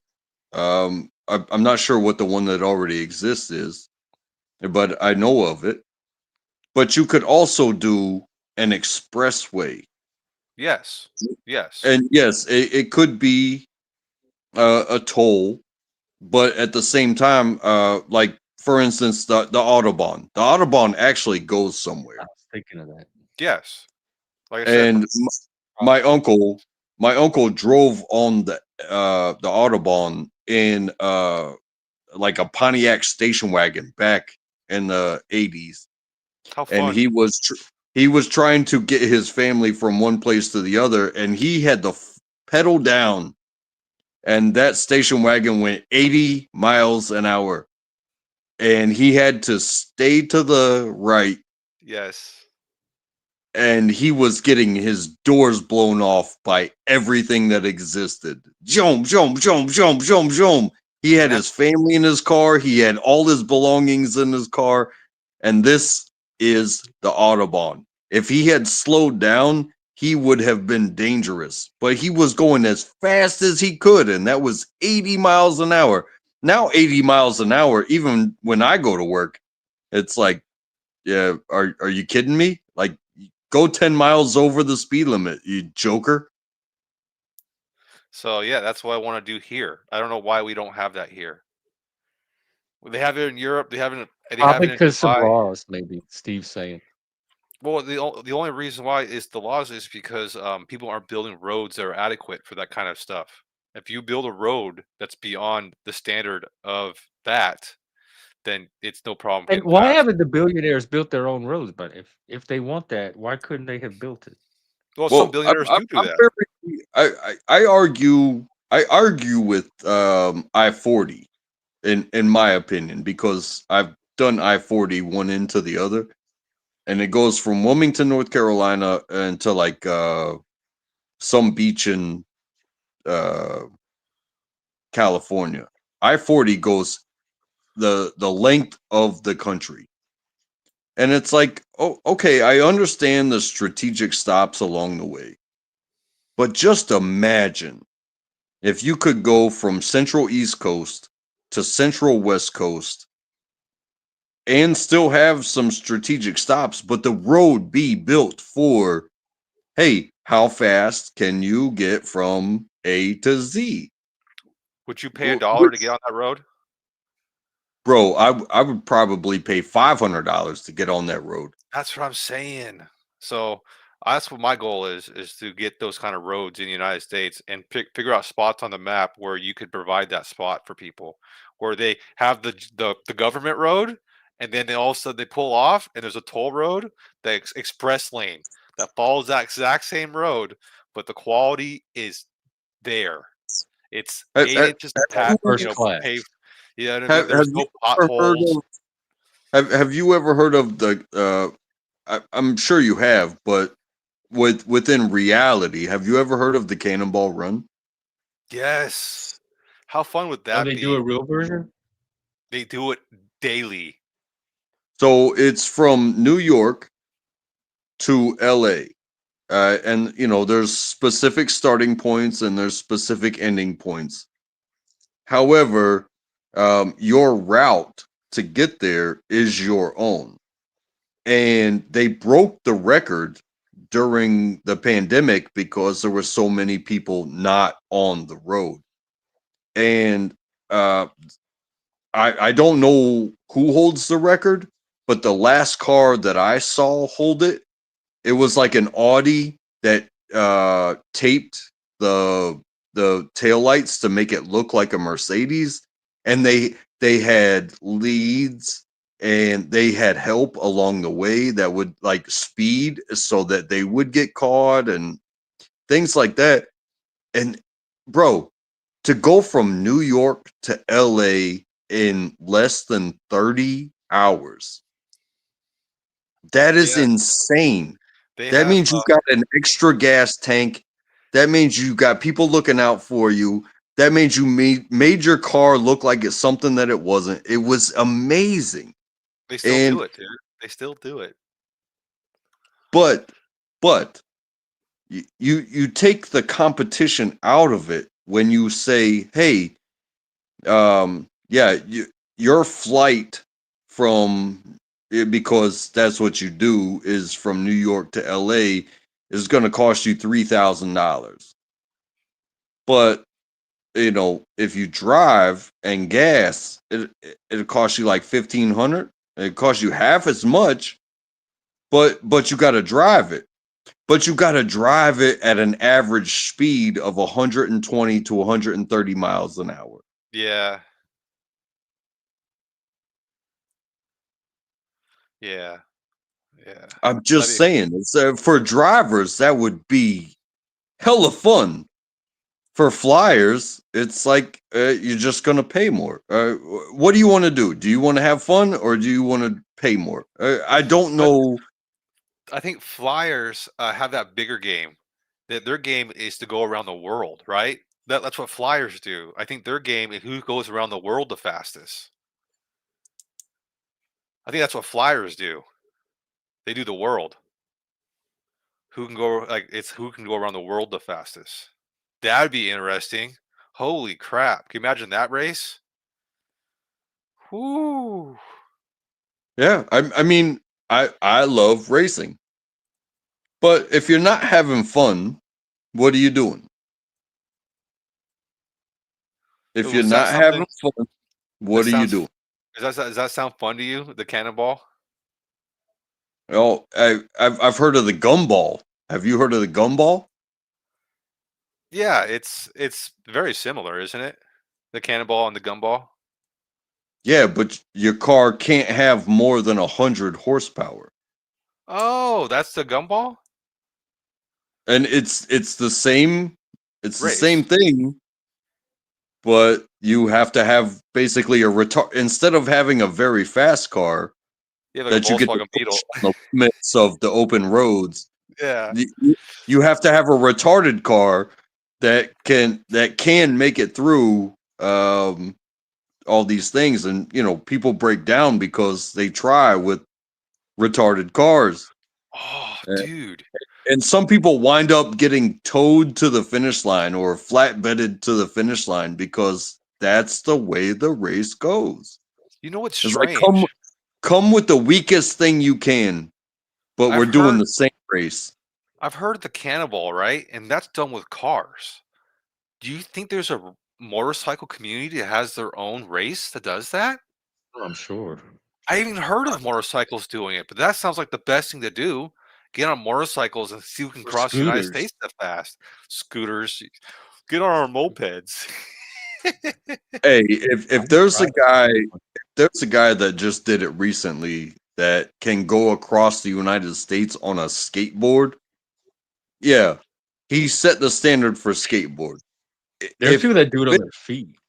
and you take the Forrest Gump challenge, which is a real thing because the Canadian dude did it with. He had a prosthetic leg when he crossed Canada. If you can set a distance challenge, um, it will be met with all vehicles, whether Hey, it be a prosthetic leg, a scooter, a skateboard, a cheap car, or a very, very expensive car. Set a challenge and set the distance, and they will come. If you so build it, they will come. so Jeff, is that your See, that's next getting stream? cool. Jeff with his GoPro running across the United States? I have no, dude. I have my GoPro right here. I just got to get That's what I a mean, SD dude. card for it. You know how much I Scooting don't across know. the U.S. That might be the Scooting to biggest Dallas. content to come to YouTube if you did that, bro. That might be the The second AI biggest has thing. me a whole route mapped out, and it's even telling me like what to do for each episode when I get to the different city. God, people would support you, dude, if you did that. That's what it takes. Well, I mean, I'm kind of. I don't know. There's put it this way. There's nothing keeping me here. oh, so there is one, the transatlantic motorcycle trial. There is motorcycle routes that are legendary. Yeah, the I, I have motorcycle community. I have always wanted to do the Gump challenge, and that is to leg from East Coast to West Coast. Forrest Gump But run across the country. but I don't have it I don't have it in me anymore um to commit to it because there was nothing more at a certain point in my life where it was like, why don't I just leave everything behind and show everybody just what these legs can do? I don't have it in me anymore to to do that. But I think those that do, I think almost everybody who has it in them should do it because you want to talk about something to see. So many people are showing bullshit, and they're not really showing anything of substance. Like, hey, go see America on your route from east to west, your way, and what you stop and find along the way. I think to me that's art. To me that's beautiful. That's pretty cool. That is pretty cool. Like, Yeah, I mean, look at what we find on YouTube. Imagine what we could find in real life if we all went out. huh. But to me, it wouldn't pay my bills, and I can't just leave my family. So Yeah. I cannot be the one to do it. I can't. Right. Are you interested in that kind of stuff, Jeff? Motorcycles? No, I like riding on motorcycles, but I don't trust they're too risky for me. For I could Rock do a and roll. scooter, something like that. Yeah, those mopeds are sick. Yeah, I'm a big fan of scooters. That'd be funny to scooter across the United States. Yeah. Like I'm Lloyd. thinking, well, I have a car. Lloyd, I like Dumb and Dumber, bro. now A that I have little a car, I feel like scooter. I should use it, but I almost want to just do the scooter instead. Trade it in for a scooter, Jeff. Travel that United States. You'll get 1 million followers.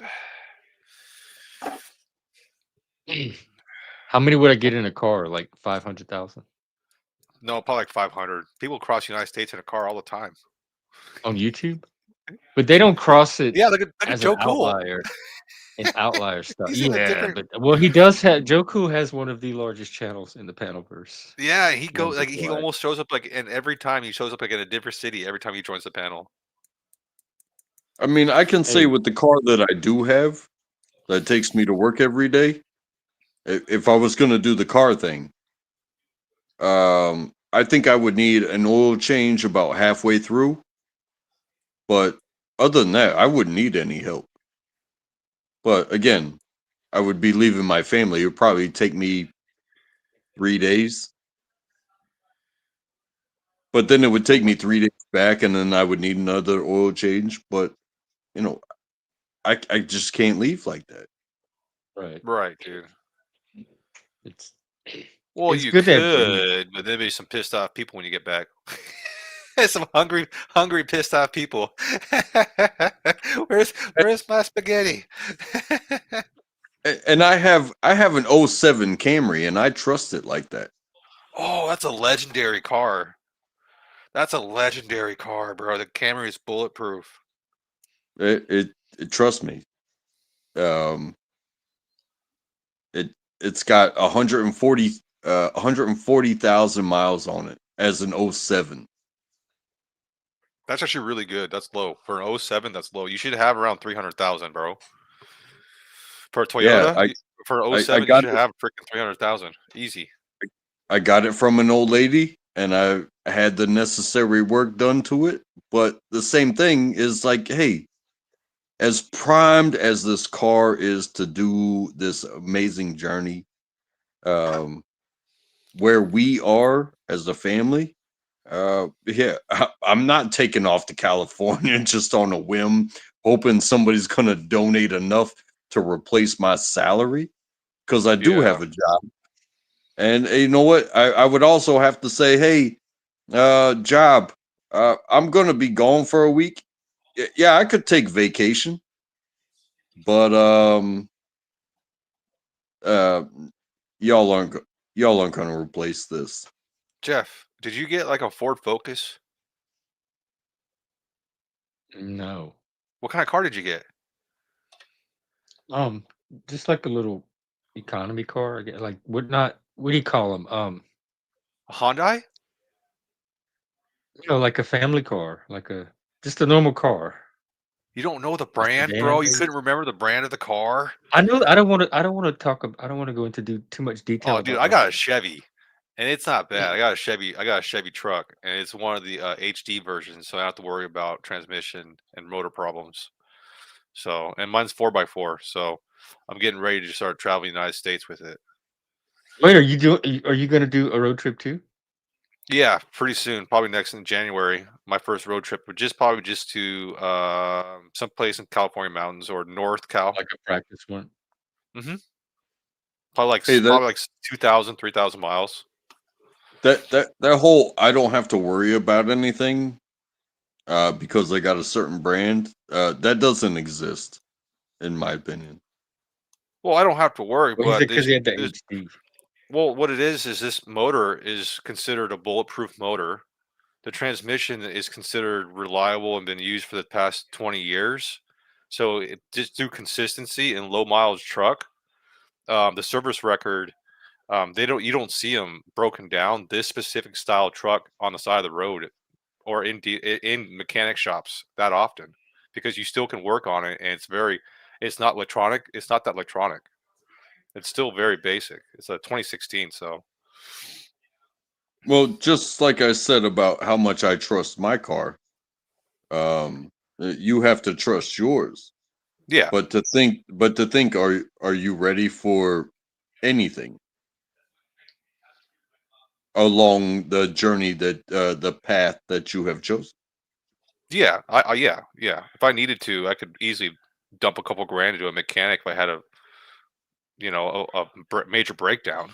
I can get back to work, no problem. If I had to leave the truck and get on a flight, get back to work, no problem. I could do that. Oh, so you would leave the truck because you If I, can get back to someplace. yeah, if I had to leave the truck at a mechanic and then have it fixed and fly back to work, let the mechanic fix it and then pick it up when it's done. Yeah, that wouldn't be. There's all kinds of options if a vehicle breaks down and how to return home.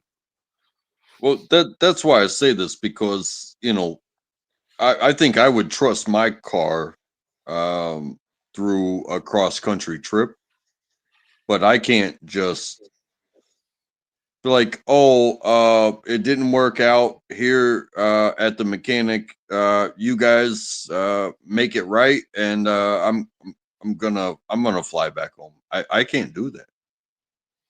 Oh, you got to be able to do that. You got to be able to trust somebody. You know what I mean? Like, you gotta be able to trust somebody and recognize that they might have the ability to do the job that they're saying. No, I'm But pretty that's confident in my Chevy that dealerships. I'm pretty confident in Chevy dealerships. I but I personally haven't that's had an why it issue with a comes Chevy down. dealership. That's why it comes down to some of these more extreme. Hey, are you going to do this or not? Because again, like that guy that went across Canada on his prosthetic leg, um, it's a very epic moment in world history. It's like, yeah, he did have a van following him that was a friend, but say some sort of catastrophic failure happened with his leg, Well, yeah. and or he quit. It's like y- you're not gonna get a quick way home. There is no quick out when things don't go right. Or say you don't even have that van following you. There is no quick way out. You're gonna sit here and hurt for quite a while.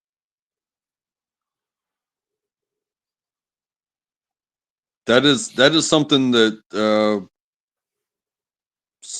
certain people that have the nuts to do it, but they don't have the backing behind them. You understand? Yeah.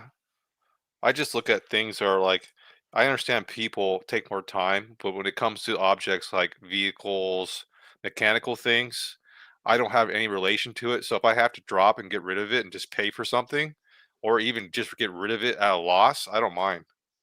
I don't mind at all. I can step away from a mechanical object, no problem. Mhm. Yeah, no problem at all, dude. As a mechanical object, yeah, has no value to me. As a person, I wouldn't do that to a You hear that, person. Charlie? Yeah.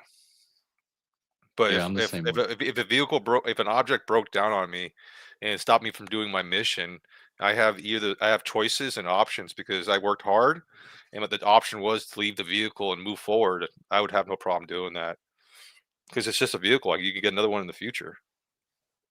But then again, you see the difference between like these vehicle challenges and like the Gump challenge, where on foot,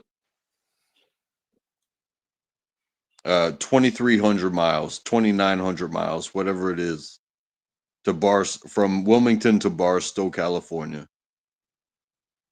Uh, all of a sudden, uh, do you just take a longer break, or do you just call somebody to come get you and take you home?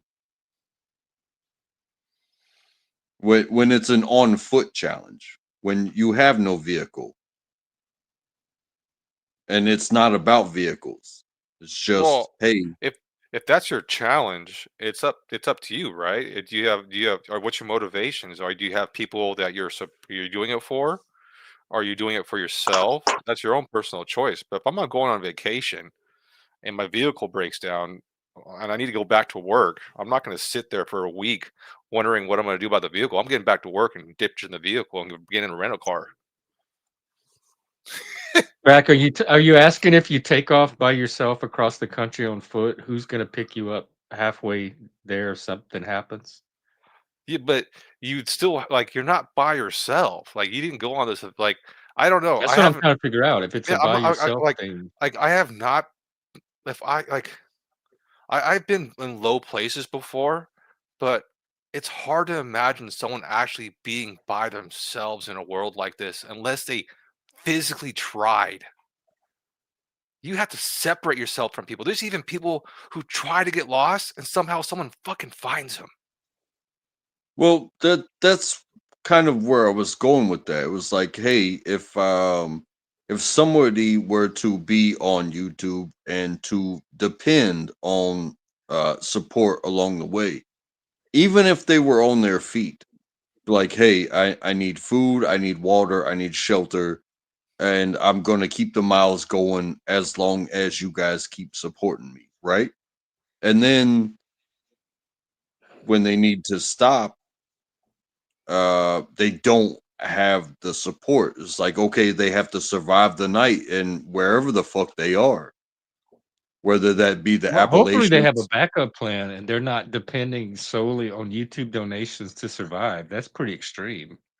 Well, that's when it becomes extreme. And honestly, extreme becomes entertaining, right? So we talked about entertainment.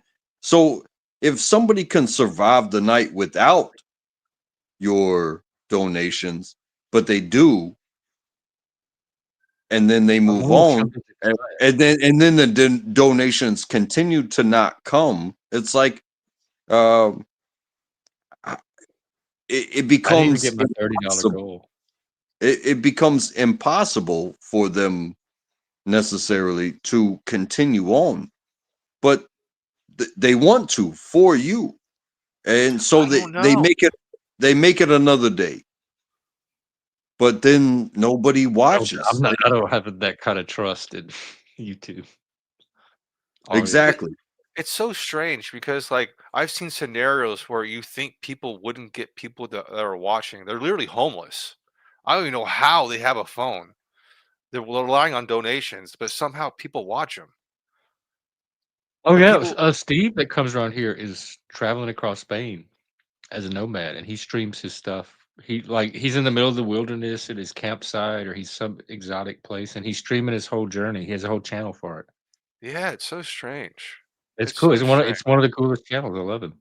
Yeah, yeah, yeah. Hmm. I don't know. I don't know. It's such a strange scenario putting us in because every time I think about a scenario like, oh, how did this person get like they have all this stuff going for them. How did they get lost in the middle of the woods? It's like, how'd you enter that? How'd you get lost? Like, didn't you bring a smoke I've grenade? gotten lost in the woods before. Didn't you bring a GPS? No, these people are trying to like hike and get 2 or 3, like 12 miles out into the wilderness without equipment. How'd you end up there? Who are these people? Uh, you have you ever seen like there's hundreds of people who go missing yearly. I can't remember everybody's name who goes missing, but there's hundreds Because of in people who go. Washington, they have a service, and this like the state will go and rescue it. They charge you a lot of money, but you hear about it because it's so rare. It's like once every 3 or 4 or 5 years, you might hear that somebody had to go get rescued. Oh, so it's not that consistent. On YouTube, they kind of I don't push like think it it's happens almost like at least 6 times a year, and throughout the United States, someone goes missing. well, maybe across the whole country, but Well, that's what I'm like saying. I think There's locally, it's probably like struck by lightning. There's probably 6 people that get struck by lightning a year too. it could be over exaggerated. It could be only like 6 people go missing a year in the woods, and they're just exaggerating it. 'Cause you usually hear about it. If someone's missing, if they went hiking and they're No, missing, it usually becomes a news story. I know because well, I could debate that. Like, for example, a lot of people go missing constantly, but we only hear about like these weird 1 and 2 numbers. Like, for example, remember that Gabby Petito? Remember Gabby Kind Petito? of, Or sort of, not really. do you remember? Well, do you remember the guy that got the knee on the back? The What? the BLM guy. I forgot his name. I feel bad for forgetting his name. The guy got the knee on the I back. probably didn't even notice the George story. Floyd. You don't remember the guy on the Oh, knee on the back? George Floyd? How many George yeah, I Floyds remember happened? George. I'm confused. I thought we were on the hiking trail. That's what threw me off. Well, Like, why the is George analogy is Floyd like, in the woods? how many people get hurt but don't have the news reported on them? You know what I mean? So it's Well, like, we're talking specifically about going missing in the woods, though. That's just very well, a lot of like people go missing that that's we don't hard hear to. about. There's a lot of people who just go missing we don't hear about. I see missing posters all the time in my local. Yeah, and I've the seen at milk least 3 or cartons and 4 stuff growing up. in my Walmart, and I've never seen a news story about it. But I think if it goes missing in the form of everybody knew they were going on out into the woods on a hiking trail and they didn't come back, those tend to get more attention. Like it's harder to hide those than just random people going missing. That's what you would. That's what I would think too. But a lot of people don't communicate to go hiking, especially solo Well, people. I There's a mean, lot of most solo people do. people.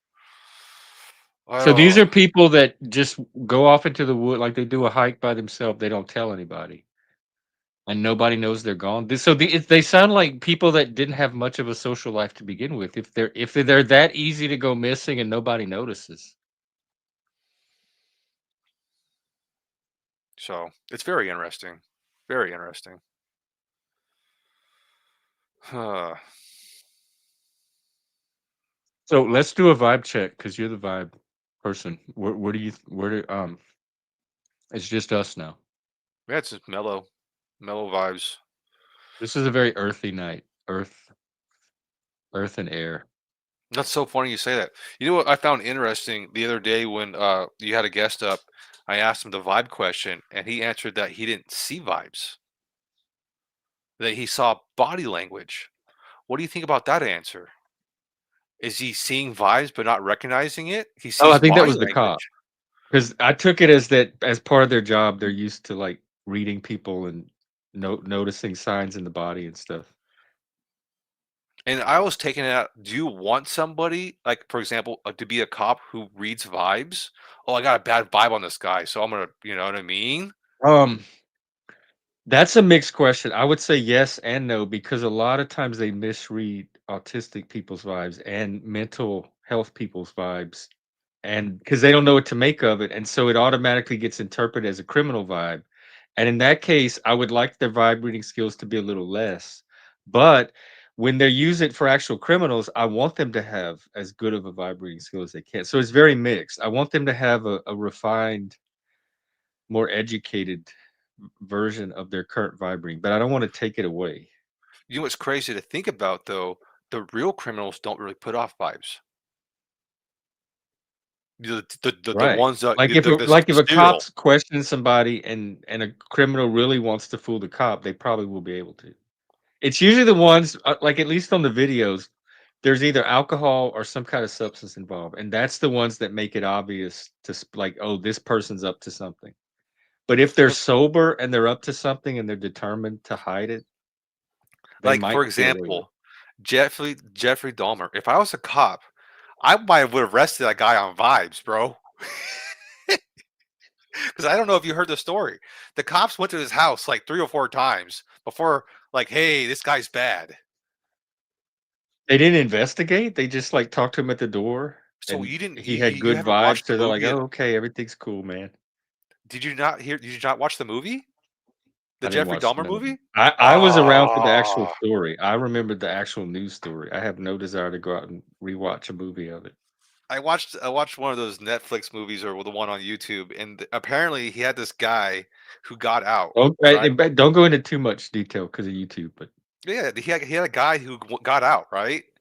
And then the cops found him and brought him back, and Jeffrey's oh, like, yeah, I did hear that "No, part, we're yeah. just playing games." The guy's like, "Nah, bro, we're not playing games." And the Jeffrey's like, "Nah, we're just playing games." The cop's like, "Well, I guess you're just two freaks. Yeah, I Let him would say go." that's a vibe thing. I'm like, bro, They're I don't not know paying about it. They're this. not paying attention to the verbal information. It's getting drowned out by the vibes. Or is it that he presented great body language and it wasn't, like the body language didn't like, I don't know. It trips me out. It trips me out, dude. So that was interesting to hear that he didn't understand vibes. And when I brought that up as a topic, hey, like you or me are understanding vibes, and we're at this point. Like, can you imagine somebody having power who doesn't understand vibes and it's just like just mute, like just like I don't know, can't recognize what's in front of them? Are some people meant to recognize vibes and some people aren't? Like there's literally I think it's just different brain work. That's what I keep saying on here. It's different. We don't all have the same brain.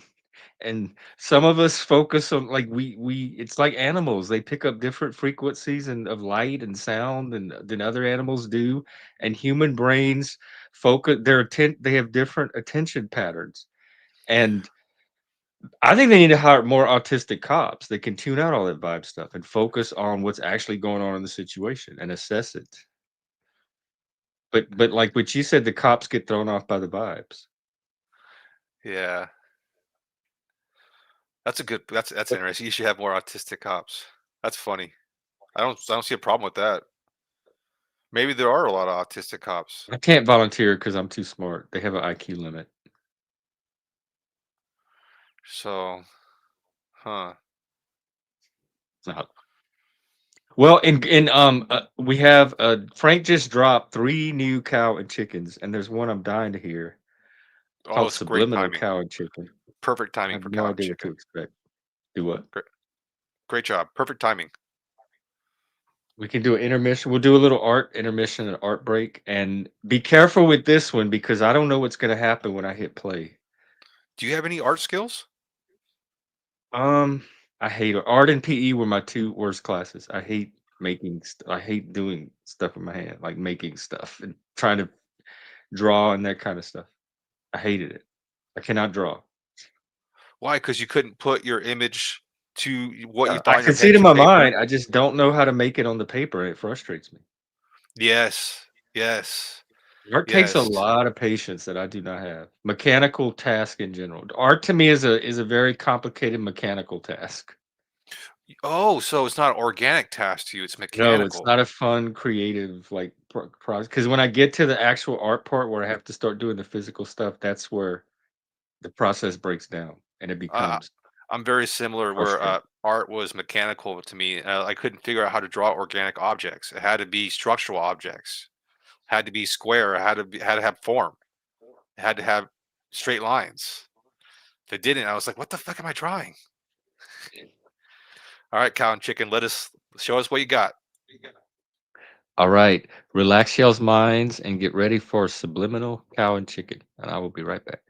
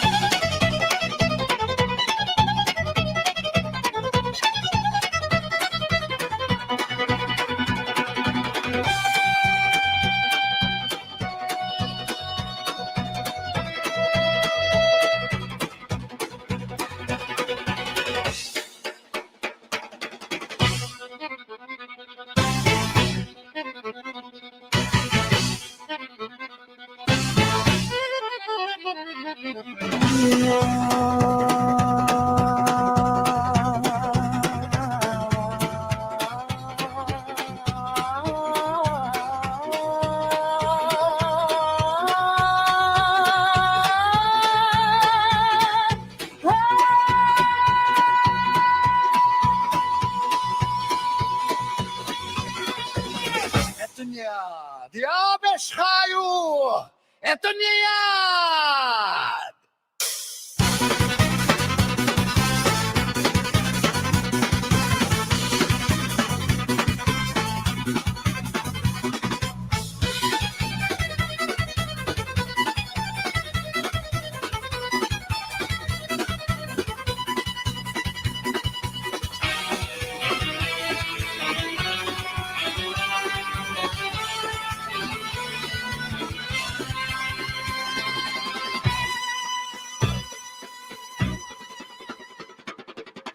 الدنيا يا بشقايو الدنيا الدنيا يا بشقايو الدنيا الدنيا يا بشقايو الدنيا الدنيا يا بشقايو الدنيا الدنيا يا بشقايو الدنيا الدنيا يا بشقايو الدنيا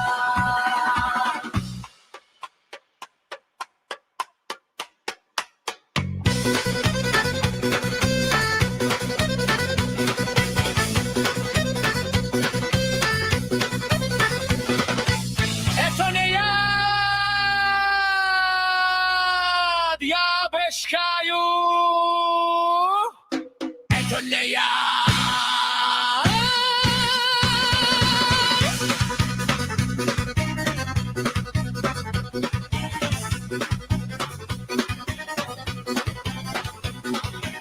الدنيا الدنيا الدنيا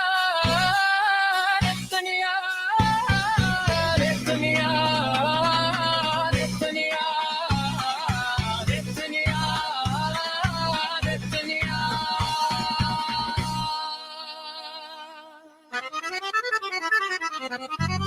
تشوفني بالإحساس فين minority تشوفي وتمحبات box laben tak solo lines Poczувствуй puls этот бит так светло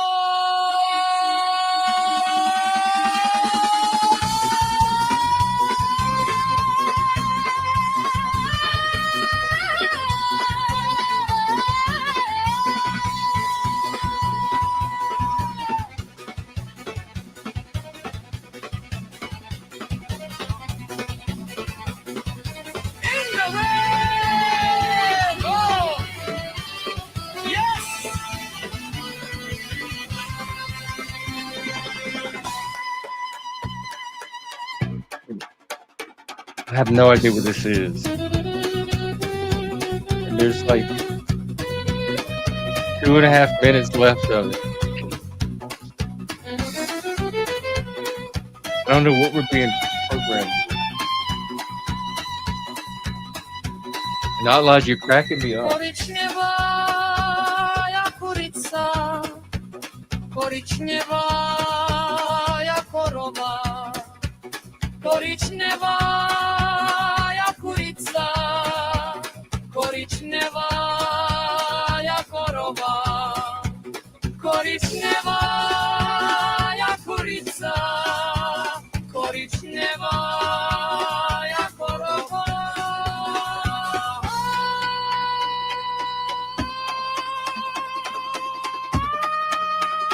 Are you really? Does that mean it's putting you to sleep?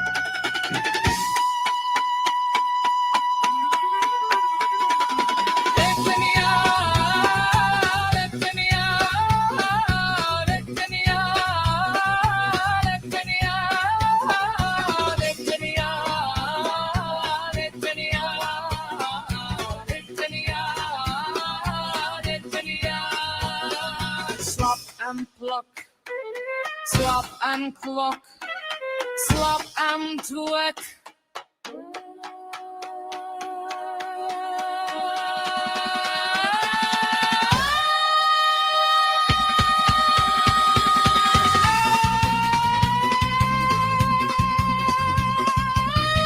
This is what he does.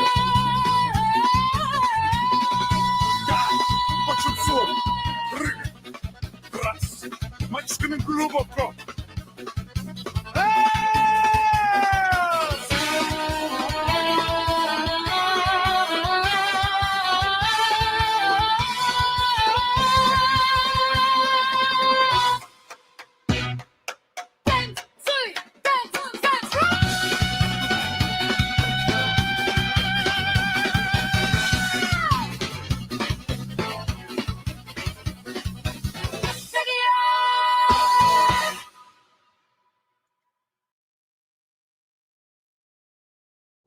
All righty.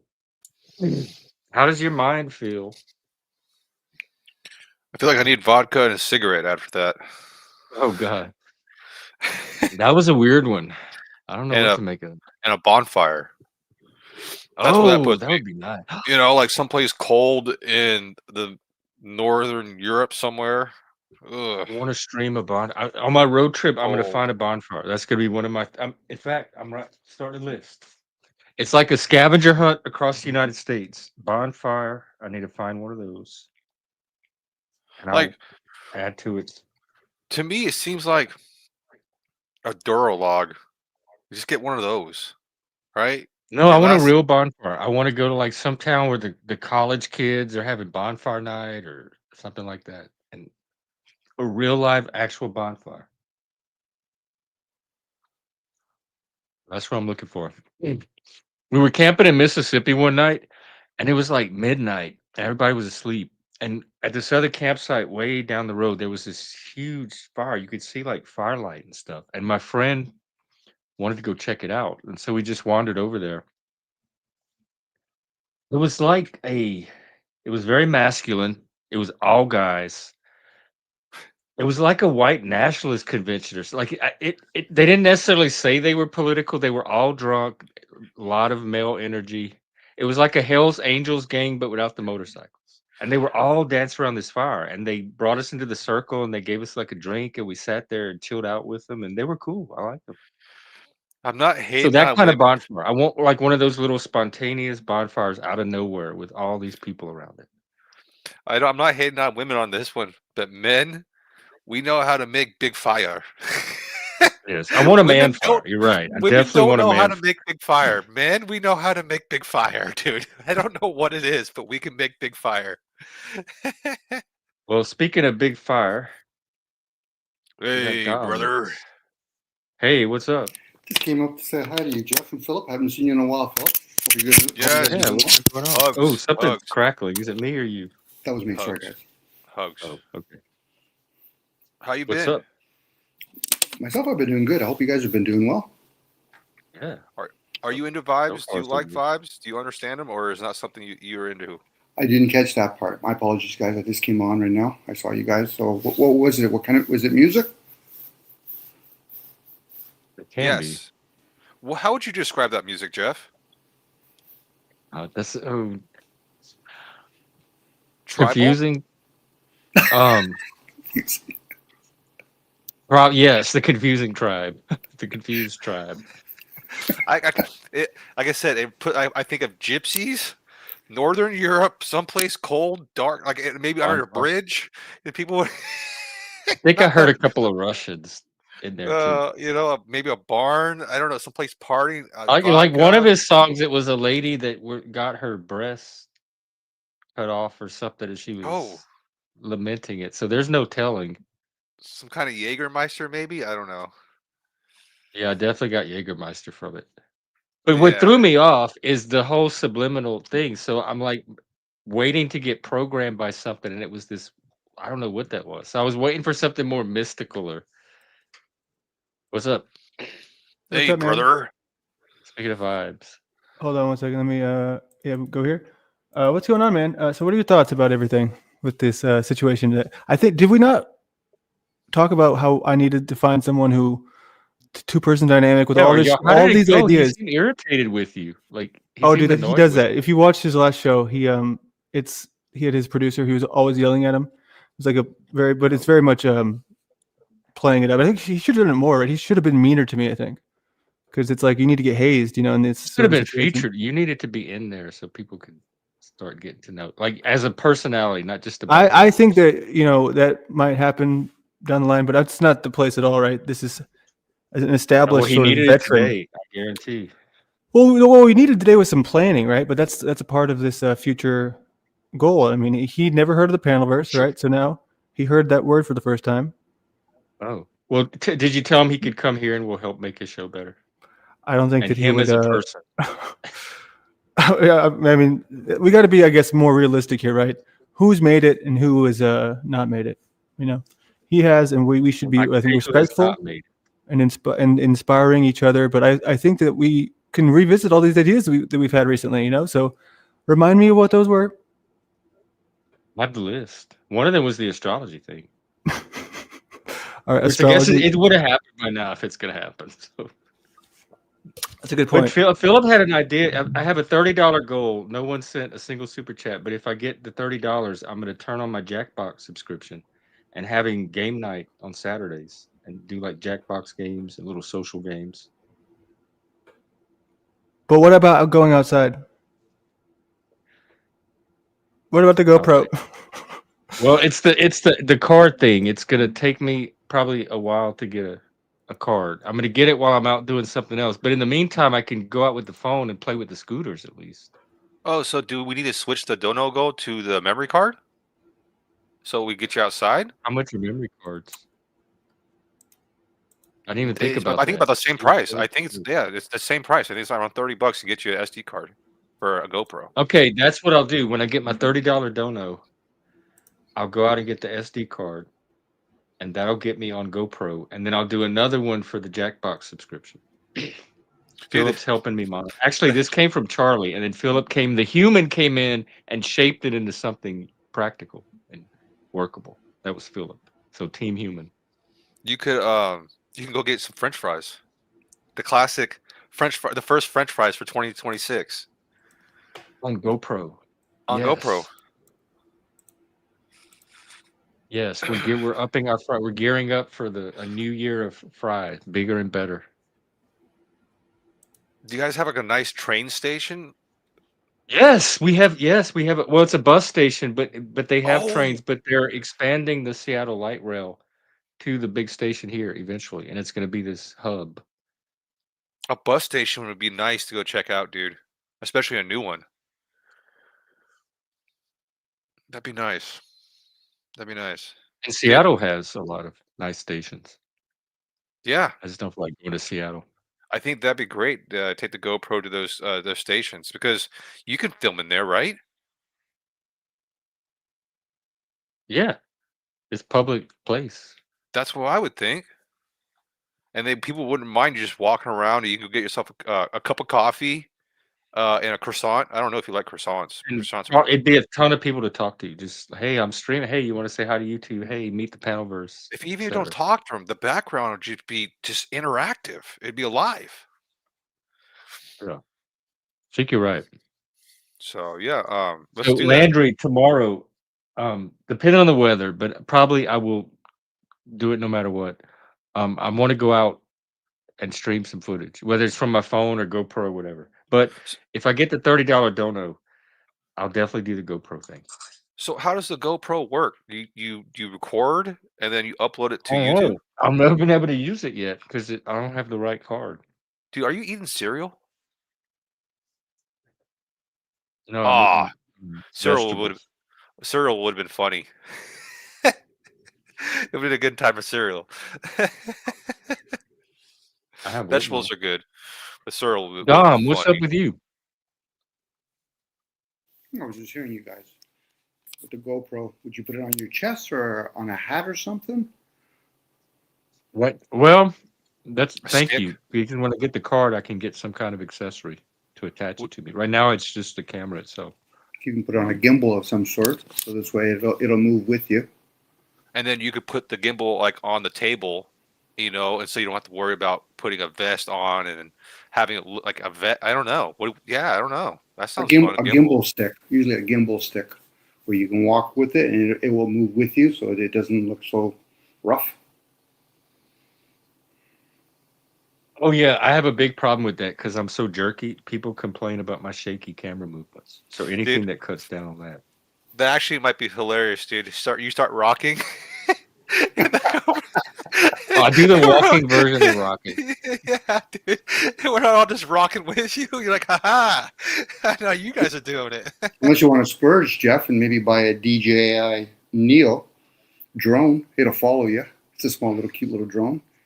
Well, maybe we can work up to that. We'll see what happens with these donos. Who knows? And Silver Diamond gives away drones all the time, so maybe I'll win one. Or do you like drones? But then if I do my road trip, I can be my own drone, go across the country and capture footage. Oh, dude, drones are. I would love to have a drone. I don't, but I just don't have the time to use it to actually get the most out of it. Well, Yeah, then I think you wouldn't it's have use for it then. You wouldn't have use for it, Philip, if you don't have the time to whether to learn it or use it. Well, the thing is, I could make time for it. You know what I mean?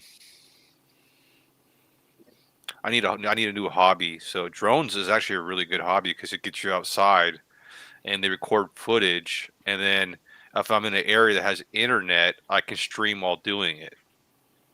That's not bad. Because I can get Starlink and just put Starlink on my truck and then take it with me, stream from any location with a drone. That sounds pretty fun. You ever thought about doing? How good is your mobile internet, Jeff? what? Your mobile internet? Do you think like your phone? It's Like you have good 5G. internet? It's kind of spotty around town. Not really. I mean, I hardly ever go out of the city though, so it's works in the city just fine. Oh, The okay. phone does the data plan thing. The mobile works fine, but it's 5G. You So ever thought about wherever the streaming from a 5G network, tablet? you don't have a tablet. Oh, okay. Because like, because I would think they would be able to handle the like internet and processing better than a phone, but still be able to do the web I've browsing streamed from my experience. phone before for hours. It worked fine. Oh, The okay. only issue is battery life, Yeah, and then but you can just I get it. hate the stream. I hate playing with StreamYard on the phone because it doesn't have the ease that it has on the laptop. Yes, yes. So, I hate working off of phones in general. It's just too small of a work area, and I don't have the coordination to do anything very effective on a phone. What about an I'm a external battery? mouser. What about an external battery, Jeff, that you can plug into your phone and put it in your pocket, so at least it'll last longer? In that case, I'd rather just use like a GoPro or something. yeah, that's what. Yeah, yeah. I'm saying if you like your phone.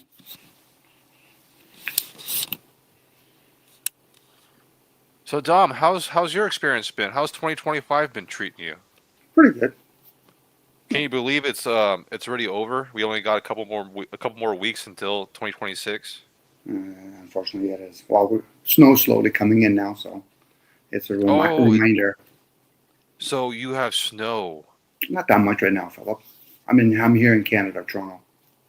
When do you start getting snow, Jeff? Or do you not get much snow? Some years we don't. Last year we got hardly any, but I expect we probably get some this year. I don't know. It's hard to tell. But we're in December. I mean, it could happen any day. How's your rain right now? Pretty, not a lot. Hasn't been. It was gray and rainy a little bit early in the winter, but it hasn't been that rainy lately. So it's been pretty dry. Yeah. Oh, Sorry, Cold Jeff. but dry. Sorry, Jeff. Where are you from? I think you might have said it before. My apologies. But where are you from? I'm up in Washington State, outside of Washington. Seattle. Yeah, so we do get snow, but not always.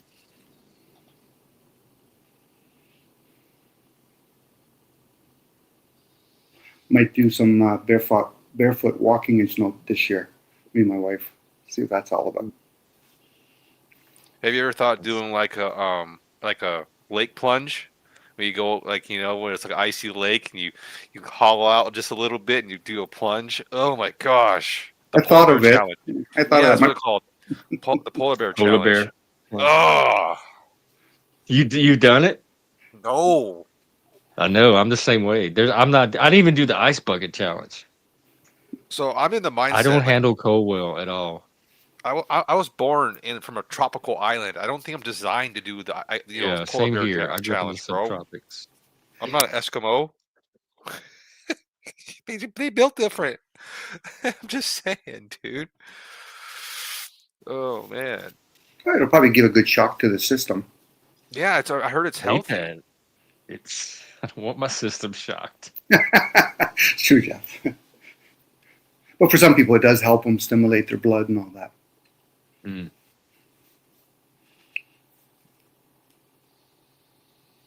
So I've had cold showers before, even those I hate.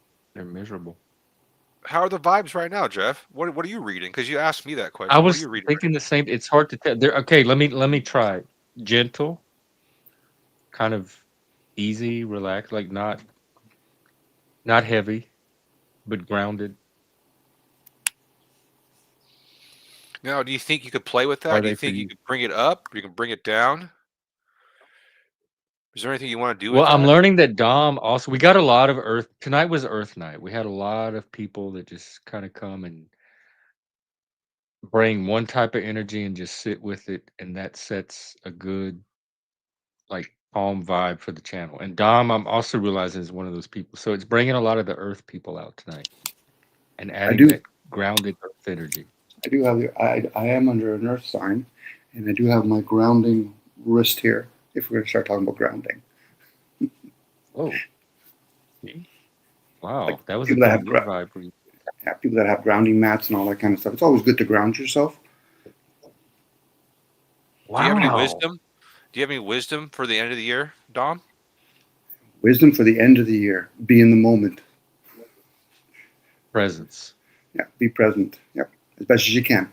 That that is another way of saying earth energy, I think, because Philip and you and Track, you all had this presence tonight. Y'all were just here in the moment, and y'all were present, and that was the vibe. It's so strange. You say Earth, but it's just not clicking with me for some reason. I don't know why. Can you explain it better and Well, clarify? yeah, I'll tell you why. Because you have to contrast it to fire, which is the drama energy that's always on this panel, and everybody's talking like that's the fire part. Or when I spurg out and all that, or other people. The watery part is the vibey, sensitive, emotional part. People are like hearing things, taking things certain ways, and misinterpreting, and then the air part is the real intellectual, heavy philosophical discussions that happen here. So it was not any of those three. It was it was like this fourth type of energy that was just y'all talked about normal, ordinary things, cars, jobs, the economy, practical stuff. It was very grounded. It was very down to earth, literally. And then Dom shows up and he's actually an earth sign and he has all this grounding stuff. And so it all for me, Earth is very practical and ground. If we had Charlie, he could summarize it. It's Earth is the energy that takes the fire, like people like me, the fire in the air, and it kind of brings it down to Earth. So when there's Earth around, I'm able to, I guess, bring that down and outward. But when there's Earth not around, that's when everything gets abstract and off in your head. Yeah, That's interesting. we play with our imagination at that point. But it's good to be grounded while you're doing it. Yeah, I struggle with grounding because I definitely go off in my imagination very easily. I've never heard it explained that way. It's a cool way of that's a cool way of looking at it. Thanks for clarifying. Well, it's helping me because this is what I'm learning. When people are interacting, there's like at least two layers. There's a verbal layer of information that they're passing back and forth when they talk, but underneath that, there's this vibe layer, and there's like energy, and they're adjusting and coordinating with each other. And I never pay attention to that layer because I'm looking at the top layer. But now I'm learning I can like zoom out of the top layer and tune in more to that lower layer, and it's a completely different narrative going. Like it's two different things going on at any one time that people are interacting. And So if you're focused on one or the other, you miss the whole picture of what's going on. this is And this is the earth and fire and water stuff is helping me to kind of map out that second layer of vibes and understand the different energies. this is awesome. Did you ever think you'd be able to do that with this realm kind of this because like No. I remember like a year or two I would say over a year and a half ago, you were not moving this path at all. You were kind of I was against all the the whole drama people. I was babysitting Joey's drama channel you when he was in okay, prison. You're yeah, welcome, Joey. you were dealing with some drama people, bro. Holy shit. Yeah, for like a year. Like it Yeah, lasted a you while. they were they were vampires, dude. They were vampires. I mean, I like the energy they brought, but it was definitely not what I had started my channel to do, and it kind of was like a detour or a distraction. But then once I snapped out of it and I got back on mission, I'm like, wait a minute, I have a lot of catching up. There's all this other stuff that I could be doing. And when I started doing it, that's when all this emerged. Cool. What an experience you went through, huh? Jeez, what an experience. And it's all Life on recorded. YouTube. Holy crap. Right. Right. I wonder if you had the time, if you could use Charlie to go back in time on those episodes. Because some people were gaslighting you for sure, bro. You know what I mean? You're like, dude, I can just use Charlie right now to double check this one. Yeah. Oh, dude, it's funny. So I have Microsoft Copilot at work, and I used Copilot the other day to modify one of my emails. So I sound just a little bit more professional. I was like, why not, dude? It doesn't work in every scenario because some of them is just, too much direct information, but some of them it did polish it up and it was kind of funny. Oh, So yeah. I'm trying to utilize AI in my future, and it's kind of fun. I think any way you can bring it in, even if it's just a small way, it's going to help with that transition that I believe we're all going to end up in at some point. Yeah, it's one of those things we can't get rid of. You got to adopt it now. It's too bad I couldn't adopt like Bitcoin or crypto at all. I just ignored it. I did Just too. ignored it. I had some friends that tried to get me into it, and I couldn't set up my account for some reason. I couldn't ever get verified, and so I got frustrated. I said, "Fuck it," and I'm kind of glad I did because it didn't really seem to have gone anywhere. So, huh. So what do you guys think? I'm using thinking process right now. Why people get caught up with their emotions hence the drama. Are they trying to develop their emotions, or are they just wavering with them? That is a good question, and I think the answer would be different for each person. But my guess is they don't really know anything else to do with the emotions, so that's just where they land. Or maybe it is a way. Maybe that is how we grow, like through these emotional enmeshments and conflicts and drama. But if that's growth, I don't know if I see it's a very slow growth. Well, it can grow, but are they developing it? So hence, if you have boundaries, hence what you're talking about grounding. A lot of people might say they're practical, but are they grounded practically? Right. Like, do They they get very reflect? thrown off by vibes, I've noticed. That's the watery part. They're very like if they're one way and another person shows up, they'll start to like take on that other person's energy and become more they don't stay fixed on what they are. Yeah, that's why some people are gravitated to like lakes or oceans. That's usually a way of grounding your emotions with water. Wow. This is good, Dom. That made sense. Mm-hmm. It's liquids, and we have liquids in our bodies, so it only makes sense. You resonate with that. Is this a lot of people aren't aware of it? They might conceptualize it when it's presented to them, but then they can reflect back and say, "Oh yeah, that's probably why I like the beach. That's why I like the ocean." That means you might be having lack of salt of some sort. We're not really complicated to grasp, but we do make it complicated.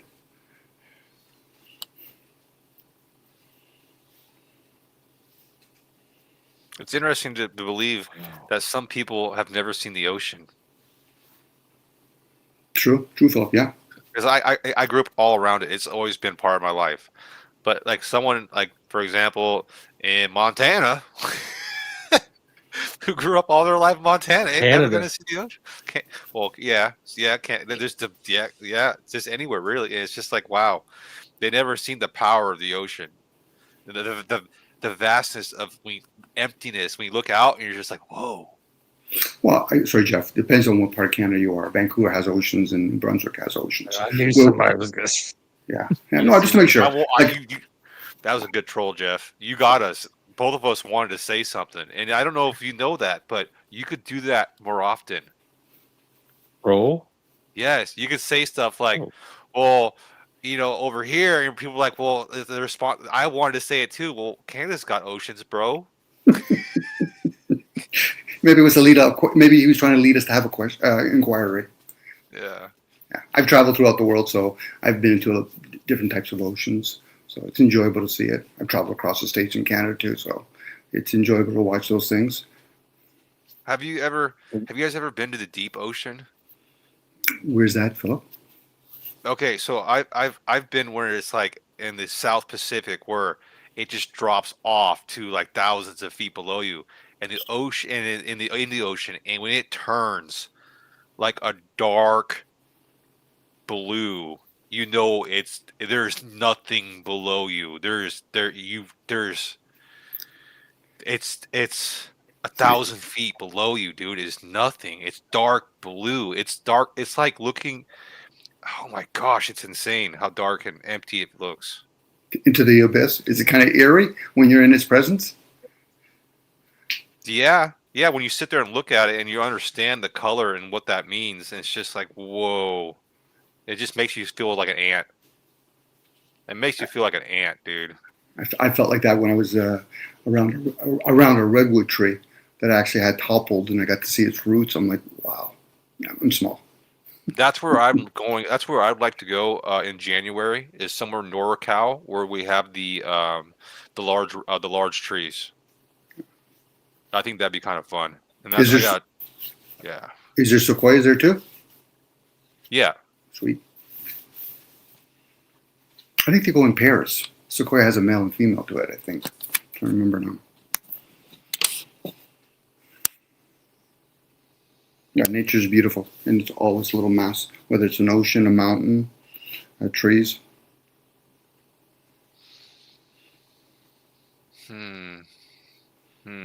If there's a place in the world you could go right now, where would it be? Where I always enjoy being inside of my head. But Holy shit! I didn't think that could be an option. That's so funny to think about. That's actually an option. Where would Do you you be, Jeff? play with AI, Dom? Like get any of the Yeah. stuff in your head out through AI?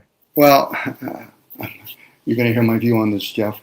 What they call AI is not AI. I'm actually artificial intelligence. That thing is just a program. But yes, I get it. Do I play with it? Yes. Do you have any work? What's that? Do you have any what? work? Do I have any work with it? Yeah, like videos or No. Music. I usually play with it when I'm in the car, when I'm driving. I'll have conversations and ask all kinds of questions. like yeah. What platform are you trying to use right now? I think it's called Character AI. Ah, and Jeff is using Charlie. I don't know what platform is that. Chat. Chat GPT. Yeah, I want to use Grok. Get Yeah, the unhinged mode. Until it's able to question itself, I'm not going to allow myself to think it's intelligent. As long as the programmers are getting the message. Because Now- go ahead. You said something. Why do you call yourself artificial intelligence? Because to me, what you said makes sense. And I don't know if that I don't know. Does that make sense to you, Jeff? Being called that we are actually artificial intelligence. We are not. It makes sense to me. Well, is intelligence just a human property? Because animals have intelligence too. So what's artificial? Where It's does the knowledge. artificial come in? Isn't intelligence a base of knowledge, like a form of knowledge, experience? I guess it's involved in knowledge.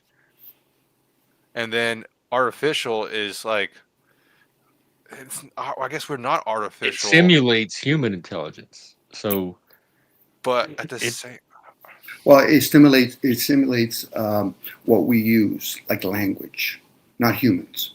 It's not a human. what's artificial about our intelligence? You think, Dominic? Well, the intelligence we have, we use language in many forms, whether it's numbers, colors, and all that kind of stuff. And Jeff is valid what he says. Even animals are artificial. I'm sorry, they're intelligent. Are we residing from this plane? We kind of stick out. So I'm going to use the idea that maybe we are artificial. It kind of makes sense that we are using a made-up language because in another part of the world, our language doesn't work. What do you mean? They actually have no idea what we're saying. So what we're using is made up. Well, I think all languages are. All languages are. How do you? I wonder why. I know why, but it's just so strange that everybody, if we're all so similar, how we all came up with different languages. It's just so strange to me that is one of the outcomes of humans. Well, do you know any human that actually created the language? I go under the premise humans don't create anything. We either Yeah. reproduce things or it just evolves from something that was given to us. I'm going to speculate that there's another species beyond us. Until we actually can explain how the sun and the moon came to be, then I can only assume that maybe there's another species here. We're very limited what we're capable of doing. Even this Well, concept. science understands how the moon and sun came to be. Sure, we can always use the name science, but give me a name, Jeff, please. Actually, Jeff, did you hear? That's actually one of the one things science was given a kind of like slept under the rug. They don't know. They're like, we don't know exactly how the earth, everything started. We just know everything after that, and that's the one Right, thing. the They're Big Bang, but the sun and earth part, they pretty much know. But the further back you go from that, they might not. No, I don't. Do you actually know how the sun became a sun? Probably not. Yeah, they know how all the planets, like gravity pulls in the little particles or something, and the mass starts to It's form all. the star I and the thought gas. the moon was a theory. Like we still don't know if it was a chunk that Well, got you know pulled what? off Let me ask. the Earth. Dang, I guess, Philip, it's like when somebody repeats something like the Venus is, and especially when they start using empirical evidence, that's where they lose themselves. You're using observation from the Earth's surface to speculate what we think Venus is made of or what the sun is made of. Until then, we have to say, okay, give us a human then that's actually been up there to confirm So it. we are Well, creating that's the the reality hypothesis part of the scientific method, but then they do experimentation and From the conclusions, Earth's so surface. they can give a really good guess about There what's you on go, Jeff. Venus. They There have you ways go. of verifying and then refining their guess. As they Verifying go. would mean that you would have to go up there to prove it. That's where empirical evidence, based on the objective realm that we're in, Well, where you can use experience. all they have to do is it depends on how you set up the experiment. Like there's many different ways that a scientist could go about verifying it. Not all of it would have to involve having an actual human on Venus. We verify stuff all the time with instruments. Verifying But- would mean you have to go up there to confirm it. until Well, it was. to you, that's your standard, but for science, doesn't necessarily. That's why I say, give me a name. Give me a name. When we use the word science, it's too much of an envelope. Give me a name. Science is I'm sorry, science exists. I don't know what to do with it. It's part of reality. If you can't cope that the scientific method exists, it's just a technique for like sorting through what's real and what's not. No, I'm with you, Jeff. So you can call it whatever you want, but I'm not going to sit here and pretend like the scientific method does not exist. I'm sorry. I know, but scientific, when it comes to reality, we're talking about the objective realm. Yeah, that's what science attempts to do. Yes, and I was speculating about Venus. To do that, the scientific method being the premier one. I get it, Jeff, but I was speculating Observation, hypothesis, experimentation, which is testing, verifying, and then conclusion, which is refining your map of reality. And I get it, Jeff. I was talking about Venus. It's not on the Earth's surface. That's what I'm saying. That's where we go into speculation. Now, what do you That's think? all part of science. Already allows for all that. What do you think? What do you think science does when they have the hypothesis and the theories, but they can't come up with the conclusion yet because the science hasn't reached that point? They don't do anything. They just keep trying to find. Is it still in the artificial state of being not reality yet because we haven't come up with a conclusion? Still speculation, Jeff. Philip, it's still speculation. So does that make it artificial being in the theory hypothesis state still? I wouldn't say artificial for myself per se. I would say speculation. Well, that's why I'm trying to get to artificial intelligence. Like, how do we get to artificial intelligence? So now, we're talking about here. Yeah, that's what I'm saying. Is that why it's artificial? Because some things we haven't actually got the answer to, and we're still in that creating that idea, solving the creation of that idea, and that's why it's artificial. When I talk about artificial, in theory, could be an artificial intelligence. When I talk about being artificial intelligence, we're actually classified as human beings. The human part is the beast part. That's the material part. The conscious state is aware to use the senses to know actually to move that object called your vessel. But again, the conscious part, that's kind of like when people talk about the program AI, that's the software. It wouldn't know what to do. Where do you go when you go to sleep? Who's running the liquids in your body? That's the conscious state. You ever thought about that, Jeff? That's kind of creepy, huh? Like when we go Just to running the sleep. liquids in my body. Yeah, like when we go to Sometimes I sleep, think about it. like whoa, that's kind of creepy after you say that, Tom. How dare you? I feel Sorry, guys. I don't feel. Ugh. Well, Sorry. but I'm very detached from my body, so I'm not really in touch with that. So it's easy for me to ignore that part of myself. But Oh, just speaking of sleep, have you guys ever woken up and felt like you fell, like you just dropped? You ever? as a kid, I did. I Oh, remember that's a those fun big one, isn't misses. it? That's a fun It one. was scary. Ugh, I it was fall is. off It a is. building But sorry to in my interrupt, Dom. dream. Continue. Continue.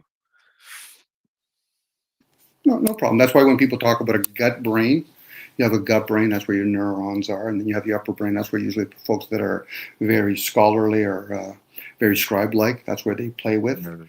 You know, now people will confuse it by saying it's my mind. I said, no, mine's totally different than the brain.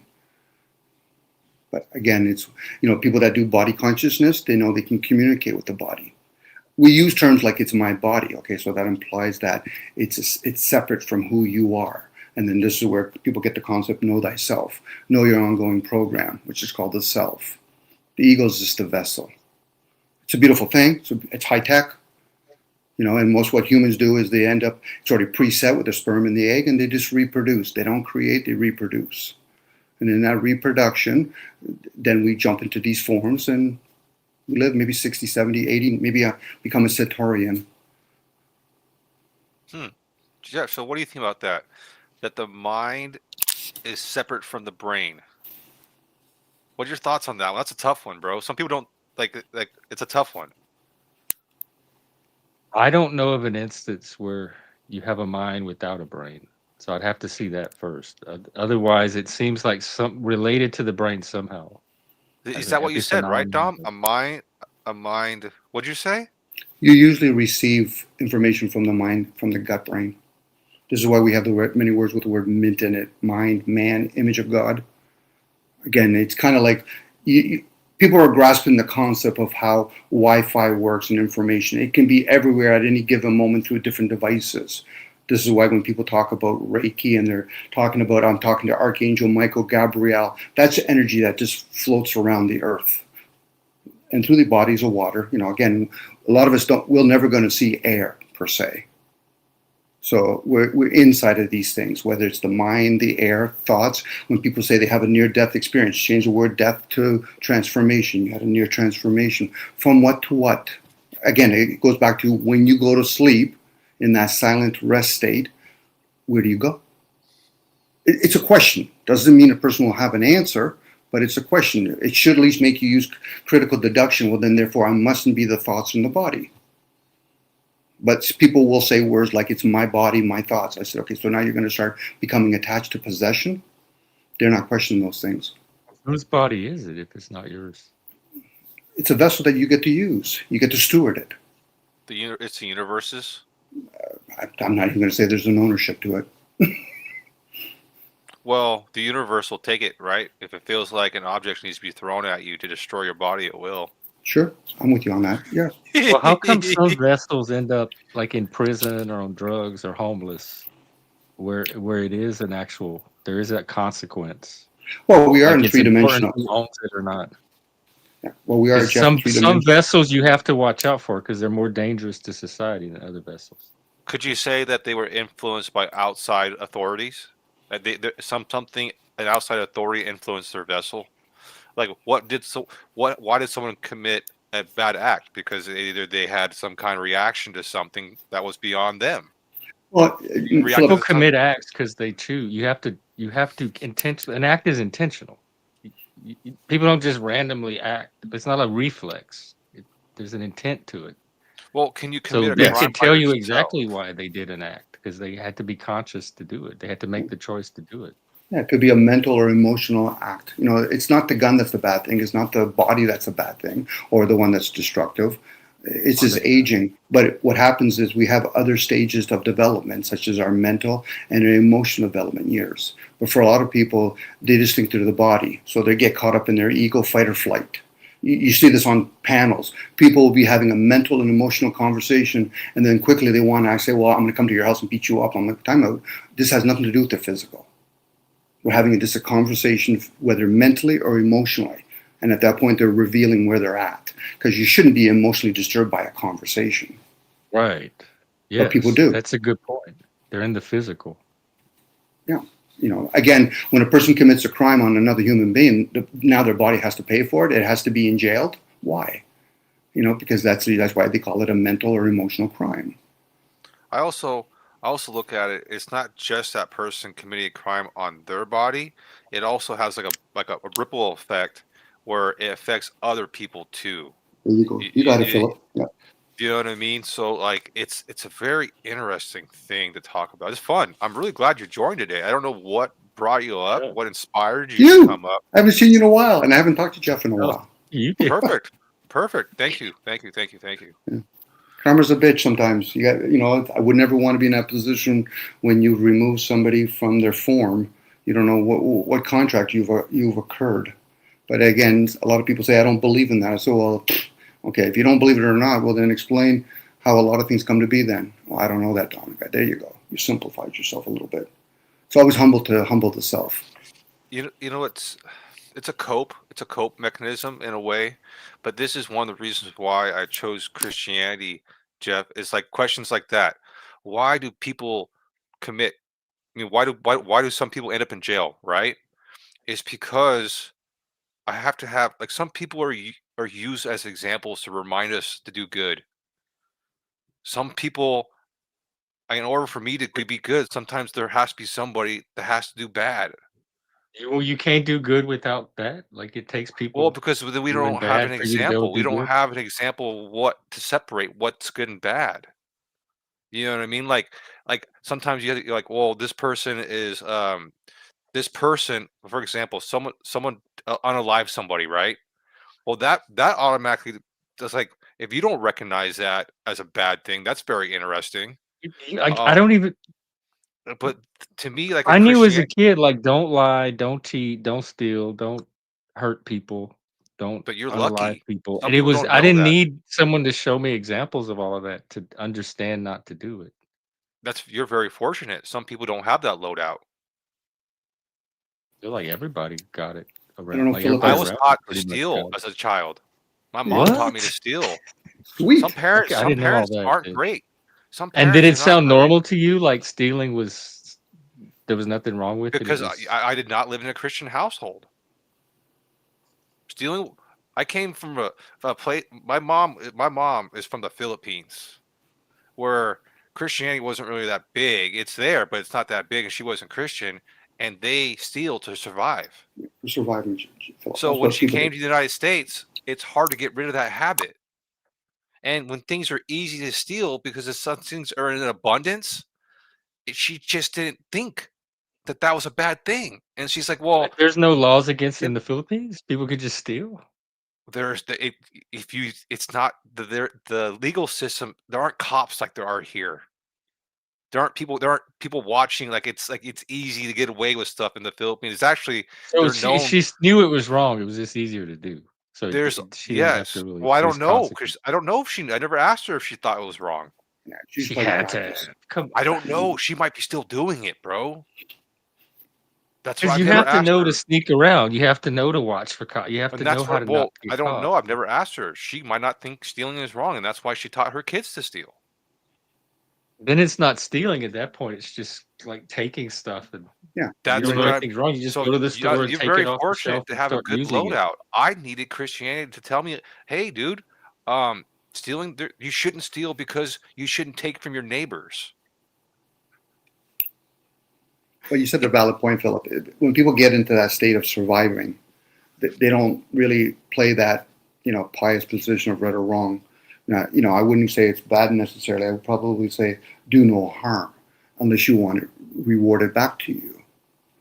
That's Correct. that's challenging for people. But again, people waive that word being good. Good and evil just means spiritual material. You're in a spiritual material realm. You just don't see the words that you speak when you're describing the object. But again, people will have their imagination, and you'll get one of these dogmas preaching that crap to them, and they say, listen, where's heaven and hell? As I'm saying the word hello. But again, is it a bad place? I don't know. Again, that's where people reserve their judgments. You use discernment. Sit back and say, okay, so in this case, Philip is saying that his mother's situation, without knowing the whole story, how did they evolve to a point that they need to take from others? There's a good chance there's other people that were hoarding this stuff. So therefore, they figured, well, you're suppressing the rest of the community. That's what I See, mean. They try to justify it and like stuff like that. Oh, this is a huge corporation. They don't mind. They don't mind a couple things going missing. but they don't care about that either. But as a Christian, I don't care if it's a huge corporation. I'm not going to take and make. I don't need. You know what I mean? Like some people think like this, Jeff. It's a huge corporation. They don't need post-it notes missing. They don't need pens missing. They don't mind if this goes missing. As a No. Christian, I can't do those little tiny things. Well, as Philip, you don't do those things. I don't think putting Also, a name. as maybe not as Philip, I might have done it. I might have, as my old person, taken filled my truck full of post notes and pens and coffee cups and done nothing with them. The thing is, Philip, whether it's Christianity, Muslim, to me, those are kind of like when people go for recovery and I have this 2-month chip. It's a temporary thing. It's like taking placebo pills or you're taking vitamin pills. That's just there to help you. But eventually, once you become adult, heal what's been disarray or erroneously, and then say to yourself, would I want somebody to take something from me? Well, no. Then it's a no-brainer to think that I should have to take from other people. Unless a person is going to be clever, and then that's a different game then. They're not going towards being smart, they're just being clever. Again, stealing you could have many situations why a person would steal.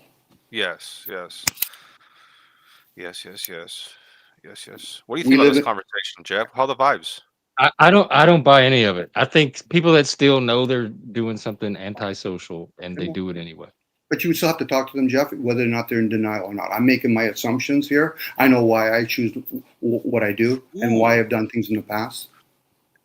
I'm But just going by like how I grew up and all the people around me. Like every kid around me would know not to steal because they would get in trouble for stealing. So Okay. even at a very young age, everybody in my community had the knowledge that stealing was not something desirable by society. Hey, So go that back. you know your rewards for that. So for some people, like in these developed countries, going to jail would be deterrent. Other places, first time you steal, you lose an arm. Okay, I'm pretty sure nobody here is going to do that anymore. Okay, there we go. So it's a deterrent. So again, go ahead. Okay, So then I think most people do know not to steal in it. There's all these deterrents out there. Man, They would learn But at a yet, very but yet early they'll age. cheat on their taxes. They'll cheat on their taxes. They'll speed on the highway. Mhm. okay, Yeah. but okay, so to have fun on the stealing end, if people knew that this was bad, then it seems like there's a rise of this like rush stores and this big group going in and just clearing out a store. And it's been pretty more common now in 2025 than it was ever before. That people do these raids and they go in and they raid a 7-Eleven, they raid an iPhone store, and they raid. And you would think they wouldn't do that because stealing is naturally wrong. I don't think it's naturally wrong, Jeff. You don't I think don't. stealing? Nothing is naturally wrong. It's what we as humans decided that we don't want for our society because it makes it very hard to build the society we have now if everybody's just taking everybody's shit. But we brought So up it a doesn't good even have to point. be anything metaphysical. Just on a practical, how do humans coexist together? We've kind of decided that stealing makes that more difficult. But is it wrong, Philip? Second, is it right or wrong, or they just don't want to get caught? There's the difference. People, if they can get away with things, they'll do it. Now, whether or not you want to have that private or public conversation with them and say, listen, you look them straight in the eye, get some body language and say, you kind of do know the difference between right and wrong. Well, yeah, okay. So then why did you put up a front? Because I was hoping not to get caught. There you go. At that point, that person's revealing themselves, which is fine. As long as they're honest with themselves and they're consistent, that's them. I guess I'm having a hard time imagining the alternatives because that's pretty much how I've seen it go in every case. They play this little dance and then they cop to it eventually. Like, yeah, okay, I tried to get away with it. What's the alternative? Like, oh my God, officer, I have no idea why I'm in handcuffs right now. You mean I was not supposed to take that off the shelf? This is the first time I'm hearing of it. Like, I'm trying to imagine an alternative other than, yeah, you caught me. I knew it was wrong and you caught me. Yeah. So True. I don't know. So this is very interesting. We had this conversation earlier. It's hard to have a conversation when there's group and individuals, right? You say as humans, we know not to steal, but then we have individuals who know not to steal. That stealing is not bad. So how can we talk about groupthink when we know there's a bunch of individuals, up to almost 35, 45% of the population is in jail, right? Like in the Yeah, United for doing States, how stuff many that they're not criminals supposed are to like, do. we're actually overflowing with criminals. I don't know if this is something that criminals, if you ask them, I think some of them will say, there's nothing wrong with what I did. It's not caught. There's Yeah, but I probably a don't lot of care people what that, they think. I just care what me and society want for ourselves. there could be lots of trillionaires or billionaires that are probably could be classified as criminals. Either they I don't care protect what the themselves. crooks think. I don't want to live in a society where people steal. And if they don't think that's wrong, I don't care about that. I still want to Mhm. live in a society where people don't steal. They can I'm have with you. whatever opinion they want. I'm with you too, Jeff. That's why when people talk about the version of anarchy, well, how would that look like for women and children? Because then you wouldn't have any rules. We wouldn't have any police officers or military or even parents that give a damn. Even though I may not agree fully with this way the system is and all the indoctrination, but again, at the same time, what is the alternative, as you would say, Jeff? What is the alternative? Do we blow up the system? Do we just make sure we teach kids the difference of right and wrong and why it's right and wrong, opposed to just saying you Yeah, just I'll don't do teach. that? We learned it in like first, second kindergarten, really. So I can teach it. Just bring them to me, and I'll make sure Okay. they understand. This, don't do this thing. Well, we say I don't, don't know why it's so hard to teach this stuff because I've seen kids my whole life learn. I used to teach, but and all not. the kids I taught in the classroom knew not to do this stuff. But Jeff, maybe it's your energy. Not all kids learn the same way. So some kids might say, okay, but why don't we do it? Opposed to just say, well, you just don't do it. They probably want an explanation. They could be the next children that are going to grow up to be adults that can break it down into details. Some people just don't do it because they don't want to get caught. Some people just don't steal because they figure, yeah, it's of no interest to me. It's too much effort. I don't have a lot of sympathy. If there's grown adults in society that don't know they're not supposed to steal, I don't really have a lot of sympathy for them or even interest in trying to understand them. I mean, that seems like an aberration. It does It seem is. like a norm. It is, but that's why Philip is talking about. I'm not saying all people in prison, that's the reason why they're there. This is what we do. So it becomes something where, back in the days when they used to rehab people that were, in jail. Today's like, just serve some time, feed the corporation, we'll send you back out. Maybe become a third or fourth time offender, and then maybe we'll do something about it. Doubtfully, but that's the way it is. But it becomes an issue. I have a tough question for Jeff, and it's kind of a weird one. Is it a cop out to say it's a Christianity value to not steal, or were people doing that before Christianity, teaching people not to steal? Oh yeah. Because what other religions teach you not to steal?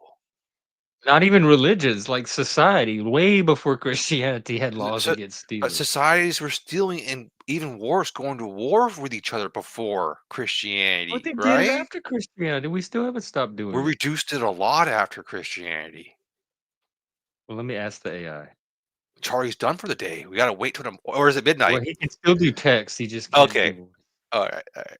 But it's interesting, huh? Like, is it a cop? My question to you: do you think it's a cop out to say, "Well, Christianity solved the world's problems," and it's like, well, these problems were there before Christianity, and it's kind of like Christians take care of your neighbor. I don't know. But people took care of their neighbor before Christianity too. Christianity didn't invent not stealing, and it didn't invent taking care of your neighbor. That's why I'm kind of curious, because like, what other what other societies had values that survived? Like it's interesting. It's interesting. Plenty of them. It sounds like you're just a simp for Christianity at this point, instead of seeing it as one among many that deserves some kind of respect or appreciation for what it Well, you developed. say many of them, but there are a lot of civilizations that have fallen, and the ones that have Yeah, but there's a survived. lot that have not. Like Christianity is not the only one. So it's not like like savagery and barbarism. Christianity comes along, and that's the sole reason that we no longer have savagery and barbarism. Because A, we still have it even within Christianity, and B, there are plenty of other paths that have taken people out of savagery and barbarism.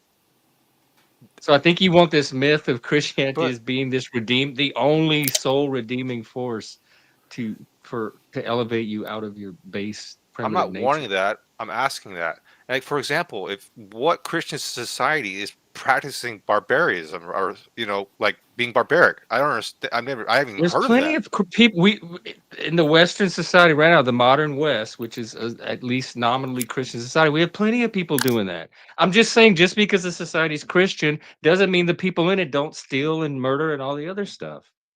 And I don't think any Christians seriously believed that there would be a society where that didn't happen.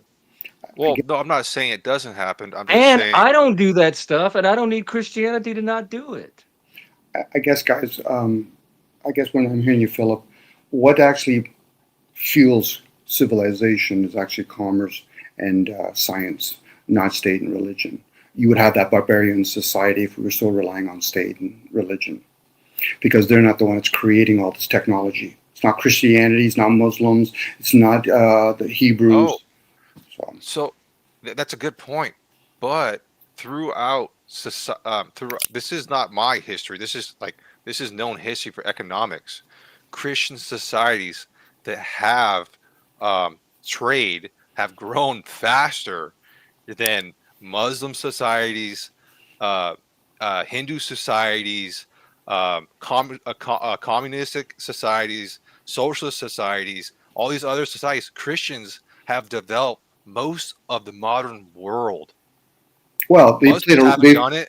okay, but you're But making a there's no way to you're really quantify that. you're making a The- comparison to follow, other follow, religions. follow Romans to British. These Yeah, were all Christians. They went everywhere. Everywhere they went, I'm hearing you, technology Philip. followed. You're making a comparison to other religion. Again, when you have to factor in different ages. Okay, so now in this particular case, Wi-Fi is not a Christian. It's not a religion thing. Same with cars. It's not a religion thing. So the boundaries, yes, you can put people, get them to be governed over and maybe follow religion, whatever religion it is. I don't care if it's going to the Vatican or going to Mecca or Petra, whatever. At that point, if we were relying solely on those dogmas, we would be in the Stone Age still.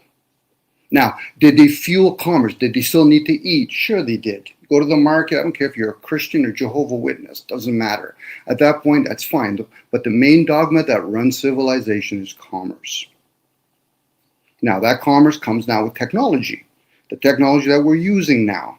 You couldn't look at Jesus or Muhammad and say, listen, this is a car, this is a TV. Maybe we could talk to Nostradamus about it, but I'm pretty sure those two characters, whoever they work, I still think it was a written work for stories. How does it, when we look in today, by being in the moment, how did all these buildings come to be? Now, we could say it evolved from what, a pyramid? So now we're going to be talking about sounds and frequency that they use in those things. Again, I'm hearing what you're talking about from one particular dogma. Yeah, and Not Lost brings a good point. He says China. China did great, and no, Not Lost brings a great point. But Christianity Try not is to say that out bigger. loud to flag publicly. What, China did great? No, that not lost brought up a good point. Oh, okay. But Christianity took over the world. China is only in China. Like But they've taken Islam's over taken over the Europe. world too. Like I was saying, Christianity's not the it's not like these all these little like tortoise religions and Christianity is the hare. There's other candidates for what you're categorizing Christianity as. What are those? Islam, What is Buddhism, Hinduism. They don't practice taking care of your neighbor. Wow. Can we get some Hindus, Buddhists, and Muslims up here and maybe get a debate going? So far, So is the claim only Christians take care of no. their So neighbors? Because far I take care of my neighbors, through and I'm not Christian. through history, only two religions promoted um, science and health fields. Judaism and Christianity promoted health and science.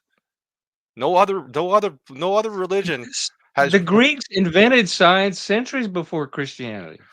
But You they need to didn't get have your hospital. intellectual history straight. First hospital was Christian. The first, like, the first hospital was Christian. Like, Yeah, it. but they No didn't one else. invent medicine. They didn't the science of medicine. They pushed it.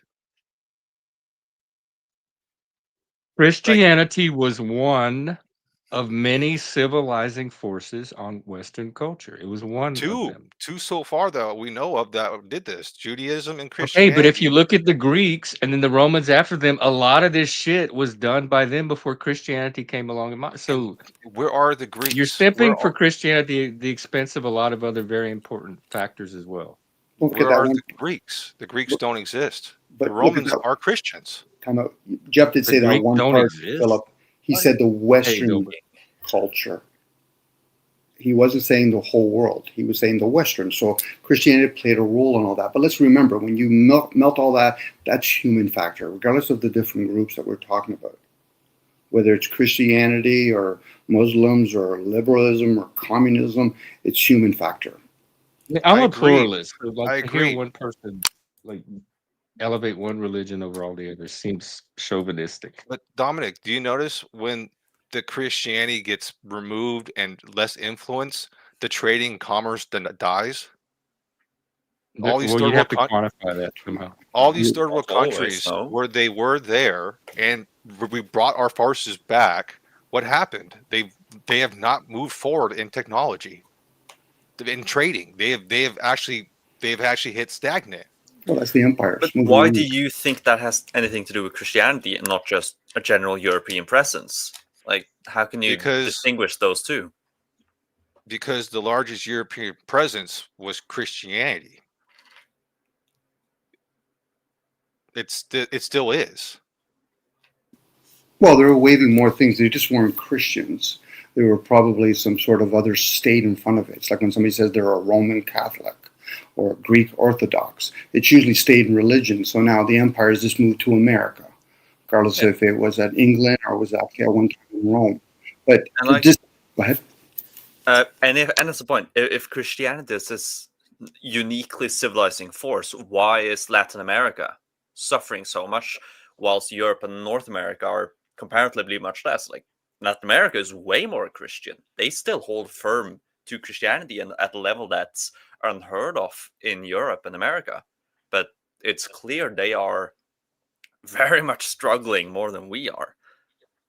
So, like, the South Americans that are Christian are not struggling at all. They're living great lives. I don't know where you heard that from. Have you looked at South America? I've been to South America on a cruise. I've been so to only the non-Christians are. So everything good in the world is because of Christianity. Everything you don't like you guys is because are of wow. a failure. I didn't say that, Jeff.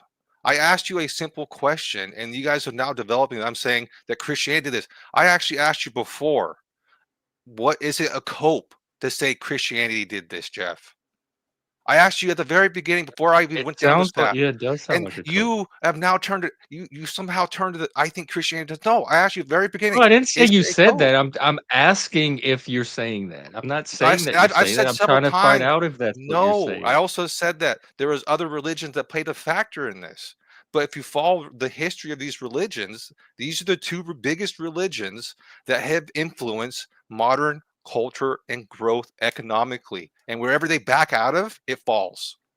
Wherever I guess I need to see more evidence of that to just. Yeah, and I've seen the evidence, and if I had the time, I can show you the graph of it going out and then bleeding back, and then watching the areas that it bled back from just go stagnant. But Jeff, Philip, would you not have to include the fact that internationally everybody has to play with the Federal Reserve note of America? Oh, that's an interesting one. I wish I had more knowledge to talk to you about. Well, it'd be different if we're trading internationally the ruble or the yen, or maybe the Muslims have their own currency. But once you're actually everybody has to trade with your currency, and then you start understanding about spot currency and all that, floating currency. At that point, you could hold most countries hostage. Sure, then you can turn around and say, yeah, but it's our Christian part, or it's our communism, or no, in this case, it would be capitalism. No, it's the currency. Everybody has to trade if they want with that currency. So that's why it's the empire. Back in the British time, they used to use twigs. The Romans used to use a coin. Forget about the military, that they endlessly spend a whole bunch of money. So, but just to think of that, it's just one dogma. In this particular case, whether it's religion or state, it's commerce that's running this realm. Now, to think that Yeah, I agree. I totally agreed. I agreed on that. Commerce is not going anywhere, and it's something that established everything. But if you don't have commerce that needs a purpose or a community, you're not going anywhere, right? Right? You're stagnant. And what do Christians or other big religions do? Big religions do. They go to another place and bring their community and commerce, trade to that new place. And then they go back to their home and bring it back to them. And they do the trade. But the person who doesn't have any community, doesn't know about the world, or wants to adventure the world or help the world, because doesn't want to help their neighbor, doesn't want to help anything outside of their state, is not going to grow. What do Christians and other big religions do? They want to help their neighbor. I'm doing the same thing, and I'm not like you're. That's not the sole property of Christianity. There's plenty of non-Christians that do the same thing. So I don't know why you're wanting to claim that for Christianity exclusively. I would lean more towards trading opposed to helping our fellow human being. It's usually a self-absorbed pursuit. Yeah. Well, at this point, Jeff, it's debate. So I'm trying to win a debate, right? Oh, okay. So I'll give you at the this W. point, it's a debate. I didn't realize that, Philip. I'll give you the W right now. Yeah, it's a debate. It's a debate at this point. It's a debate. Dobez is a good one to debate on this. Oh, Dobez is a beast. Oh, welcome, Dobez. He'll make you earn that victory. Are you a vibe reader or a body language reader? Dobez. Aren't they the same? No. See, I was going to say Body he's both. language is your physical vibe. We had somebody on here earlier that read body language but didn't understand vibes. Well, auras. He didn't do auras. That's just a missing link. Like, how do you perceive the vibe properly if you do not read the body language and vice versa? That's what I would. I'll tell you why. Because sometimes people get vibes from avatar, like people that are not on cam, but it's conversations with just avatars. But the vibes still come through somehow. Yeah, I'm not saying that you need body language, but I'm saying that you're missing something. Like, there's multiple vectors of attack to find the proper vibe, but body language is definitely the most potent one, aside from like the tone of voice. I think tone of voice, number one. Yeah. Well, actually, no, the actual words themselves are probably the easiest way. You know, if it's a court hearing, you know, you don't need to look at the body language to know the vibe. You can just read a transcript. But you know, body language is king. But it isn't the only way to perceive the vibe. And what kind of And vibes? Some people like get emotional energy, like the empath. They feel an emotional tone more than a body language.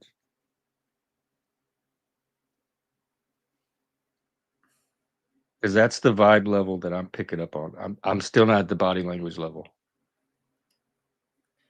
I don't know how you could, like, what you would gain directly from, like, body language is just it's a language. Like, it teaches you, okay, this way of having your body or moving your arms signifies this and this. But it's different for every person. Emotion. Like, it's not a universal language. There's some universal traits. You know, we can look at the chimpanzee and see if it's happy or if it's angry or if it's planning something. You know, and there's also personal traits. So, but if you get to know a person, you can pick up on those as well. So, like, it's just it's just a way to decrypt other people, really. It's just a language, and you just need a key, and the key is partly universal commonalities, and then there's the personal quirks. And for a lot of people, it's not the best option. No.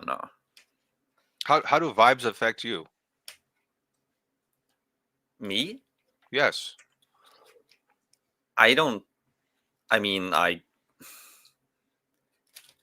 They change my own behavior. Like, if the vibe of the group is, you know, melancholic, then obviously I won't be boisterous and really, I will adapt to the vibe of the group, because that's sort of what you do. You know, you don't want to disrupt too much, unless, of course, there's something important. And sometimes, you know, you can be countercurrent. If you arrive at a really sad meeting place and there's no reason to be sad, it's just really down, and you being happy and active and emotional can sort of counter signal the current vibe and raise it, but you could also do the opposite. Like if you arrive to a very happy workplace, everybody's chatting and being really nice and having fun, and you arrive there and, oh no, my car got broke, you could have maybe waited to say that until it wouldn't be as disruptive. So like there's different levels of being impacted by the vibe of an area. Like there's some part of it which just happens naturally. You just react to it naturally. That is, human nature, mimic neurons and all that. You just react. But there's also a conscious part. Like, how will I react to this? Should I go with the flow, counter signal, do anything else? It's not something, at least I think about that much. It just happens. I just decide on the spot, or not even decide. I just go with the flow, my own gut. I don't really like to think consciously about everything. I feel like it just adds latency without any reward often. So, and just going at my gut just has helped me so far. So why not? So yeah, I hope that answers your question. But that was great. That was great. See, I'm more into thinking more subconsciously before acting, and reading and really going through the vibes before acting. Not necessarily reacting, more of like, yeah, not reacting. And we were talking about it earlier, reaction versus the other way of doing it. Very cool. Thanks for sharing. Thanks for sharing. What kind of vibes are you getting right now? Well, the conversation is a bit stilted, and I think there's still, the previous debate did get more combative than it probably should have. I think we had some misunderstandings. That's what a debate is. They mean they A get combative. debate doesn't necessarily need to be combative. Well, it's a fire channel, so that on here, I suppose. Intense. I suppose. It's an intense channel here. Intent. Yeah, that is very true. I didn't see anything about the debate that registered on me as out of the ordinary. But combative, if we're talking about vibes, you're right. Because if we're only tracking vibes, there was a variety of vibes throughout the debate. And of course, there was a little bit of dogpiling towards the end, 3 versus 1. But I'm sure you're happy with that, Philip. That I mean, yeah, I'm king of the hill.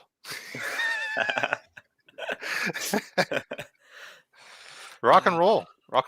So, how's your year going? That now 2025 is getting towards the end. What were your highlights? My highlights, definitely the summer vacation.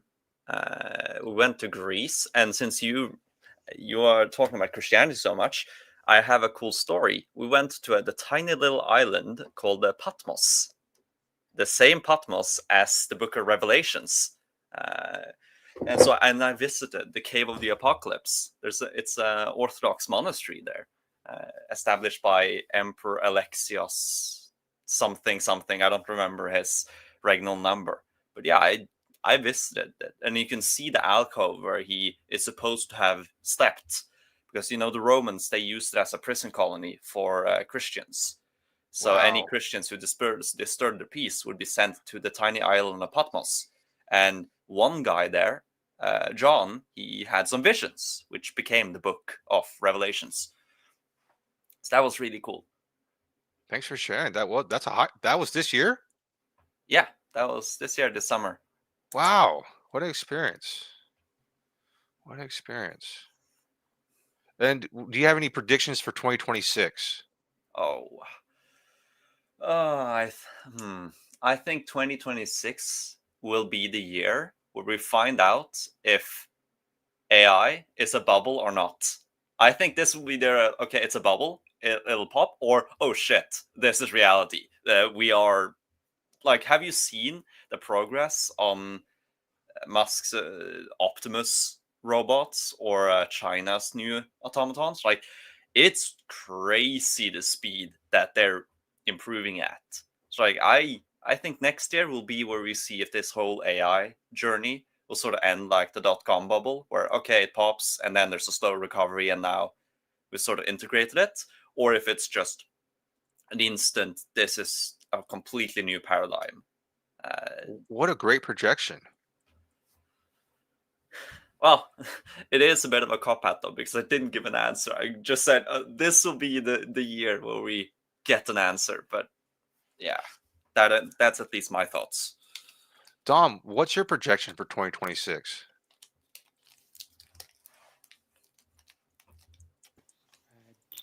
Sorry, I thought I couldn't really answer the question.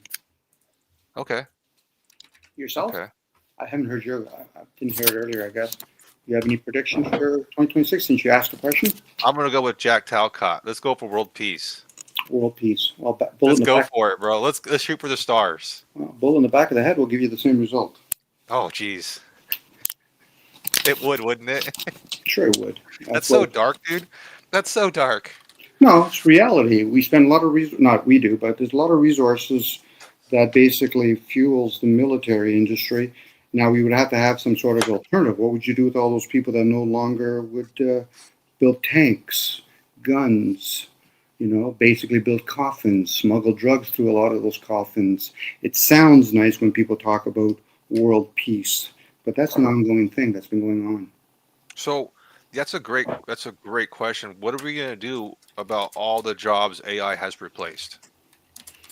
Well, they've been talking openly about depopulation, so that's what you do with it.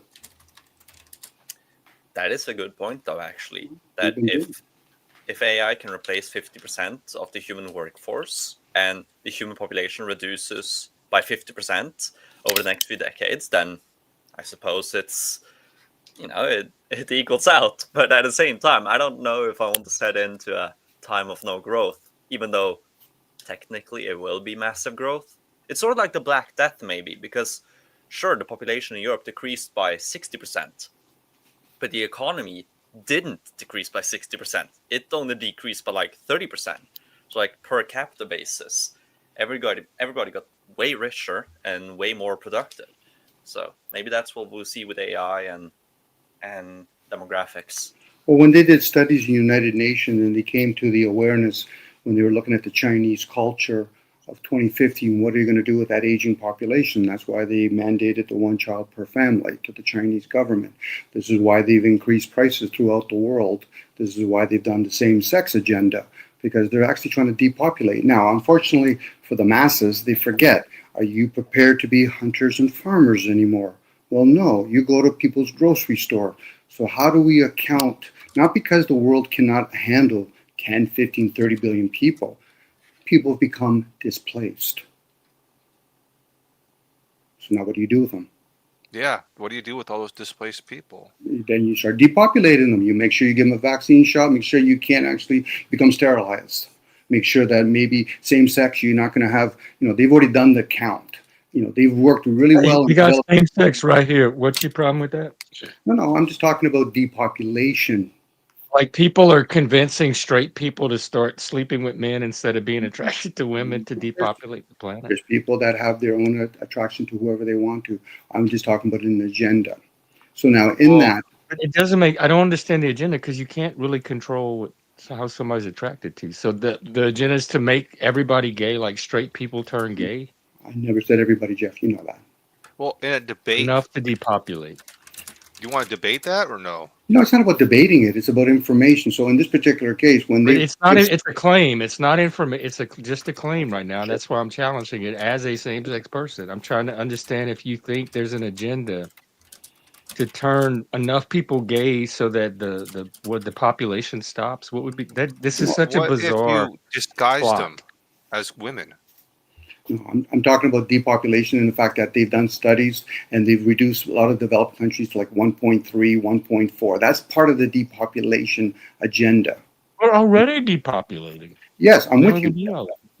But at the same time, I'm saying that that's a result of the consistent agenda over the past. Like the biggest scare in statistics and a lot of politics in the past few decades has been overpopulation, and now the biggest scare is depopulation as a result of. I wouldn't say as a result, but like there are a consistent few in the high echelons of power whose primary cause of worry is the increase of human population. They think that there is a cap to how many people Earth can support, and that instead of improving Earth's ability to carry more humans, they think the logical solution is just reduce the amount of humans. Like, this isn't a new ideology either. Like in the 18th century, they were called the Malthusians, and one of the reasons, for example, the Irish potato famine got so bad is because they didn't want to intervene, because they thought that Ireland is already at maximum carrying capacity. They're already way over it. By us sending extra food and preventing famine, we will just make the issue worse. So it's better if they just die off en masse. That's way better, according to them, because the dangers of overpopulation are too much. So, like, there's probably some overestimation of how consistent the signaling is in the elite about overpopulation, but it has been a consistent theme for the past 200 years, ever since the Industrial Revolution, because when your population doubles in 30 years and it keeps doing it for the next 100 years, then you're beginning to have some worries that it might never stop. And even though the doubling has stopped, they still have the same worries. So I got a dumb question. Do you think it's a one world order who's thought of this equation that we have to have so many people for this blue ball? Or do you think it's actually only certain nations who have population issues? Well, okay. There's two different questions, I suppose. I think that, it's the Earth is way below its actual carrying capacity. Right. But I do agree on that that one, some yes. nations are above or at the carrying capacity of the land they own. So, like, Correct. the Netherlands is pretty much already at the cap. But because Are of you global serious? trade, they can allow it. Like, well, my own country, Norway, only produces 30% of the food for the population. Like, we are farming all the farmland possible. We only supply 30% of our own food. There literally I did not isn't any know more that. farmland. So you guys are So- importing the other. Wow. Yeah, like, we are above carrying capacity. Like, we're just mountains and fjords. What do you expect? There's nothing here. But, Well, but back- what you talking about, bro? You're not just a prairie full of tomatoes? I've never been there, bruh. I've only seen California. Oh, California. Oh, it should be farmed so much more. But either Yeah, way, California is like we could sustain a. Yeah, California can sustain a lot. yeah, it's the Mediterranean. Like, it's just as fertile as the Mediterranean. You could Yeah. have Italy level farming. Either way, back to the question.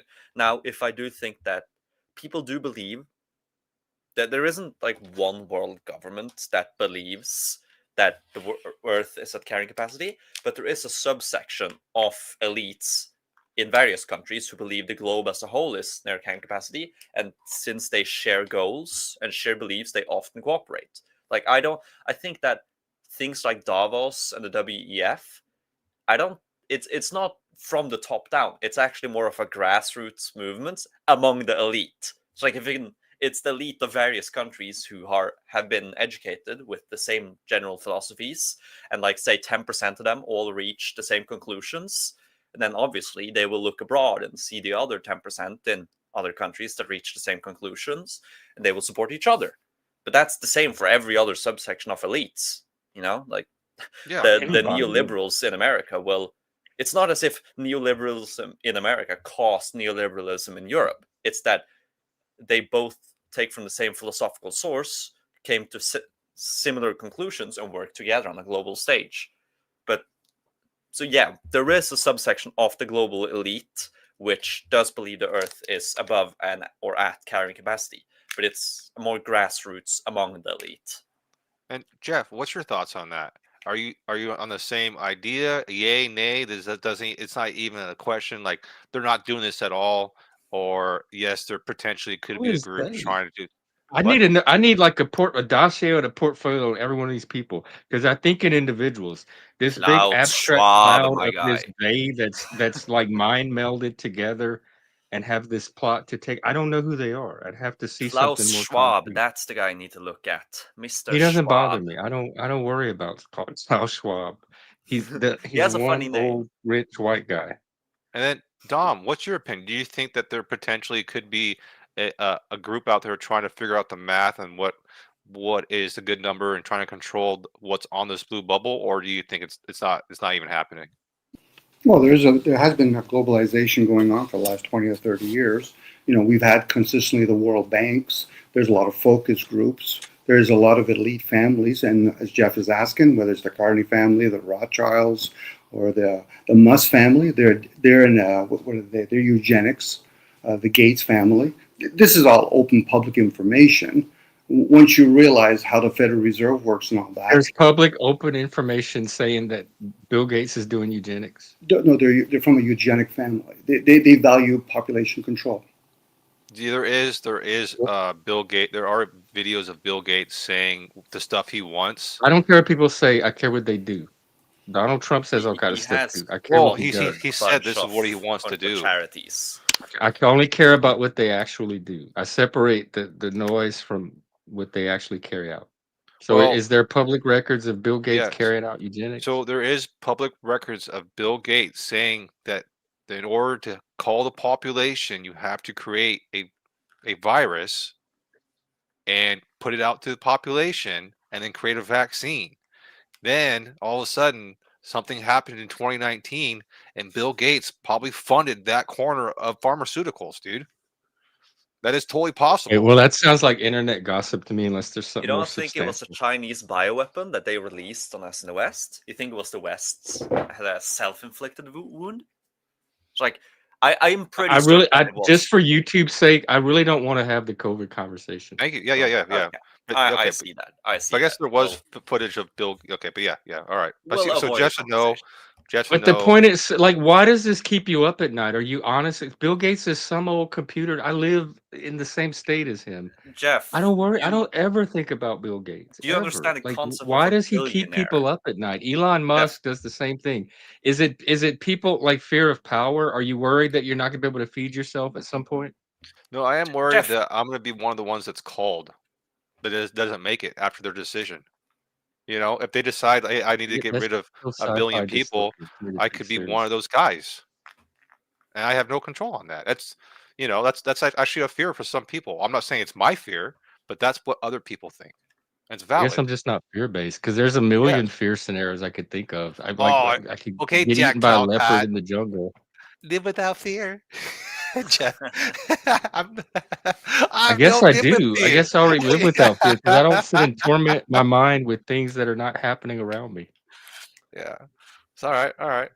I personally don't have enough information. I didn't do enough research, but if I had a feeling, I would think that someone with too much money would be bored and want to play a game. And I don't make that assumption. there's some cruel game. There's some cruel people out there playing some cruel games. Oh man, I don't think I would call it games. I think they're very serious. Like as I said, there are multiple subsections of elites all across the globe who all are very serious about the ideologies and the goals they have, and they will enact them. It doesn't really matter what it is. It's just how much power they have to do it. But that's been the case throughout history. There's Yes. always somebody waiting to get power to do something. I mean, that is the way history works generally. and It is. throughout history, power's been used for a lot of bad. No, I just Yeah, haven't but in also my a lot of lifetime. good. I just haven't seen it. I have a pretty good trust relationship with the powers that be, and I don't anticipate this Let's kind of take a like the kind of really disaster and strange catastrophe example. that people. Jeff, let's look at a really strange example, which is completely random. Jimmy Carter, he gave up control of the Panama Canal. I think that is one of the worst things for America in the past 50 years. That was weird. That is weird. Yeah, that I believe that, or that he gave away the Panama Canal. That he gave away the Panama Canal. That's so weird. It's idiotic, but it is one of the few things that instantly makes it so America will struggle way more with winning a war. So imagine this: there's a war between China and America, and China alone doesn't have a big enough fleet to defeat America, but America's fleet is split in the Pacific and Atlantic. Now, with the Panama Canal, you can connect the fleets in 1 or 2 days. Without it, it takes a week. If China can then manage to destroy the Pacific fleet before that, America loses the naval war. That's one decision Carter did that down the line could be detrimental. I'm Hey, still we got like, where was the purpose of the example? Because I don't understand. It was trying to get me to see something. You said we're going to use a random example, but I forgot what Yeah, it was trying to because illustrate. doesn't that seem relevant to you? You're an American. It's No, there is a chance in your not life that directly. America My will life be has in a never. I've major never war. once thought about the Panama Canal, and there's not been anything in my life that I've said, "God damn it! If it was not for this damn Panama Canal Well, being given I think away, you will say I that when would be China living this crushes the kind of Pacific life." And fleets. Jimmy Carter robbed that of me when he gave me like I've never have once in my life thought like had that thought about anything. But Jeff, you will say that when war comes and China crushes the Pacific fleet. You will say that. Why Gosh haven't they darn done it! it now? If it's so easy to do, then why haven't they done it? I'm sure that the military knows that that's an option. There's plans to cover it. China knows that Yeah. it's an option. There's reasons they're not Well, doing it. I don't the have the reason is that mind that can sit here and think of pointless fear scenarios for no reason. it's not a There's fair nothing in my ordinary scenario. life that would cause me to worry about China taking over the US Okay, through the Panama Canal. Jeff. Nothing Jeff, other than an Alex Jones episode, which I don't let me put it watch. like this. I love geopolitics. I think of things in terms of geopolitics. Like this is what like I care almost more about geopolitics than domestic politics. You know, I don't I care I know about it when it's rooted in something concrete. well that is rooted it's in a total war scenario, you have lowered the chance of victory. I Yeah, don't know, but it nobody might can predict war. Like if we go to war, then but just a totally different mindset, like it mode I switch to at that but point. prepare okay. Okay, I understand US now, but like if you were the actual president, you would never do that. You would have to be concerned Hey, but with that. I'm speaking Yeah, as Jeff, like yeah, not as yeah. I don't I know. know that. Trump I would know not give up the Panama Canal. He that big precious canal. We're keeping it. that.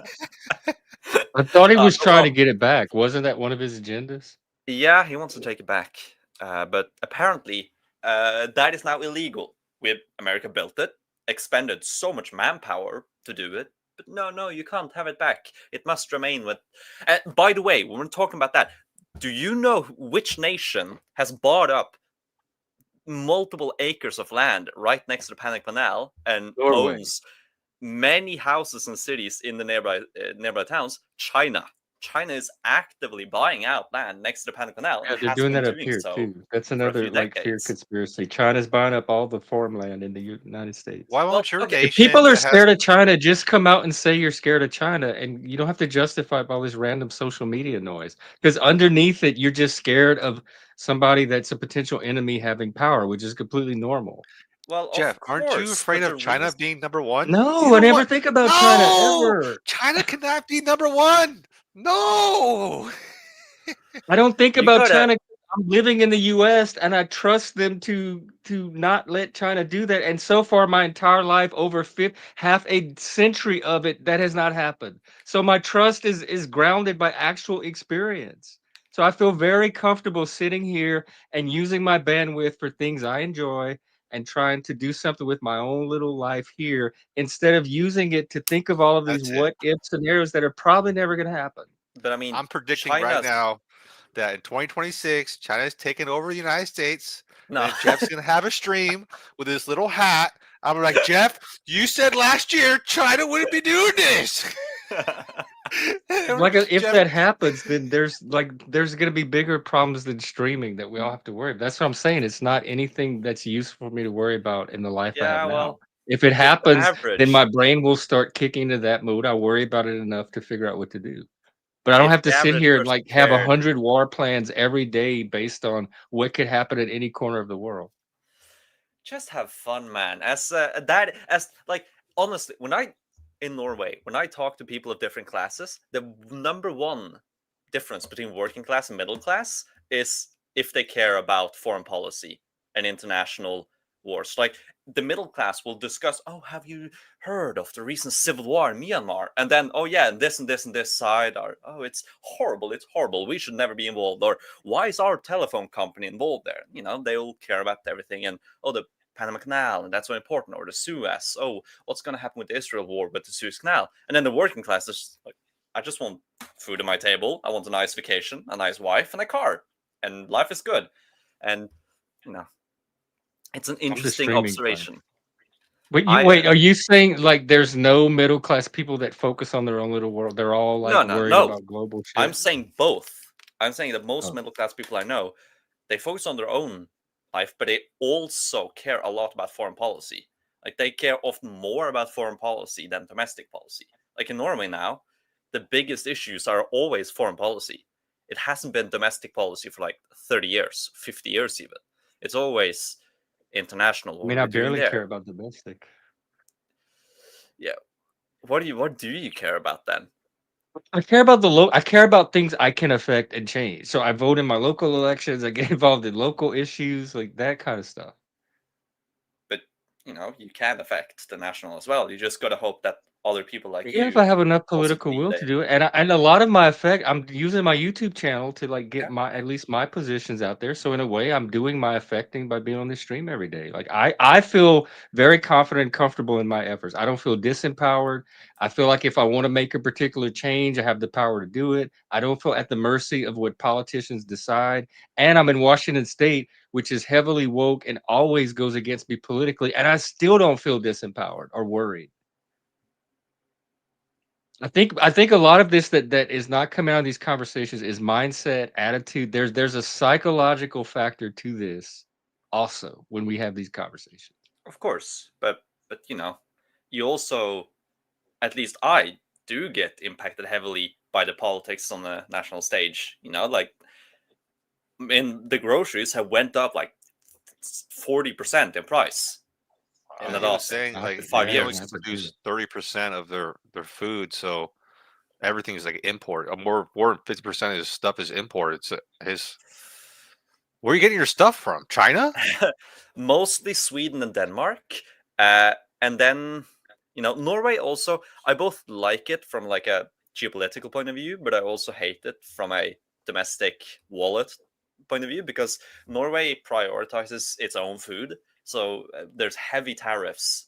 We have a 400% tariff on beef and milk. What does that translate to 400%. you? They don't even have Kentucky Fried Chicken. That So translates that I buy a normal bottom of the barrel steak for the same price that you pay for a Wagyu beef. that doesn't help. So like Oh, if okay, so like damn it, how do we put this in a way we can so how much you pay per kilo? It's hard to say. $40-50 perhaps. No way. No, that's for Yeah, like that is a lot high. example. That's a Yeah, lot see, the higher. prices are not high like that over here. So you might be living in a different context than we are. I live in Norway, man. We are the most expensive country in the world, and that went fine in 2013 when we were also the richest country in the world.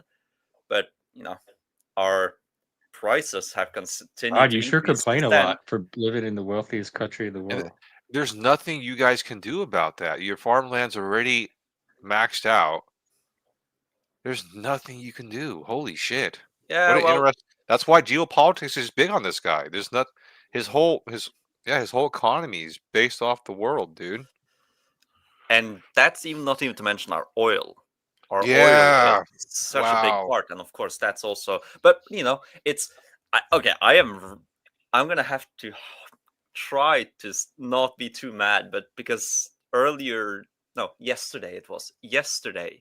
There's because we just had an election in November, and the left won a very narrow victory, and they're trying to have to find a coalition. Now, the biggest party on the left has said, no, we will not deindustrialize our oil. That's not in the cards. That's not something we're going to do.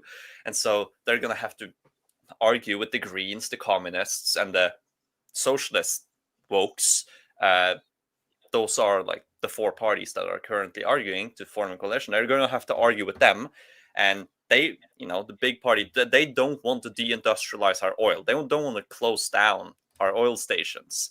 But then the traitorous bastard, or a foreign minister, he's on his little meeting to Brussels to the EU, and he just signed a deal. Yeah, by 2050, we'll shut it all down. We'll just casually shut it all down. Whilst his own government, led by the party he is a part of, is currently negotiating that no, we will not shut it down. Yeah. but they just bow down to the feet in Brussels. Just kiss that ass. That's all they do. That's all the Norwegian elites have done since '92 when we voted no. You know, the people in Norway voted no, and so the response wasn't, "Oh, we should back away from the EU." The response was, "Oh, we shouldn't trust the people then." And so they just, created the. Oh, that's also yesterday. That same foreign minister signed an agreement which added 150 new regulations to the EU economic zone, which is the treaty between Norway and the EU. So, in Norway, that would usually have to need a parliamentary action, to add or remove a regulation. But since it's an international treaty with the EU, he can just sign it on his own. So he just says that we will give away all our oil by 2050 and adds another 150 regulations to an already bloated economy. Gosh. He is by far the worst minister we have had in over a century, perhaps.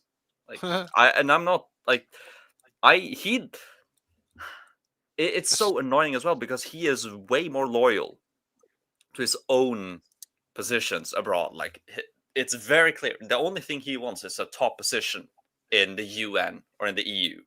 That's sort of what normally happens in Norwegian politics. They rise in local politics, they get a big position, and then when they're finished, they get instantly to the top internationally. Like a former prime minister, he became the head of NATO. We also had a former prime minister be the chief of the UN a few decades ago. It just happens. That's the way it goes. And it's the one ambition of all these people who have no loyalty to Norway and her own people. Are you interested in joining the political game? You're young enough that you could focus your energy in that direction. Yes and And you're no. knowledgeable enough. Well, I guess this is pretty standard knowledge for your area. I would say I am above average capable of politics. Right, and you got the charisma for it. Yeah, but I don't know. I don't think. Let's put it like this. I don't think that I can be both truthful and safe if I join politics. If I speak the truth, I will put my life at risk. And your I family's don't life want to at join risk. politics. Jeff, you don't know. That's a fucked up country. If you your country's ready to kill you if you speak truth, that's some pretty extreme shit. Well, it's only certain kinds of truth which have been suppressed for a long time, and yeah. And are you the only one that knows them, or do other people know this too? No. A consistent This sounds starting to sound 50% of the conspiracy. population knows about the issue, but are too afraid to speak of it because roughly 20% of the population are ready to kill if it goes too far. Let's put it like that. Just for context, Jeff, Norway has a higher murder rate and crime rate now than it did during the late Middle Ages. Same with most countries in Europe. And certain portions of Oslo, of the capital city, are, let's put it like this. You would think it was a Hollywood movie set in the Middle East if you walked there. And that is a very dangerous... brown people. Yeah, I'm gonna troll you guys right now. If there was more Christians there, you wouldn't have this problem. Well, no, because Christianity is he's very pro-Christian because it's what saved the Vikings and made them. It's what gave us monarch charts. I'm joking. It was a bad troll. Okay? I'm struck because I've spent many years listening about Norway politics and history and everything from you, and this is the first time I had an idea of how extreme it was. Like you have secrets, and if people find out, you're going to get killed. That never made it into the conversation. Well, you do know that, any of those years. For example, the Oslo Police Department, they are not releasing crime statistics because they know it would incite racial hatred. And recently, there was, for example, second biggest city where a guy, I don't remember his name. I think he was Somali. which is on point. But he used an electric scooter. He fell over, hit his head, bled a little, and then went to the press and said it was beat up by a mob of 12 angry Nazis. And then the police, without any evidence of that happening, launched a massive investigation where they ransacked multiple houses, took multiple people to jail, and it lasted like months and ruined so many people's lives. And then in the end, okay, it was a lie. And he gets no punishment. None at all. He just a little slap on the wrist for... And that's an indication that there are people trying to kill you if you speak truth. That's an indication that the state has chosen a side. It's And one incident. It's one data point. But Jeff, do you think I could list off like 1,000 data points? Well, But- but you okay. could do 2 or 3, and then the state is not even state because politicians are always getting swapped out. Okay, so- then let's do another one. A few weeks ago, in the streets of Oslo again, there was a grenade attack in one of the big cities, and those grenade attacks, they were, I think, 12 and 13, the 2 people who threw them, and they had been hired by Swedish gangs, specifically by the gang named Foxtrot, and they had done it to fight another gang in Oslo and expand their reach. And there is a current, like there has been an ongoing gang war in the shadows of Scandinavia for the past few decades, because in the 90s, when the Yugoslav immigration wave happened, they quickly created basically the drug market in Scandinavia. They created all the networks and did all of that. But then when the more Middle Eastern immigrant wave happened, they began conquering and fighting with the Yugoslav gangs. And the Yugoslavs, they were more like, like the Japanese gangs, calm in the shadow, don't disturb society as much, sort of a mutual understanding with the police. The new gangs are not. They are using rocket launchers in the public, grenade attacks, often assassinations in multiple countries. Like Denmark is considering closing down the border with Sweden. Like both are in the EU because too many Swedish gang criminals and assassins are crossing the border to take down people in Denmark, and they are using weapons that also take out civilians, like grenades. I it's can't not just believe you a- were sitting all of this. It's like an action movie. Yeah, well, I have mentioned some of that, but I try to be more. This The is the things that are Norwegian not- history. I Yeah, think I try. people Yeah, I try to are here for. not talk about the things that are unique to Norway and Scandinavia. This is basically the case across Europe. It's just that some areas, like Sweden, it's way worse. Like Sweden. So is- there's a lot of brown people coming in, and the white people are having trouble with it, and it's causing cultural tensions, and there's violence. And if you that's happening consider kinda the all over. highest crime rate in centuries just cultural tensions, then yeah, sure. I mean, just look at what's happening in Britain now. It's certainly, I think that is the way that it will go in most European countries as well. I don't think we'll get out of this without And then conflict.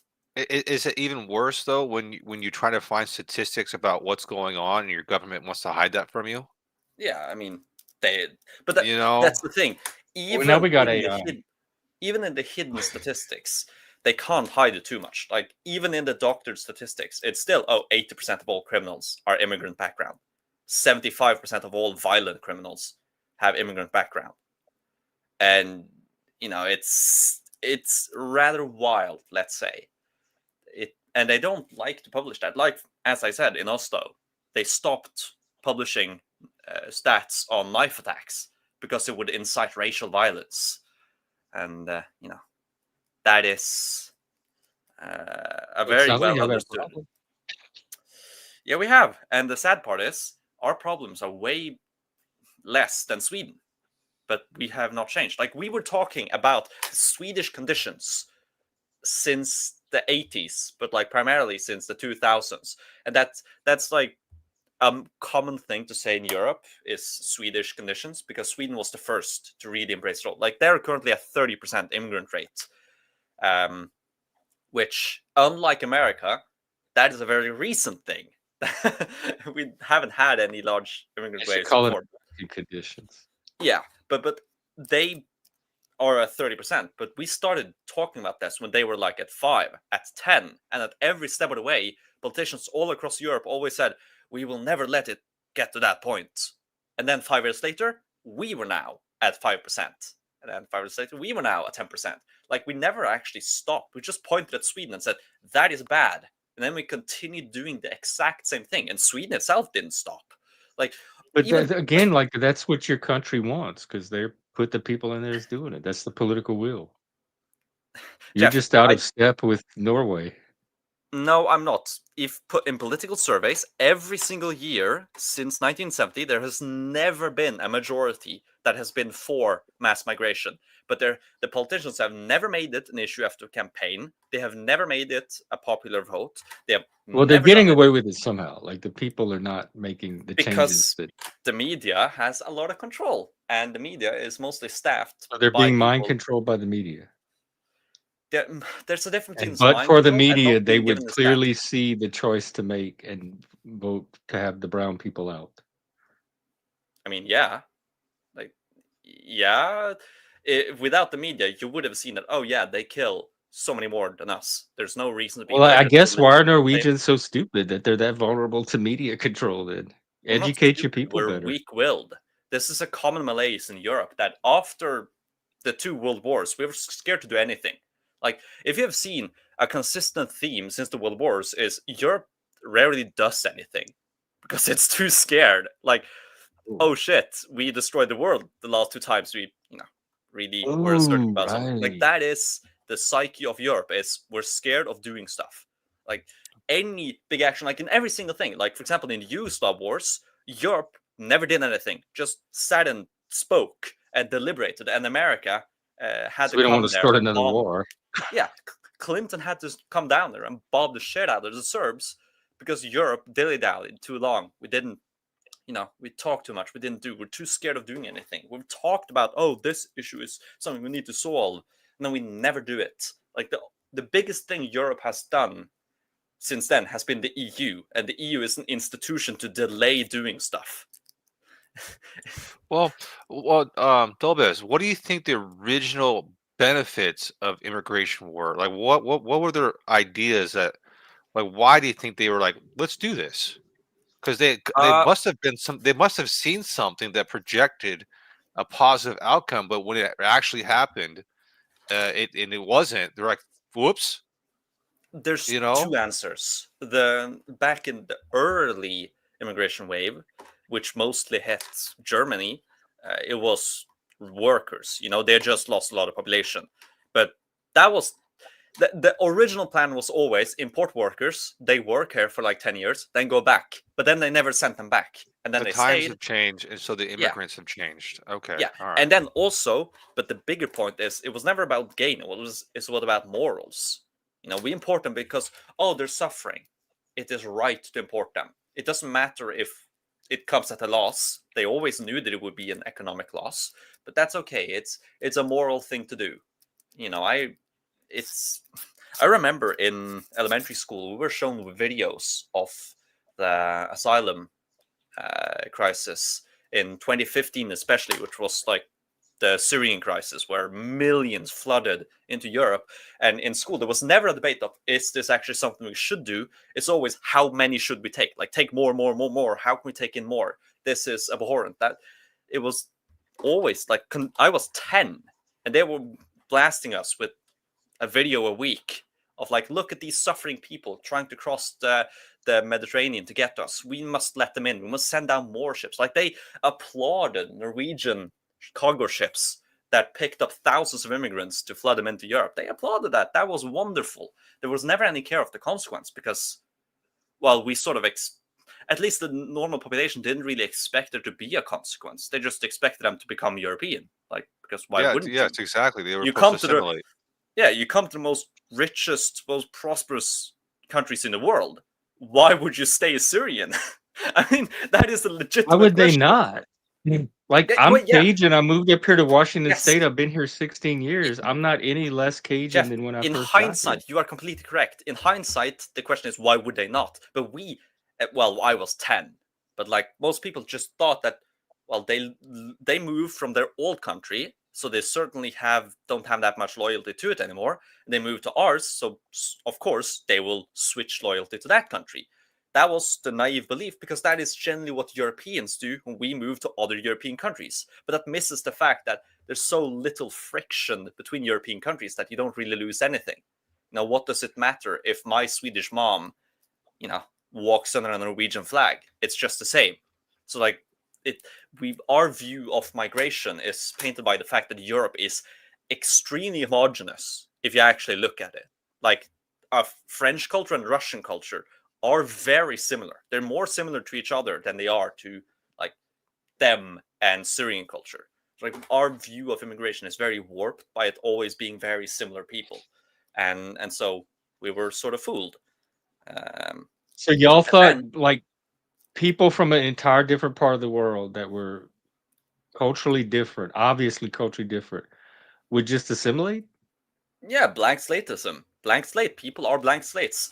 Just push them into I the right. almost want to say y'all deserve what y'all got, but Well, Jeff, whoever thought that. Well, Jeff, this that's is a happening. good. That is an American infection to Europe. Like that is literally the belief of the American elite that we adopted blank slatism. So as nobody immigrant in Norway generation. thought this at all until who is the American elites anyway? Like said Jeff, went to that's Norway and said, "Hey, brown people are just like you," and Norway all of a sudden said, "Oh, why do we let in brown people?" This American elite person said they're just like us.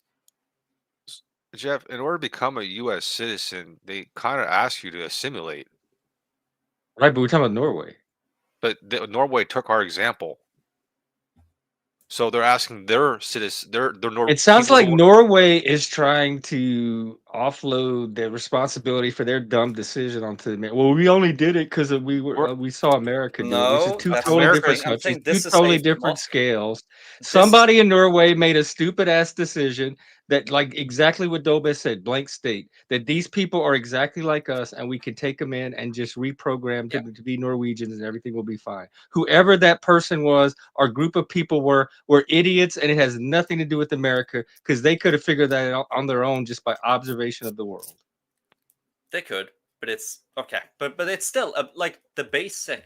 It's a distortion of classical European legal principle, which is jus sanguinis, by blood, citizenship by blood.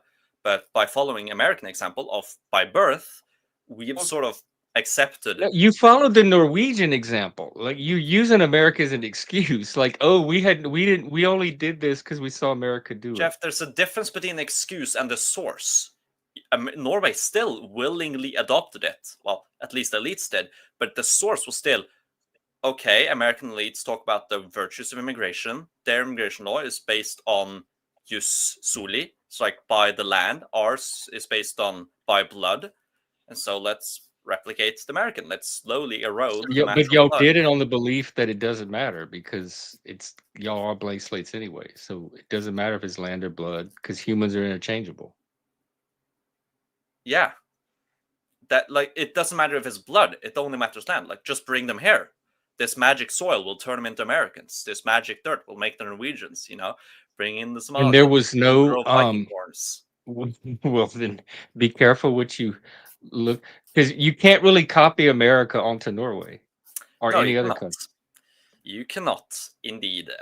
And that has been a. But are you it's saying there quite- was no immigration to Norway before that, and then America's what sold y'all on even letting people in at all? No, I'm saying that immigration before was very restrictive in that less than 1% of each generation, roughly. Like that has been Europe experienced quite little immigration as a whole, but there were waves of a lot of immigration. Like Spain, after Reconquista, imported tons of Germans and Italians to settle in southern Spain, But after that, they also had centuries with basically no immigration. So, we have had big-scale immigration. The Romans, definitely.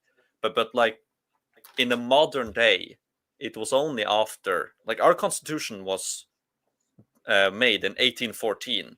And whilst it was inspired by the American, it was primarily a product of looking at the Brits and the French, and and our own traditions. Do note, Norway was the second country in Europe to have a universal legal code. It's We were before the Brits, before the French, before the Germans. Only people before us were the Spaniards. But like, it. Our When elite, did the immigration start then? for us, Yeah. around the 90s. Like there were before that, but like 80s, 90s, it was maybe 4 or 5% of the population, and then in the 2000s, it increased to like 10%, and now it's 20 and above. So it's sort of the same in Sweden. You're at a consistent 4 or 5% since the 70s, 80s, and then suddenly in the 2000s it just explodes. Same as all of Europe. We're pretty consistent. Well, I like guess 84. then the night it sounds like the explosion part is the problem because the '90s immigration doesn't even sound Yeah, too terrible. no, it isn't too So bad. that happened in the 2000s. There was this explosion, Yes, and that was the asylum crisis. It was and the asylum crisis is basically a 3-part issue, or there's 3 main causes for why it is a crisis. One, we built an asylum law after World War II to deal with the masses who had no place to live. That was based on, okay, this is Europe, European peoples, they can integrate basically anyone in Europe. We just have it open. Any person suffering can get in and become a citizen. That was sort of the basic principle. Doesn't matter if you're a Spaniard, a Frenchman, an American, you can get in because you suffer. That is still the basic code. Like you can, for France now, it's actually really funny. A statistician, the statistician. yeah, that guy, that profession, that guy, he did some calculations about the French immigration law and saw that over 1 billion people are eligible to come in for on asylum claims to France. Over 1 billion people to France alone are eligible. So that's one issue. Then the second issue is, let's say, our jointly European and American meddling in the Middle East that caused a lot of wars and displacement. And those people, they see that, oh, France has 1 billion slots open. Let us just all come in. Let us join. And they went in. And then there's the third issue, which is the International Court of Justice and some of the treaties that we have signed in part of that, which restrict you from sending them back. So, for example, in Sweden, there was a person who did, can I say that on stream? Who did something very bad to an underage girl, and he was not reported. He could not legally be deported because he would be punished when he got home. So Sweden had to keep that guy because he couldn't be punished back in Afghanistan or whatever it was. That and that has happened so many times in Ireland, in France. It's you cannot deport someone if they will have. That's because suffering when that's they how come those home. countries want it to be. That's what they've decided as a society to. Yeah, and that's what I think enact. should change, and that's what needs to change for us to begin deportation. Like you cannot deport legally without making it legal. And it's sort of a really wicked inversion that it's our responsibility for what happens when they get back to their own country. Like, why is it my responsibility for what happens It's in not. Who Iran? said? The International Court of Justice and the Human Rights Declaration. If you're part of that, you are responsible for what happens to a person when they are deported back to their home. America, I believe, is also signatory. So by law, when Trump deports a man back to Honduras, Trump is responsible for what happens to that man in Honduras. He is I don't responsible think he for any cares. suffering on that man I don't in think he's another worried country. about it. Yeah, he doesn't care, which is good. But I would rather, instead of not caring, I would just make it legal again. Just change the laws. Yeah, I don't understand the psychology of these people that run their country. Let's let in everybody and not have a way to get rid of them if they start causing too much trouble. Let's make it as hard as possible on ourselves by our law. We're so intelligent and sophisticated. We can think of laws to make our life even harder in service to these people. I think you'll be disgusted, Jeff, to find out how many people are broken in politics and that just shouldn't be there. But they got in. They're just Well, taking up a that's because the spot. people keep letting them in. Well, Or It's, it's not that they let in a them in. democracy, the power rests with the people. It's not that the people let them in. It's just like they get a job that there's no one voted them to get that job. No one let them in, but the job needs to be filled. So like, well, I need somebody who has a Oh. politics background in school, and I need to fill this job as a secretary. And now you're in politics. No one voted that Yeah. person in. Well, at least in America, if it's the public education, the public does have some accountability mechanism over who ends up in the public schools. Yeah, but no, yeah. Well, I really appreciate the conversations we had tonight. I did my part. I You hate to did. take off because I think we can continue these conversations, but that means the potential another stream. So I want to inspire you guys to come back to Jeff's channel for another stream to continue the conversations with us. And I'm done. So Dom, Dolbez, Jeff, you all have a great night. Thank you so much for your time. have a You great too, night. Philip. Thank you very much. Great Continue, night. continue. I can't wait to hear it from the chat. Peace. Peace. All right. Well, let's do a vibe check. How's everybody? Tired, but Tired. enjoyable. And not because of this chat, I'm tired because I haven't slept, and I decided not to sleep because I couldn't sleep. So I'm just staying awake the whole day instead. Or are you gonna? Or is that what you want to do? Get some sleep? What time Yeah. is it over there? It's currently 6 a.m. and I Oh haven't my slept God, yet. you've been up all night? Yeah, as I said, I couldn't Wow. sleep, so why not just stay awake then? Then I'll definitely be able to sleep when the next night comes. Though I will be even more tired. But it's a good way to reset your circadian rhythm when it's so fucked up. Oh yeah. By staying up periodically. Yeah. Dom, how are you? I'm doing okay. I was just hearing you guys chit chat about politics. I'm assuming, Tolas, you're aware that you still have a ruler as a king, and then you have government like here in Canada. I do know I have a king, yes. Yes. But I also know he has no power, and he's symbolic and at the total mercy of the parliament. He is not even allowed to wear the crown. Because that would be... That's how all your politicians should be. You should treat them all that way. True. You know, I would prefer if the king had a bit more power, even though I don't really like the king or his heir or the heir after that. You know, like, I don't know. The current lineup of the next kings and queen is sort of making me bearish on my own monarchy. Like, monarchy is useful when you have a good king, but it's not that useful when you have a bad king. But he has a title. But he does have a title. And what comes with title is land. So he doesn't have much land either. The king is symbolic. Like, our king was invited by the parliament. We lost our domestic king 500 years ago.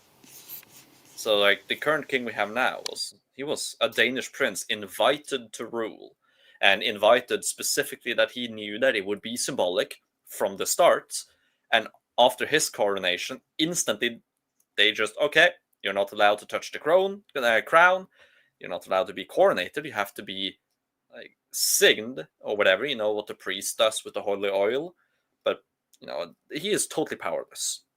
Barely has any land. And it's a great sadness. So who rules the land in Norway? The people, through our parliament. We own the land. We don't lease it by the king. Like, it's not as if I have a 999-year lease on the land. Any land I own fully. Not even the king owns it before me. Like, So do the people pay property tax? yes, Who do they pay it to? they pay Government. to the local municipalities. But yeah, Government collects it. The government collects it. Change the word to tribute. Like, I know So what you're trying. I know what you're saying, and I do agree that, you know, if you pay property taxes, you are beholden to someone, and someone has a claim to. Yeah, the society you live in. I want people that feel beholden to the society they live in, instead of free riders that want to just not contribute back. I do So agree. I'm glad there's property tax. And I prefer property tax is a better tax than a lot of others. definitely better than consumption. Consumption is by far the worst tax because it hits the poor way worse. Like all the people who are talking about welfare states and they want the need for the poor and want to be equitable in Norway, if they went on some tax cuts for the consumption tax, that would gain the people the most. Like our consumption tax is at 25%. 25% on everything you purchase. Well, obviously that's like a one button for change if you want the poor people to prosper. Just lower that tax. Don't, that is more important They'd than other suddenly taxes. prosper. They'd suddenly prosper without the tax. Well, no, but they'd have more money. They'd have 25% less to pay. Would they have to like get it out of the property tax at that point to offset it? Technically, yes, but also no. This is the thing in Norway. We are incredibly inefficient. If we ran our government as efficiently as the Swedes or the Finns, we could cut consumption tax at no loss at all. We could just remove it, and the state could have exactly the same functions. But if we remain as inefficient as we are now, then yeah, we need to offset the loss somehow, and it's not replaceable because consumption tax is 20% of the tax base. So you need to offset it somehow. And, I don't think doubling the income tax will be any better. That will probably be worse. So like when it comes to taxation in the welfare state in Norway, it should just be a question of let's be more efficient so we have more money to spend, or vice versa, so we have more money to cut. It is that simple. But again, the people will never vote for that because 75% of the population are beholden to the state. They either work for the state directly, indirectly, or they are subsidized by the state on welfare, and they will never vote for cuts in the state. So then do you like your country? Because that sounds like this is Norway. This is what Norway is. Love it or leave it. No, this is the politics of the people. I love Norway. But it seems like it's been like this is because of Norwegian psyche. The politics were always in this way because of something unique about the Norwegian culture and psyche. Of course. And it seems like you don't like that. Like you don't feel as part of that. Yes and no. In Norway, we have talked about this before. I don't know if you remember, but I talked about how in Norway there is this sort of consistent cultural tension between two types of ideal Norwegians. There's the jantelov Norwegian, and then there's the Peer Gynt. And jantelov, that's the sort of equitable, don't think you are anything, you are nothing, you're all equal. Oh, yeah. And then that's the other Scandinavian culture. Yeah, and then Peer Gynt, that's the sort of go out on adventure, have jolly fun. And I'm more on that side of the cultural discourse, but unfortunately that side of the cultural discourse, the last time it was dominant was the 1890s. So my side of the Norwegian culture war has been losing for over 100 years. So, well, then that's the reality you have to adapt to or change. Then you're a cultural minority, and I've been a cultural minority my whole life. You can thrive as a cultural minority with the right mental but it is changing. attitude. At least, well, it is changing. And by now, the youth are very tired with this. Let's just say. So I do think we'll see a complete storm in the culture in Norway.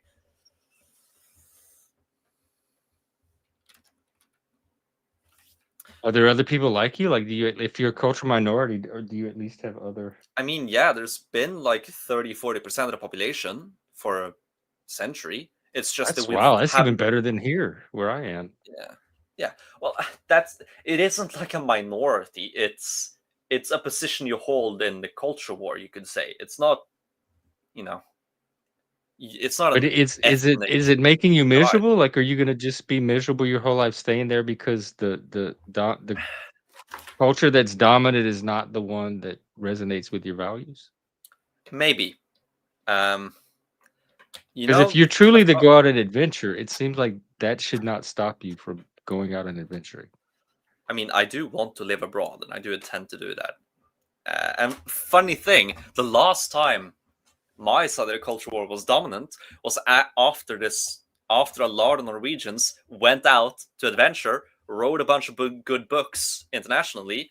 They got published at home. They returned as heroes, and that sort of echoed in 20 years of extreme prosperity in Norway, extremely fast growth. And then World War One happened, and that sort of ended.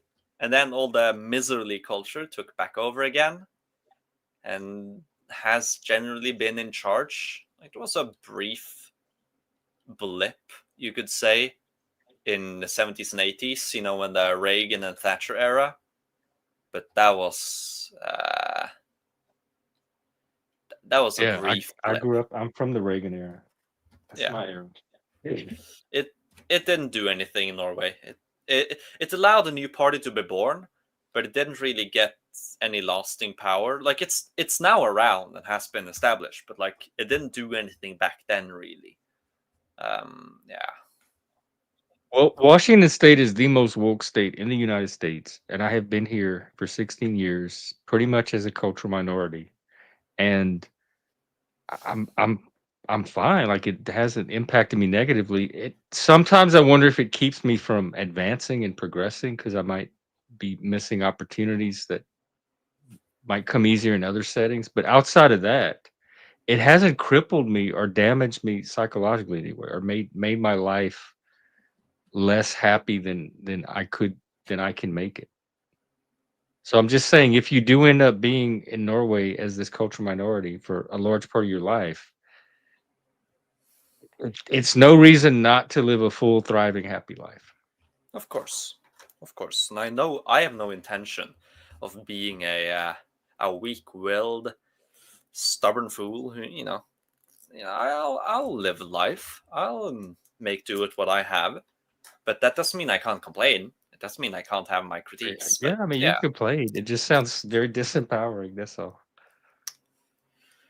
that is sort of an issue that when you look at the facts, they sound disempowering. But like the point of it is, you need to know your starting point to know where to advance.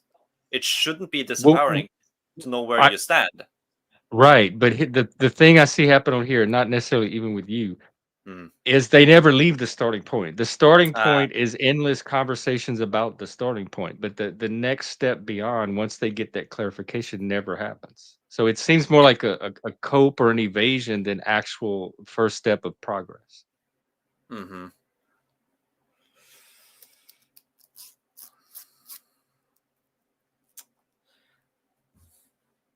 Hey, fatty, what's up?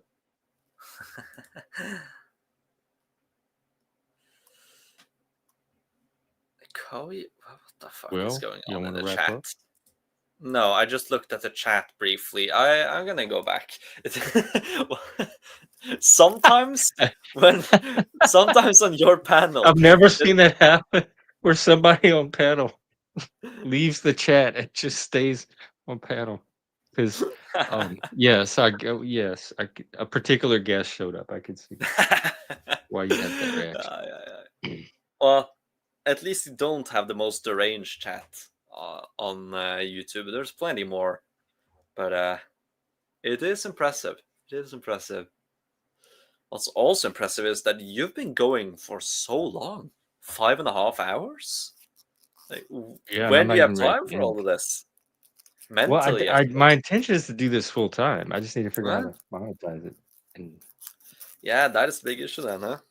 a lot of it is going to involve content, and I'm certain types of content are going to have to take a backseat to other types if I want to monetize. Mm-hmm. I've seen you've been using AI a lot lately as well. Yeah, Like, it's in fact, have I you can't wait to go seen feed all of this into the AI. have have you seen an increase in like viewer retention or whatever from that? Like, you have the app YouTube Studios. Like, you can see the stats for the Yeah, videos. I Like, don't really look at my analytics, but I subjectively, I very well you keep talking me into it because there's really nothing keeping me here, and I'm very vulnerable to that. I follow crazy hairs all the time. I have to be careful. Um, I don't pay attention to analytics, but subjectively, I have noticed more of like a stabilization of viewers and contents, and we've this community found us last night. There's Oh, an dude, I'm so entire happy. YouTube My system. back hurts so bad. What have you been doing? Are you still streaming? Streaming? No, I'm so like, I don't know, dude. Sometimes I just like, it's just horrible, right? I hate these like situations where people come, I just don't care about them, but other people like them, and they're like, oh no, we gotta get it. It's so annoying, dude. I'm so tired of Tommy like just coming on, and he like, listen, Why you let? I don't ever. Why you let Tommy on? because I'm a DJM fan, and DJM and Tommy are attached to the hook, and then the Christos too. I like Christos, but he never comes See, in. you vibe people. Oh my god, I'm so glad I'm not like that. Oh my god, I'm so glad I'm not like that. Okay, Jeff, dude, I'm gonna Y'all be like y'all you have to then. like adjust your vibes to each other. You can't just do your thing. I know it's it's a horrible way to be. That's why I'm complaining about it. I'm Well, mad this at is the right myself. thing. This is venting night. We had a lot of venting tonight. I think Dude, it did I tell helped. you when I got there, I was like, this is meant to be, because he also had a today, obviously, the thing with Alex Den. He had a backwards white hat on, and I was like, oh my god, destiny. Was it just the two of you, or were there other crew? just No, just the two. And you were the camera person. I didn't know that was gonna happen. I was not expecting that at all. I was nervous, so I was shaking. So is there going to be a repeat? Oh, dude, yeah, Friday, All right. Saturday, both days. Oh, okay, cool. Yeah, I think you have almost more to teach him right now that he has to teach you. There's no way. Well, I just do, but I do. He's okay. Here's what I've noticed. I got there, and he's like kind of panicking. Okay, we're gonna go live right now, and I'm like, okay, I know this feeling. But then so we go with no plan. And I'm like, okay, no plan. We're going to the library. I was really confused. We went to a studio at the library from a studio. I was like, why do we do this? And I could tell he doesn't really know. He's just like trying to do different things, and he wants to be around people. But now this whole thing, right? We talked about how I needed a second person for whatever purpose, but now this guy's known for this shit, man. He does, but like, where do we go? How do we get there? So your suggestions, right? You had a lot of them when I was live on the street. The glow sticks. Remember that with Shift? Oh yeah. Yeah. I'm trying to be in that mindset now, like of where we got 3 days to think about it. Like if he needs inspiration, he's welcome to like stop by here. We could stream and brainstorm some shit because my brain can throw out all kind of ideas. I think he's with too the right inspiration. But he definitely needs some coaching today. Even the audience was trying to help him out. He got lost. He's very good at what he does, but when he can't do that, he's lost. He doesn't know. He doesn't have like a backup. That's why I gotta, as a package deal, right? He's probably got a pretty busy. I mean, he does, dude. He's got a busy ass schedule. Like he's made it, so I don't think he'd have time for really panel stuff. But I gotta package it. He obviously needs something. I'm not saying like come to the panel, but I'm saying, Alex, you have to invest your time in something if you don't want a repeat of what happened today. So if you're too good for us or the panelverse, get it from somewhere. I'm just saying it's an opportunity.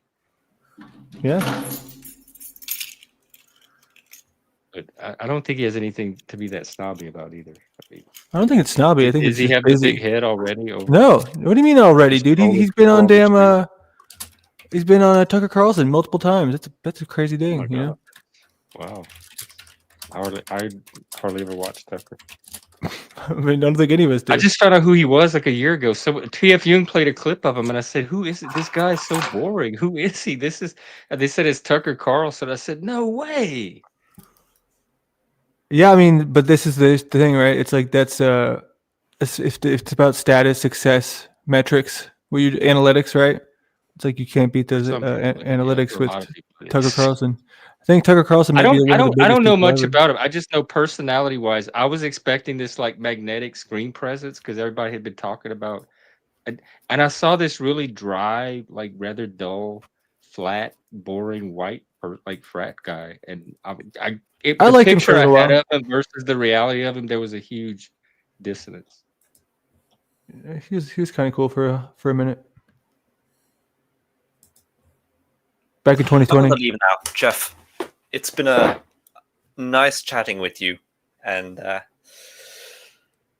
Well, you as well. I hope you get some sleep. that's gonna be 20 hours still. You know, I'm not gonna back out. I've already decided I'm not gonna sleep tonight. So then I gotta wait for the next time. You know, I don't back down. That would be cowardice. No, But or yeah, I'm addiction. gonna. Hey, remember I want to say I accidentally timed out deer fire today. It was an accident. I hope that I tried to undo it, but I forgot what I was doing. Yeah, that I was trying to like highlight their comment. it's late over there where you are too. Are you sleeping or are you still on a high? Domenico or me? You? It's midnight. Yeah. Midnight's late now? What are you talking about, dude? No, I mean it doesn't. I'm on panel time. I don't have. Yeah, I go to bed at like 2, 3 Okay. every night. It's my bedtime. Mm. Dude, oh, okay. I want to talk to you about this, and then I'll probably jump off because I'm actually pretty tired.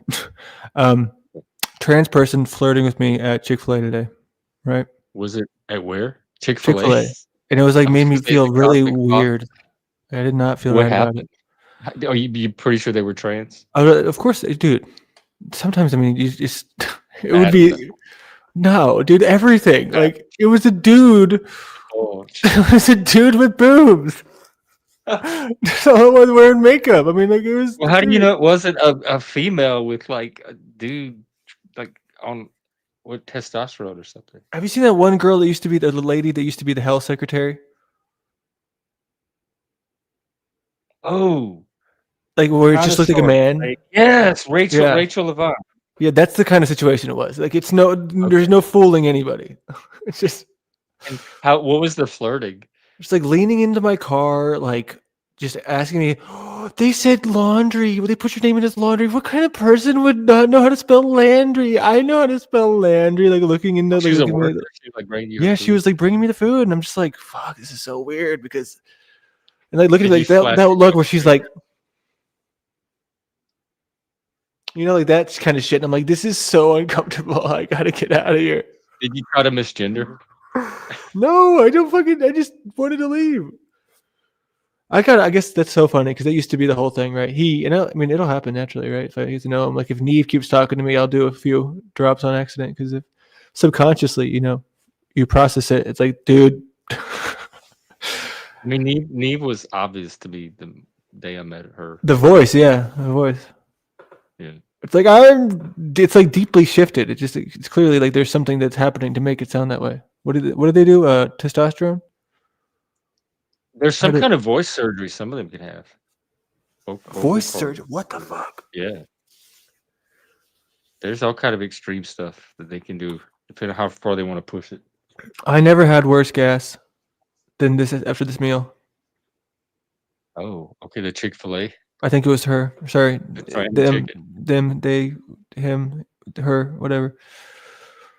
Is that good enough for you? I changed mine to it/its on my profile. Oh, okay. Your pronouns. What are you? My pronoun's faggot. That's what I tell them. Can you I tell say them I don't do pronouns, and if they push it, I say my pronoun is faggot, and it shuts them down. They leave me alone after that. that's wild, dude? I think you're faking being gay. I probably am. I'm faking everything. I'm one of the biggest actor grifters on here, I guess. Dude, I'm that was acting great this like I'm morning. one person that's not acting and trying to provide something stable and positive. I hope I could pull it off. Brown's boy today was such a treat. I love talking And to now him. I'm using. Not only am I faking it, but I'm using it for brownie points, victim points, and clout. So you just can't win with the autism. Any direction you turn, it's a problem.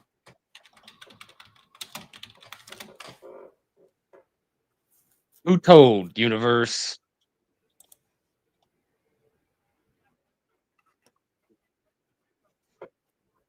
Oh, this is funny, dude. This is funny. What's going on? Cynthia debating. Wait. Sorry. I don't even have to actually. Just the idea. I know. I went over there. I was like, "What's going on?" That's what's happening right now. They're debating something. Her and that's Oh, funny. take care, Dom. We'll Oh, sorry. probably wrap it up. I scare everyone away. I'm sorry. I didn't even get. Look, I did. Philip taught me into doing a $30 goal. He taught me into 10, and I said, I feel it's embarrassing grifting for 10. I want to do at least 30. And the goal was, if I get the $30, I would turn on the Jackbox subscription, and we could play Jackbox games on stream. Nobody, zero, nothing, I'm tired of people and saying it's a fake yawn. the SD card as well to get a new SD card. Nothing. So You got no I'm not donuts? investing more in this channel than my audience. I'm not overworking this. If y'all don't want all of that, I'm not gonna. I'm happy just providing these panels every day. It's a certain energy, you know, like that where people like to. I don't know Well, I guess how to explain it. I want to talk to you about that. I was going to talk to the AI, but I could get a human point of view real quick. I'm learning the different types of energy that shows up on this channel, and some of them bring more numbers than others.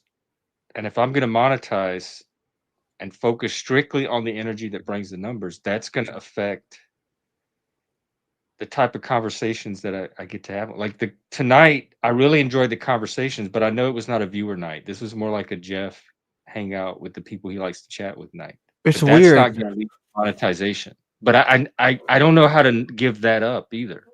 Well, we need to do some acting. So you should take a trip down here. We could go into the podcast studio. Isn't that so cool that they have that though? I think that's so cool for free. I didn't even think about. I could just, you know what, Landry?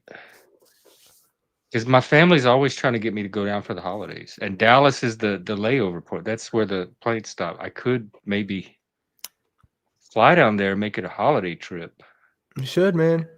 stay through the holidays. I could see my family. Yeah, dude. I'm gonna be going to Indiana here in a couple weeks. Or no, wait, less than that. And then driving back. And then Oh, what's over there? my family. We're coming back, and now that it's been since September that I've been here alone, but that's gonna be over. And she's starting her new job on January 1st with in the family business, and things are working out here, man. Well, let's keep talking because it's very like I can very possibly be talked into this. There's not much going on here. I think that we could, yeah. It's just as long as we're intentional with our time, like it would be really, that'd be the most important thing. Is like game plan. We have AI now to like structure our time for us if we need it. Yeah. I'm sleepy. I might go to bed early. Yeah, go get some rest. I'm gonna wind down myself. All right, I'll see you. All right, I'm gonna turn off my $30 goal thing since I didn't get any of it. But that was Philip's idea, and it was a good idea. I like the thinking behind it. It just didn't work tonight. I'm better at just this is what I'm really good at: turning the camera on, doing my thing, and then turning it off. All the other stuff, infrastructure, the money, the super chat, the marketing, the branding, promotion, clips, this, that. My brain, that's out of my area of strength. And so that's why I'm gonna I need help monetizing. My brain doesn't work that way. Fatty, you want me to play him? Fatty just dropped something. And we have a cow and chicken. We have several. I'm gonna play one tonight. Let me check what Fatty sent.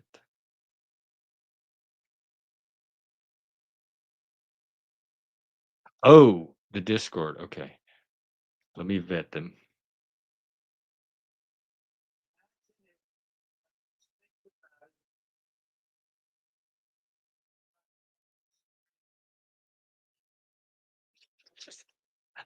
Fatty, the problem is I have to download each one.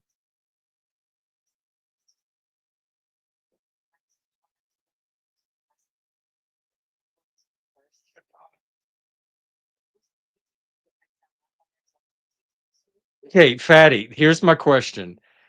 What's the rules about using an AI likeness of a person on your channel? Like, is that considered a form of copyright?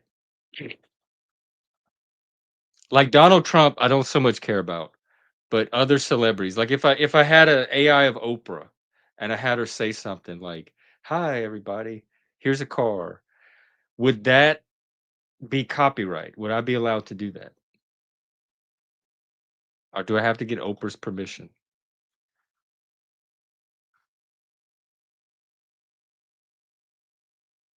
I guess that's one of the things we have to figure out now as a society. What intellectual property is.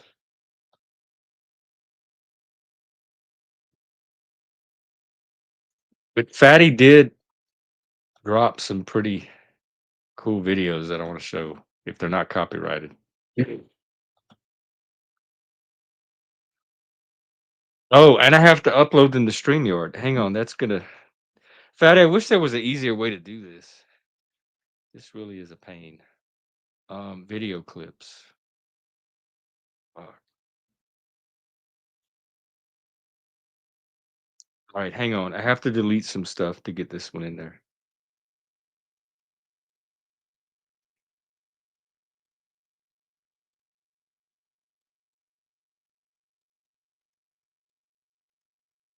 Oh, I am monetized. That's the problem.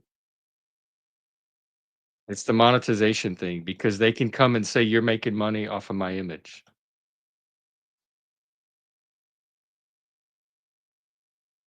I'll hold off, but what I will do is I will drop this latest cow and chicken track. Actually, it's just chicken. This is Dibby Dibby Doo Doo chicken. And as usual with Frank, I have no idea what we're getting into, but let's find out together.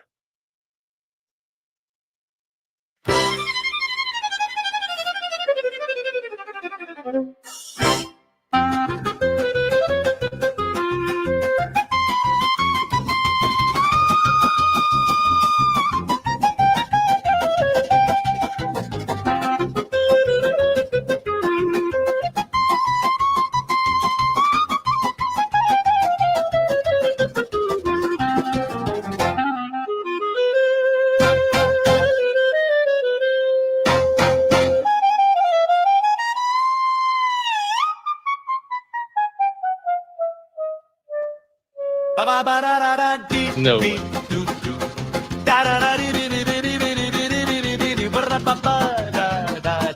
Frank always surprises me.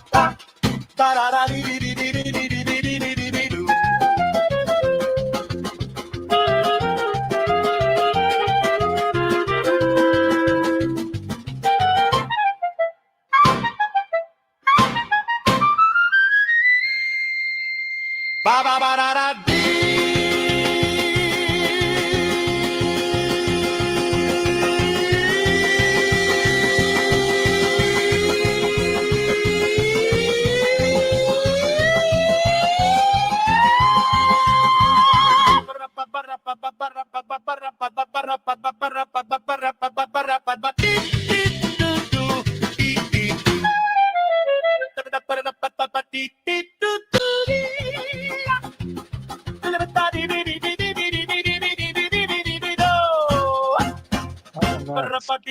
Just in time for us to enjoy a song together. Is this a little more straight? I can't cut Frank. No, we don't cut the artist. I'm sorry. You got about another minute of this.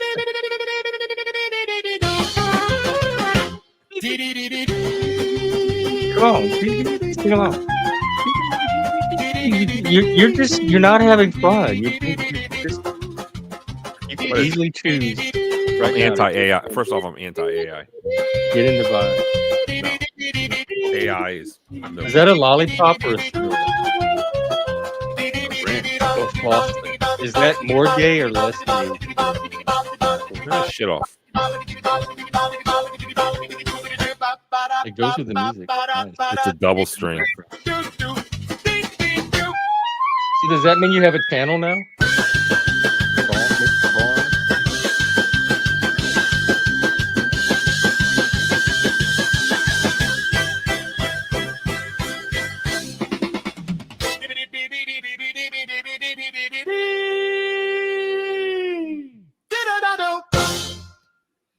All right. Dibbity dibbity doobity chicken. What's up? I look like shit in this lighting. Or maybe I'm just fucking ugly. Yeah, it is. No, it's not. It's your lighting. I told you that last time. It's kind of grainy. I don't even know it's your lighting. It's like your camera. Are you using your laptop cam? No, it's not. It's grainy. I just look old and fucking ugly right now. And grainy, like smoky. It's Well, it's not because sharp. if I put the light on, I look even worse. But you've always looked worse. That's never stopped you from being on YouTube before. Fuck You look a lot better that way. No, I A little don't. more rugged. Yeah. Too You're rugged. weathered. I don't want to look weathered. It can work for you.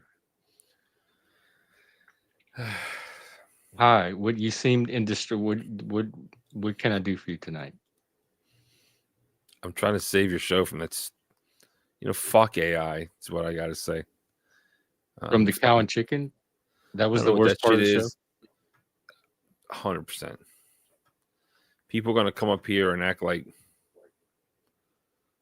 fuck AI is what I got to say. Like, it's cool, whatever, but it's not like as an art form. It's the worst fucking thing ever. That's pretty. I wouldn't say it's the worst thing ever. Are you not enjoying the AI art? No one's made one of you yet. That's what you're here for. Barney needs some AI art. Someone made it, and I didn't fucking like that either. I hated it. Oh, where is it? Can we see it? I don't have it. You know where it is. Is it on YouTube?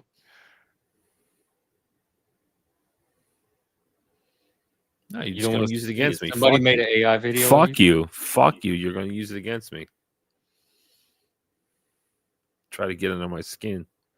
Do you want? We can make a song for you right now. Let's make a song together. It'll be our duet. Like it'll be like Paul Yeah. McCartney and what's his face, Stevie Wonder And Michael Jackson.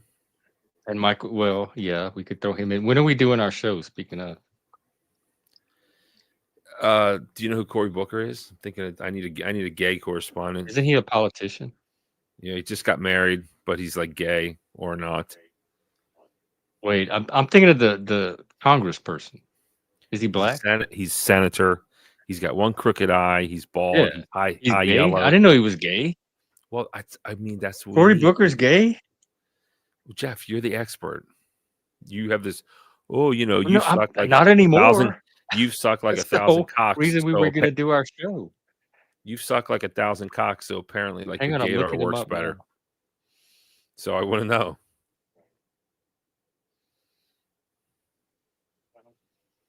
I don't think I should. Hang on, cam my up internet the is lights right. not connecting. Doesn't. I can't find out if he's gay or not. It's not loading. All right, let's see. Personal life. Alexis Lewis. That sounds like a lady's name. That's his Listen, wife. I don't think he's gay. Listen, he's giving gay vibes, and this dude is like in his 50s, very. He's like wannabe Obama, charismatic, high yellow. The kind of guy that could get laid if he wanted to, but you never see him with like a chick. And then when he was running for president, he's like, He's married. Would you stop interrupting me? Work on it. Do you want me to tell you what I know, or you just want to take over? Go. What do you want? He's just, everyone's looking for Obama 2.0, and he ain't it. He ain't it. And he's this young guy, no kids, no history of being married. And then when he ran for president, it's like, oh, look who's got a girlfriend, Senator Booker. And guess who it is? Oh, it's Rosario Dawson, the actress and activist. Kids? What? Some kids? I don't know where she's from. I mean, she's some actress. She's like Mexican. Yeah, black the or movie that she something. got her start in Kids. That movie Kids. And now she's right. married. Wait, but No, listen. hang on. Please, Because please listen Wikipedia to me. didn't say anything about Rosario. Please listen to me. Please listen to me. When he was running for president, he was like, "Oh, look, I've got a girlfriend, and she's Rosario Dawson." And then, like after he lost, it's like, "Oh, we broke up." And now that he wants to be president again, oh, now he marries honestly an attractive female that kind of looks like Rosario Dawson. No, she's like, ambiguous, hot, way younger. This shit's got lavender written all over it, Jeff. Come on. We need to know. We need to know. Hang on, drop peanuts everywhere. Go ahead. That's it. I want to know. Turn on your gaydar, turn it on the highest setting, and let's fucking discuss. Let's go. Clip of him? Anything. Tell you right now. Famous for doing some 24-hour filibuster. I mean, that's impressive, but it didn't do shit in the end. He also had a documentary about him from Newark, New Jersey. Apparently, I can use C-SPAN, right? That's not copyright. Or lives in the hood. Heated exchange between Cory Booker and Kash Patel. Let's watch this. This seems like it'll be good. I'll get to see him afire, flaming.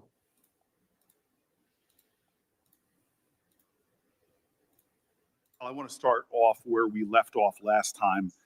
I asked you right whether about the you had ambiguous. any knowledge or discussions about removing FBI officials and installing political personnel. I think it's just because he's before beta. you A were lot of times they confirmed get to that confused for position. gay.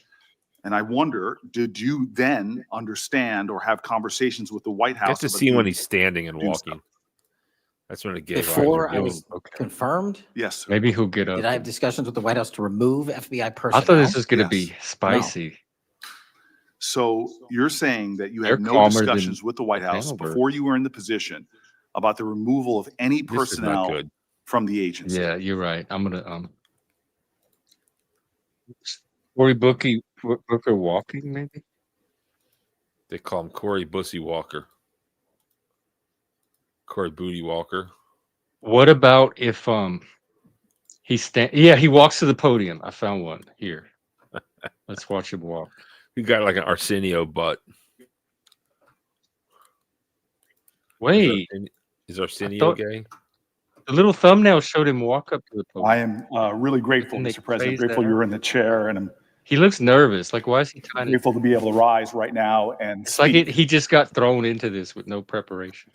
This might be. I wanna is say this at the top, 24 hour He has AI figure. Tremendous love for this institution. filibuster. Something. And a lot You're right. People Something is off that are with here, his body from the language. pages I get to know in every class Like to a the hostage video. folks that work the doors, the clerks, the parliamentarians. This Look is a how special place, closed- and a lot of the closed he people who is are and known nervous. here Like he doesn't even know why he's are there. not the what ones he's that really trying to keep this say. place functioning. This is not Obama. Did you hear what I 2.0. said 5,000 times? I come in here days and I have. No, what? He did a 24-hour filibuster. I was listening to Corey. What? He did Huh? a 24-hour filibuster, and I don't know if that's it or not. That might be it. Is that the Oh, filibuster? so he's just like. Yeah, if that's the probably 24-hour filibuster, that would explain why he's acting so fucking weird. But he is weird. I don't know what that is. To tell you the truth, I would be remiss not to mention that. Running So for you don't- president is no excuse for violating time lapse. 25 hours long speech. Oh. It's a CNN though. It might be copyrighted. You're such a weenie on the coffee. He said he's going to speak for as long as he's physically able. So yeah, that's probably. He probably Do you wore think himself out. You think he had a catheter? But or it's a diaper? suspicious that we can't find a normal clip of Cory Booker. You can just go to his Instagram. I don't have Instagram. You don't need Instagram to go to Instagram. Well, that wasn't when to log in. Like, it doesn't let you see stuff unless you log in. Hey, Mike, what's up?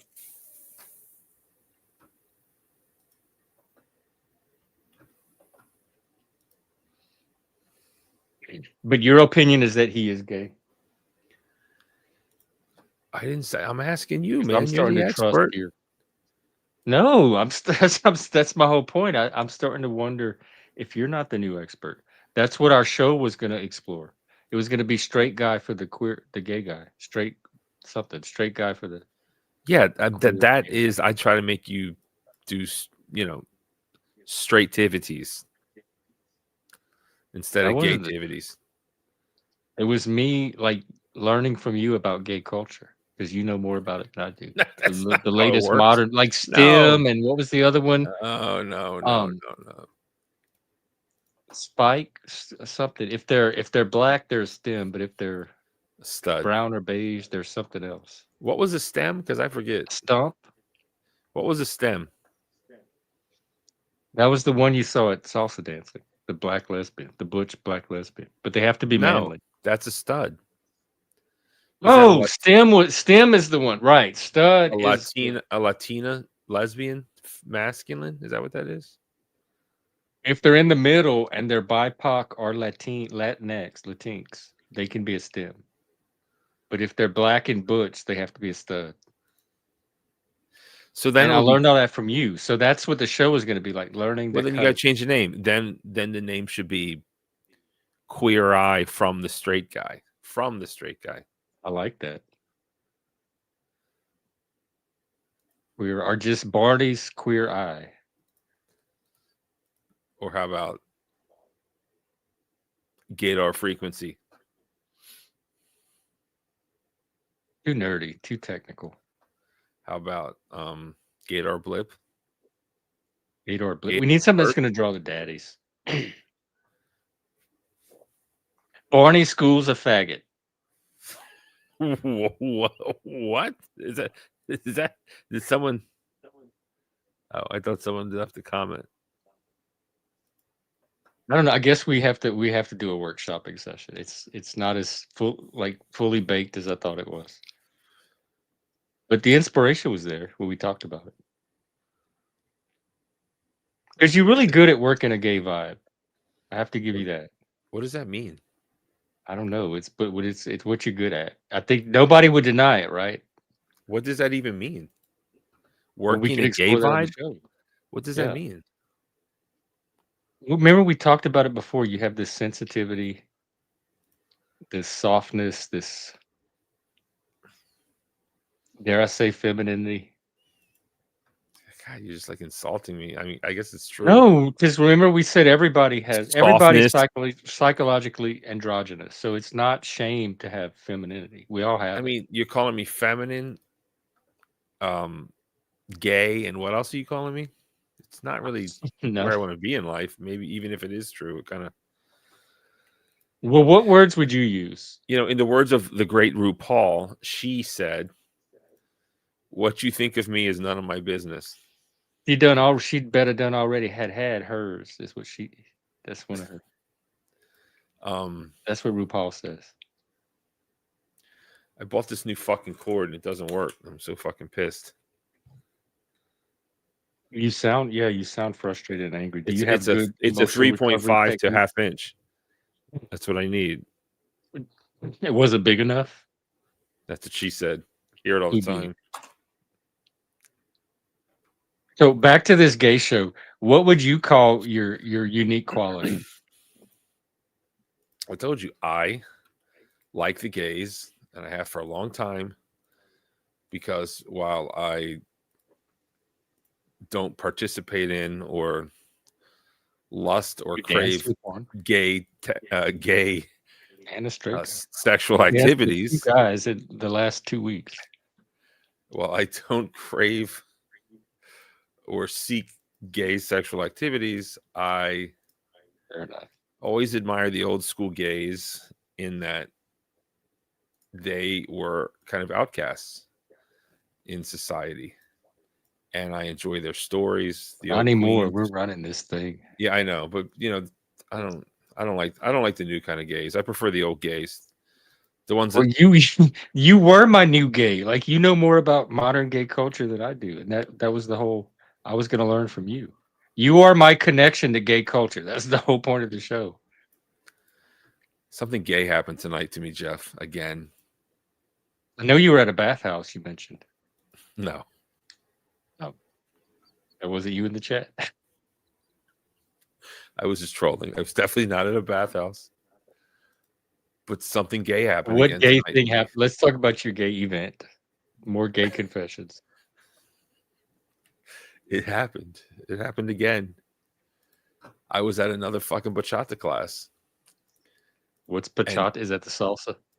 Well, it's not salsa, but it's Well, it was in the last story. So if it's bachata tonight, then that's neat. well, it's one of these Latin dances. I'll just put it that, but it's not salsa. It's easier. It happens to be my favorite actually. But and it was a lot of people. It was Get to the gay part. there's plenty of women. I think maybe there's look like about equal or maybe even more women than men. And guess what happened? It happened again. 50 guys again. It happened again. I'm telling you, it's your beta. It's your gay beta energy. It happened again. This fucking guy, and he was bigger than me too. This big gay, bigger and younger. And I looked at I'm like, bro, what are you doing? And he's all femme. And I was like, oh my God, is this really fucking happening? And They matched you with a femme. Well, at least that's a step up. Like that shows that what role they see you in. No, they didn't match me, right? You just line up, and of course I'm not going to line up across from a dude, but then you have to keep going. You keep switching partners. And then I got to this dude, and I'm like, oh my God. And I was like, and then he puts his hands out like this. Because that's how you think. And like the man has to hold his hands like this. And like you cup him, and he's like this. He's like this.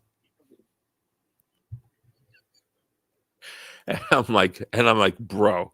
And I promised to myself. I made a promise, and I'm like, I'm not dancing with the fucking men again. I made a promise. I broke a promise to myself. But then, luckily, my brother comes in. He's got one of his chicks. I'm like, yo, what's up? She's like, and apparently she knew how to do this. I was like, oh, come on, you're going to take the class? Let's go. So I brought her over. And then this fucking big salad tossing guy, he got mad at me. He gave me this dirty look, like trying to shame me that I didn't want to hold his fucking gay hands and dance with him. Fuck him. Fuck you, bro. Fuck you. They're shaming Did he end me. up with a partner? I mean, I can understand his frustration if he got his partner taken away. Why doesn't he get on the right side of fucking history? Like, bro, the dude's bigger than me. Oh, Big you did. Fucking guy. And Was he and, like, black? Nah, he looked like some kind of, I don't know what, one of these mixed something, not black. I think it's like Latin or something. I don't know what the fuck he was. He was just, yeah, he was mixed with top and bottom. Got excited. Fully gay. Like he was. I can see his point of view. Nah, man, that shit's not cool. Well, it was Fucking cool again. last time. It was worse last You've time. already set the expectation. So now they know they can match you up with the gays every time. They didn't match me up, asshole. I don't know how many times I have to tell you this. There was probably like 30 people. So it was like 15. You have to keep changing. Do this move, do it 3 times. Okay, switch partners. Do this move, do it 3 times. Okay, switch partners. It's like that. And you had him for how long? Like a couple of moves? You are a whiny bitch. No, I think you did him a favor by not dancing with him. He deserves better. He deserves a better model of masculinity than that. Yeah, he deserves a fucking woman. A gay conversion therapy works. Why don't you get up in there, get one of these senoritas, or a stud. Was she there? The stud. There is a partner in the back. Yo, this is my dilemma. There's somebody in the bushes. I gotta go. Listen. No, then I don't. They're not coming up. Sit tight. It's But just me or nobody. It's very hard seeing them back there, and I can get you're off. really working me. You're really working me. Who is it? Hold on. Did he leave a comment? No, it's Private my old chat. buddy that I miss talking to, that I wish could conduct himself enough on panels to stick around. I don't know who that is. Hey, what panels do you hang out at? I'll go drop by one of your panels, and we Who, can hang me? out. No, person backstage. Mike's backstage. Well, And he's looking at me with the smiling eye, and he's doing the little Illuminati triangle and all that stuff. And I mean, I I'm can having leave, bro. memories of, huh? I can leave. No. You don't have to leave. I'm not letting him on. But I'm having a strong vibe moment. I guess that's my point. I'm having a strong. I see now how people get pulled by vibes because it's happening now. Well, I can go. I mean, I'm No, only good in small doses. You just want my gay confession story, I guess. That was your gay confession. Was there more to it than that? You didn't even touch his hand. Well, no. Your gay confession is a gay guy stuck his hands out, and I almost touched hands with a gay guy. That's not the full story. It's not the full story. The full story is I touched his hands, and then they were like, he did this, and I'm like, oh fuck, I could touch this big homo's fucking hand. I hated it. And then did you do that to his face? Like, I was like, bro. I was like, bro, really? This is his face. I was like, you said, bro, really? At a salsa lesson where they're putting out the hand to salt. You looked at him and said, bro, really? I'm like, come on, bro, really? I said that. And I guess it's insulting, but it's insulting for me. Fuck him. Gotta dance with a man. What the fuck is this? I don't think you show up on these events in the right, like, my emotional mindset. I mean, if the emotional mindset is to fucking dance with a dude, yeah, I don't, and I never will. Fuck that.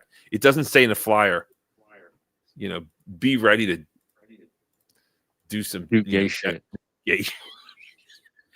But gay shit. Does everybody else come there prepared to dance with guys? Because the straight guy from last week didn't seem like he had an issue dancing with you. He was. It should have like a warning, like gay shit may be required. Like, come on.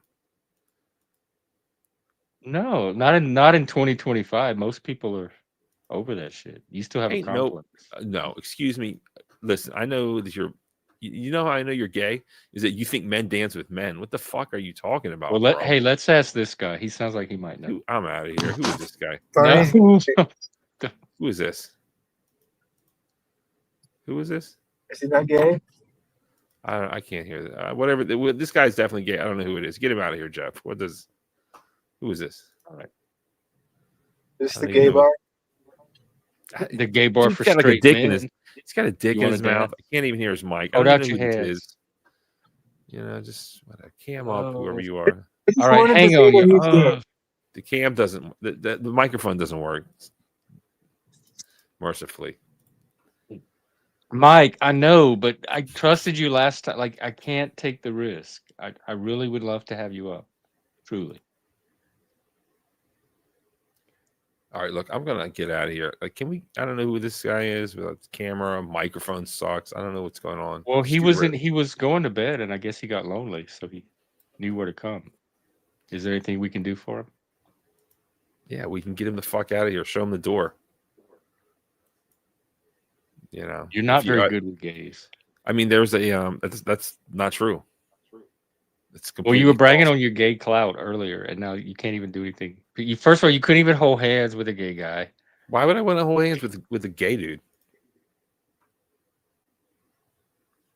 Because you had a salsa dance where every other person is holding hands with dudes. I don't want to hold hands with a dude. What and don't go to a salsa lesson that requires you to be paired up with dudes. That's how you avoid that problem. Go find you a salsa lesson with just women where they match you up with the gender you want to dance with. It's not like you can. It's kind of an open space. Whoever shows up, shows up. but I But think that I want to dance what with I you know too. about like Great. Latin American culture, it's very machismo. And I can't believe there's not some Mexican dancing lesson out there somewhere where the men insist on being paired up with women and vice versa. Like you can't find one lesson somewhere that meets your needs. Well, as again, I'm new to the scene, and I'm kind of. It's a brave new world for Barnabas. Right. You're learning that it's very hip and modern. And I'm doing the best I can, and you are like you my really gay. doing the best you can? Because you could have grabbed his hand. I could have fucking made a stink and yelled at him. Honestly, Yeah, I would not have been the best. she'd be like, "Don't touch me, F. The fuck's wrong with you?" You Hey, know, but Bones. I should have been like, "Bro, Well, you know, Wh- stop What it." where do you go from here? Where does that leave you? Are you gonna sleep tonight? Yeah, I'm fucking tired.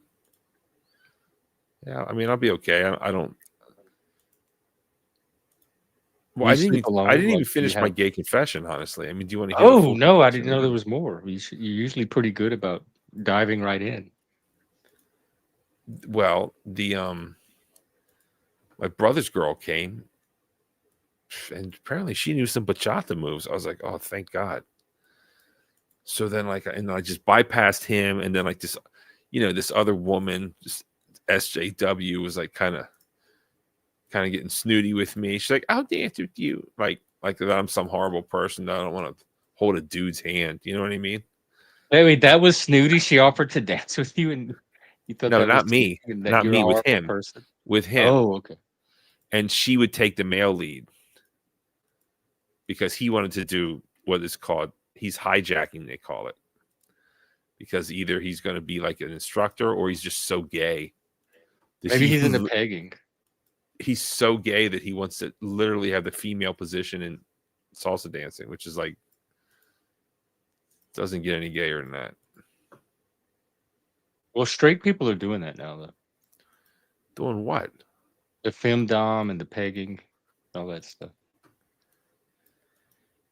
I mean, I'm not. Well, the last of the straights. Super straight. Yeah. But it's interesting though, Jeff, that lots of women kind of they want to test you nowadays. And Yeah, because they want to make sure they're getting a man that's not gonna abuse him or No. hurt him or do him wrong, and they can raise a kid and provide for a family. So I'm glad that's not what I'm testing. talking. They're But doing some good gatekeeping and filtering. But they're trying to it's like a lot of these girls they want to. Where's the gay part of this confession? I was getting to it, but you keep interrupting. You keep just Get bringing to up. it. You bring up dickheads. You interrupt. I mean, you're an asshole. Did it involve the guy? Do you want me to tell the story or not? Yes, but you're not telling it. Stop interrupting. You Stop along. letting up assholes. Put the spotlight on me, right? This is why we always break up. Yeah, I look better like that. So, didn't want to dance with this fucking guy. I mean, come on. What kind of a straight dude takes salsa lessons to dance with dudes? What? What kind of a effed up world are we living in? This dude's sitting up there and he's like, and I'm like, bro, come on, bro, really? I already been over this before. I made a promise to myself. I'm not going to do this. I don't care how many men show up to this damn salsa lesson. No, not going to do it. And then here we go again. They're testing me, testing my resolve, testing my manhood, testing if I can keep and stay true to myself. Then my brother shows up. My brother shows up. He's got 2 girls. Bro. One of them even knows how to do bachata. And I'm like, asked my brother permission, of course, to dance with his chick. gives me permission. His younger brother. And she said, yeah, I know bachata. I'm like, sweet, save me. Save me from this crazy, horrible world we live in where they're trying to convert dudes to dance with dudes. It's out of control. They want us to have relationships with transgenders and stuff. I mean, come on. No, I don't want to have I'm not going to date trans. All right, you had your story. Are you getting to the gay part or not? I'm getting to it. Can You you keep get there interrupting. faster? You're No, meandering. I'm telling a good story. It's story time. It's not a good story. Get to the gay stuff. All right, well, then that's it. The end. If you don't like it, you're not going to tell me. Well, how to what tell a happened? Your story. brother came in. You didn't dance with the guy. What gay thing happened? And then, like I said, a few of the libtards got mad, and this woman was like, "I'll dance with you." And so she took the masculine role, and he was the femme, because the man and the woman dance differently. I'm like, oh, God, it's such a gender confused place. Everybody's swapping roles these days. It's I'm normal part of modern society. Everyone's jumping off bridges too. Guess who's not? And then, like I said, there was a bunch of people. So I went all the way down. And then you go all the way right. Then you go all the way left. Then you come all the way down. And I was like, oh, God. And then the peer pressure got to me, Jeff. It happened. I danced with the dude, man. He came up and I was like, oh, fuck. And he did this. And I was like, and we latched on together. And it was the worst thing ever because we had to do the sweetheart position. Oh, God. What's the sweetheart position? And he's taller than me. He's probably stronger than me, too. And I had to put him in the sweetheart position. Oh, my God. Is that when you dip him? No, it's not the dip. It's like, I mean, just look up bachata sweetheart position. You can see it. It's just so horrible. And it's like I had to dance with the man, and he was super gay, bigger than me and stronger than me. And I had to put him in the sweetheart position. And I'm just like, is this where my life is at again? It's just them standing next to each other. What's controversial about that? Do you see the sweetheart position? Well, I'm Googling sweetheart position, but this is what's coming up. We got people in the back that might be able to shed some light. You have to like turn them and this, like, put them in. You did this with him? That's cute. Let's oh, see. like this. Let's see. That is pretty gay. Yeah. Yeah. But He was worse. taller. He was taller and bigger and stronger and younger. Why didn't you stream it or take pictures? That Barney. Hey. Why would I want to do that? I have to go to therapy now. That's why I come talk to you. Gay confessions. Oh, well, actually, I do have something that might be able to help you. Why don't we do this? If it's another guest, I'm out. No, it's not a guest. It's another tired middle-aged white dude live streaming in the Panoverse. Here to lecture you with his midlife bro logic. Sir Barnabas the bootlicker says he hates the Daytons and the others. I've never heard says, give me all your money and give me all your likes. Hey, Sir Barnabas the bootlicker. Hey, why am I a bootlicker? Bootlicker. Hey, Sir Barnabas the boo says, give me all your music. money. This is one of our top parts. Look, he's even bobbing.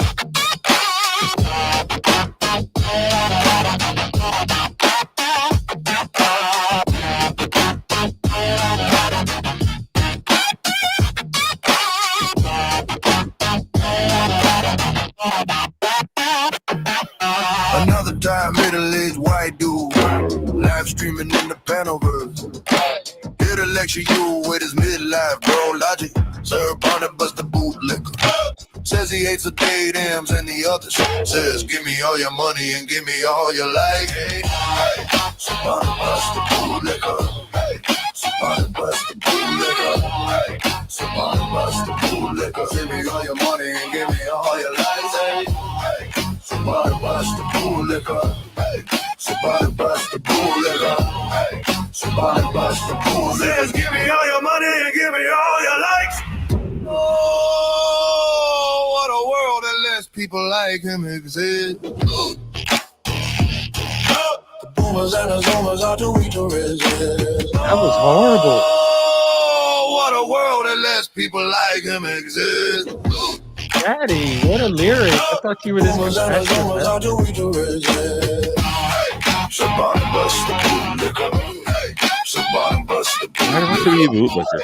Somebody bust the bootlicker. Give me all your money and give me all your life.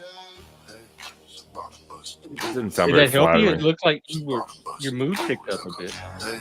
It just sounds like a diss track against me. I mean, how's this good? This Did it tap you out of your gay trauma? Your gay dance trauma? We got a star bootlicker? streaming from the Panelverse. Who is this? The artist, formerly A known fresh as face in the crowd. A hardcore hater of a them and the others. Serve Barnabas the bootlicker.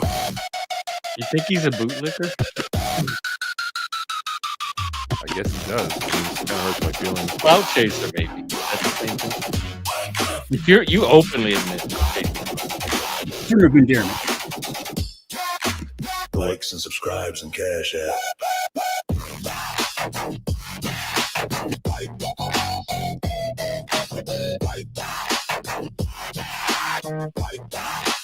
Like and subscribe. Like. Good work, Patty. You did wonders. Like and subscribe. Barnabas Cash Whisper. app. Like. Likes and subscribes and cash app. Probably. Like and subscribe. Like. No, that's the. I was putting things in the sweetheart position. That's how you put people in a sweetheart position. This guy dancing right here, this guy above me, he was the guy that just came on and said that AI sucks, right? I mean, bro, why you got me a bootlicker? Is that how the world sees me? It's a term of endearment, bro.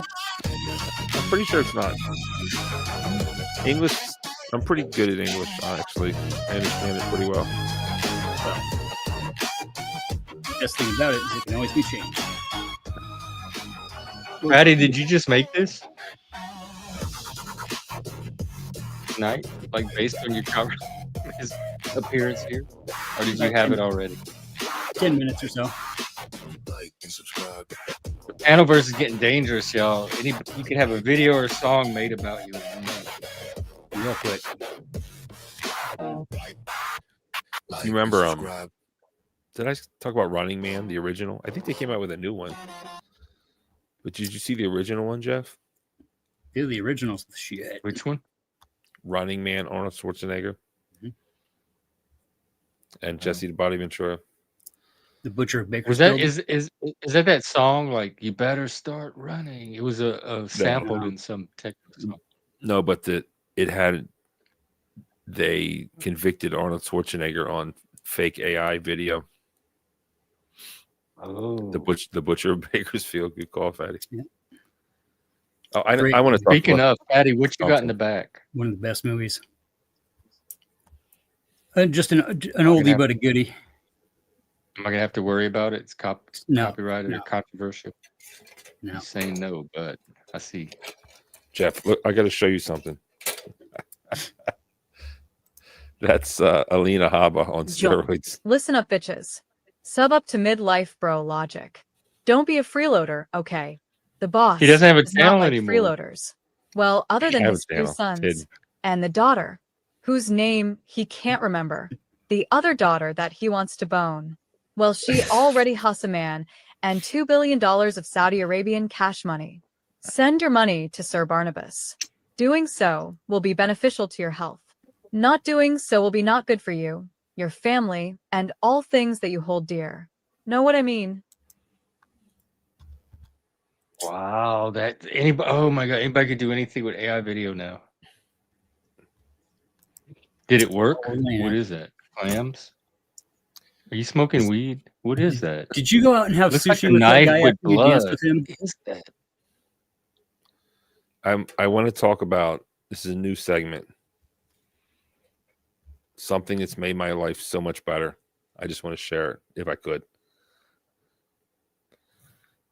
Are we done with the gay confession, or is this part of part of it? That's it, man. I had to dance with another dude tonight. It's fucking awful. You're It's that horrible. insecure, really? You sound like a bitch. I mean, if I wanted to be called insecure, I've I danced would with just. girls before. I never complained. It did. You're a anything man. to me. Just because you're gay I know. doesn't mean you're not a man. And just because you're gay and you think you have a gold star under the right circumstances, Never. I bet you want some of that poo-tang. Can't imagine what those circumstances would be. Certainly not salsa class. Well, the thing with dance class is you always want to learn both sides of the dance, right? No, I don't. You should. You have to. You, No, I if you want to don't. be versatile, I mean, it's like I'm politics. not You versatile. want to know Okay, the other person's Jeff, I'm a side, top right? all the way, fucker. I'm sorry, what, Well, fatty? apparently, salsa school does not think so. Yeah, Because you keep no, I mean, getting miscast. unless you're square dancing or line dancing, that's kind of an individual thing. But like dance class, you always want to learn both sides of the moves, so you know when you're doing them right and doing them wrong. And Okay, Mr. Secure. When's the last time you grabbed a man's hands and fucking danced with him, fatty, with your fat dick? Do you last rub your fat Wednesday dick night? against him too, or what? Not necessarily, no, but But sometimes, if it's I mean, necessary. it's like, are mosh pits gay then because it's a bunch of dudes dancing together? No. Oh, The man. mosh Oh, pits are thank you. not gay. Well, come That's on. different. That's different. Mosh Well, a pits bunch are of hot, hot. sweaty men jumping up and down, rubbing up against each other. Yeah, that's It's not different. gay.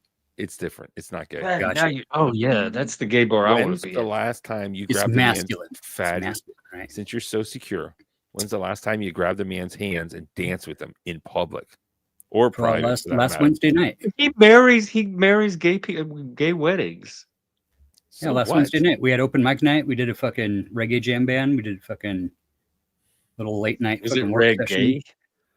No, it's just Why are you open bar. grabbing your titties, Jeff? What is wrong with you? Open What mic is at this? the bar. You know, it's just hanging out. Yeah. No, I don't know. Well, you know dancing this. with a man, Your eye went right to it. fatty. Yeah. What? Speak up. Speak up for Jeff. Yeah. Do you hear this? Yes. Fatty was holding a man's hands and dancing with him. Why don't you explore that, Jeff? Go ahead. That's just fatty. Like what's to explore? It's just that's not odd to hear about fatty. Actually, did you enjoy it, fatty? It was a line. It was a bunch of guys in line, and they were each grabbing each other's hips. Wait, what? That does sound gay. What do you mean grabbing each other's hips? Where do you think he got his name from? Yeah, it was a salsa line, right? He puts his little nephews in his lap and they call him Uncle Fatty. You've never done a salsa line? Like everybody I gets in line and dun, dun, dun, dun, dun, hey, It's not a dun, salsa dun, line. dun, hey, Something right? else. Isn't that the Never done Roomba that? line? Get your Isn't it the guacamole. Roomba? Conga line or something? Conga In line. fats, yeah, no, you could ask whatever question you want. It doesn't have to be. It can be male or gay. Never know what you're going to get around these parts. These Yeah, we outliers. cover all the types. All right. Can I talk So about was my that metal your gay plate? confession? Or was that it? Yeah, I mean, Fatty, give us your gayest confession gayest. Truth or dare?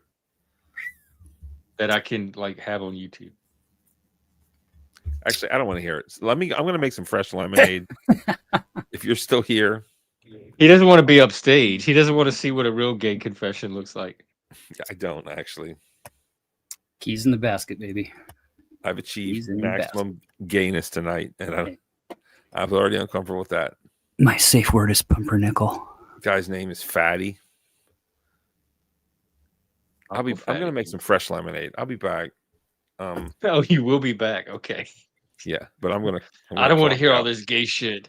I'm gonna go get lemonade, but I'll be back after the gay shit's over. Yeah. What a Yeah, week. maybe I'll save my metal plates for the Oh next yeah, show. you wanted to show us your metal plates. Hang on. Stainless Oh. ramekin. Yeah. Very nice. Now look. Is that I what you got a put your bunch of- cocktail sauce into? I got some. It started with the metal prison trays, Mm. the old school, not like the plastic ones. Use a spork too. And then it's just like, you know what? I just want a big plate. And it's Did the you best eat thing that? ever. It's the best thing ever. What color? What food is that color? Beets are It's not a- even that color. It's a big ass plate. And you can just put anything on it. And then you can drop it. You can scrub it. You can cut on it. It doesn't fucking matter. How is your food like fuchsia colored? Looks like steak sauce. No, it looks like That what looks is like, it? It's like gravy fingernail and cranberry. He had leftovers from Thanksgiving, is what he had. Yep, I can see it. Mm-hmm. And then I got this little gem. Triple Yeah. sauce, baby. Triple sauce. I know you're jealous of that. I think this And- is the gay confession. And honestly, if you want to find this, go to like the Indian store. It's called like Patel. You know, the place where all the Indians go and buy rice, vegetables, or whatever. Oh yeah, that place. The Tells. Exxon station or the Shell station? Now, there's always Indians in every city. Just look for their, they got a store. Go check it out. BMWs. Yep. And then this plate, the Chinese, if you go to a Chinese store, you can get the metal plate. I highly recommend it. It's great. And then you know what else? You can heat it up quite simply. I mean, you can heat up ceramic plates too, obviously, but get your metal plate hot so it kind of keeps your food hot. Eat it. Won't break. It's great. It's really. It's not microwave safe, bro. There's nothing more gay than this on the whole stream all night. Actually, dancing with the dude is way more gay. And whatever fatty's going to come out of his mouth, I'm sure it's going to be worse. I'm going to go make some lemonade. I'll be back. Oh right, the lemonade. Okay. And I'll see you. Well, we'll be here grooving.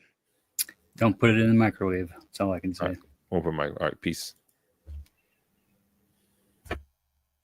I thought you were going to bed too. Here's another person not in bed.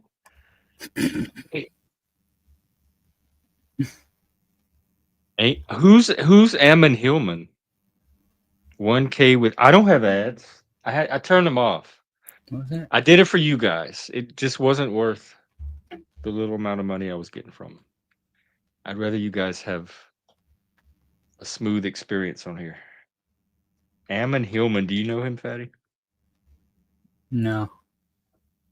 Doesn't sound familiar. Classicist and Arthur. Ooh.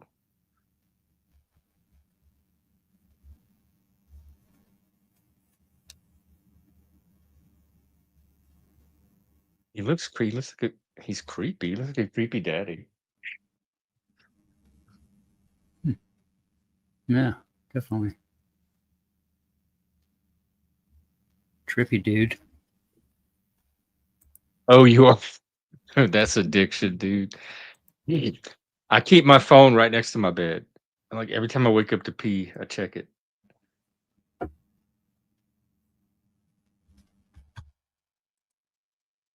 What's the deal with him? Why do That's good to know that you can have 1K and people can hate you and you can still be successful. I guess I need to get a great format. I'm working on that. Me and the AI are gonna have a big long conversation after tonight. Here's a game for you that I haven't played. I haven't seen anybody playing this for a long ass time on YouTube, probably 10 years.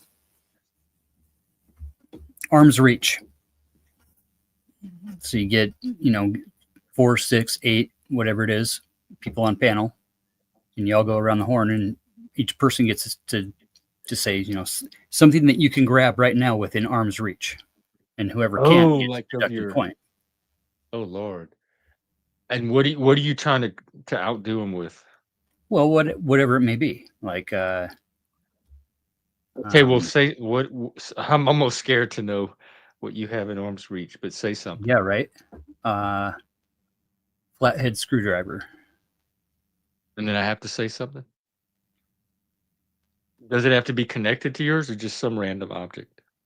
Anything that you have in arm's reach that you can grab that you don't think that I would have. Oh, well, oh shit. It has to be something that you see. You don't think I would have a flathead screwdriver. Within arm's reach. I have a Phillips. Damn. Flatheads are fucking. You're a hard one because I feel like there's almost nothing I could name that you're not gonna have some version of. Damn, fatty, this. I mean, do you have a Baphomet statue? I'll say Baphomet.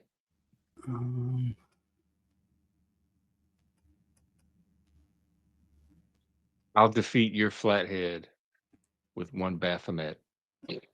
Does Buddy Jesus count? Buddy Christ? I don't know if he counts, but that's a good one. Oh, let me see him. That's one I couldn't compete with. Let's see. Baphomet versus Buddy Christ. Here we go. It's on. 3D printer. How do we figure out who wins? Oh, 3D. Damn, no. Aunt Jemima. Schmoopy the Golden Cow. Aunt Jemima. I don't have any Aunt Jemima within arm's reach.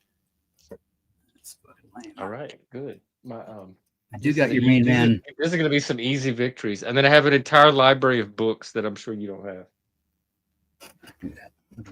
Oh, here's one. The Acadian flag. Donnie and flag Jeffy. Of South Louisiana. This I is the definitely Cajun don't have a flag. Louisiana flag. You don't have one of those. Idaho flag. I got a state flag. That would be a tie. Do you have instant oral anesthetic within arm's reach? Oh, nope. But that was a wild card. The one I was gonna use was the disco party ball, but I'm like, no, Fatty probably does have one of these within reach. Not within arm's reach.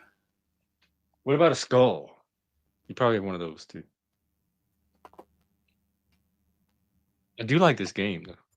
How about a skull jar? Oh. Let me see. Is that a bong? Nope. Would it like a cup? Just a mug. I think that's It's a still a lot skull. than mine. You win, but we both had skulls, so that technically we cancel out. And there is, I think there's No a point for skull that up one. here. No, not up there. But yeah, somewhere. Always got a Do you have skull. any gay hankies? No.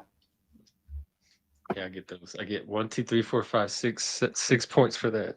I mean, what's considered gay in the hanky department? I mean, You know the kind you put in your pocket. I mean, a sock would be considered gay, wouldn't it? Too? No, Or- like these little things. those aren't gay. Those are just. This is the gay hanky code. I got these in a leather store in San Francisco in 1998. I Light have blue. a whole collection of them because they give you a little chart, and depending on what you're into, you buy the hanky that matches. And this is Cops, I believe. Forgot about that. Bandana code. Yep. Do you have an enema kit? Definitely not. I don't either. Trying to fake you out. See, that counts too. That's I a don't have black brown, market, but so I've dated somebody that had some brown hankies, or I tried to. what would the brown be for? Oh, just take a guess. The codes are made to be very easy to figure out. Oh, All I say is All right, don't fight ever use chocolate syrup on white sheets. yes. Or I don't use it at all. I hated that stuff. What was the little kid Marvin that would drink the chocolate syrup? Messy Marvin? Was that a commercial? Yeah, could have been. Well, Fatty, I think I need an intermission. Do you have any grooves to entertain us with for a minute or two? Yeah, let's listen to the matching song for the Barnabas song, huh? Well, there's a matching version. Mm-hmm. Let's see here. Oh, come on. What's a home channel? Vats, I want to talk to you because it sounds like you have some information. Oh, homo channel. Never mind. It's whoever shows up. Mostly straight men. Yeah, for the most part, just about the only gay guy that hangs out here. Yeah. This is my kind of gay bar. I love this bar. Come on. Well, this thing fucking load up. Oh, because I haven't done it yet. Let's see here. Finding the So is it like a companion piece you make? Oh, you mean it makes two versions? And Yeah, they just the spit other- out two at a time. Yeah. Okay. And then I took a bass line or something off of one of the other songs and threw it into this one. Well, while you're doing that, actually, I meant to play this one from Moose earlier. It's the missing track from his album. You're gonna like this one. Nice. And the album, y'all should check it out. It's the Spitback album. It's on Spitback. Moose's channel. I'll put the link. But there's a storyline to it, and this is the song where he gets out of jail. So he ended up in jail, and he just got out of jail, and he's like going to try to reclaim his kingdom. And it's called Pavement Pounding. And here's Moose's channel. So let's take a listen to this, and then I'll come back.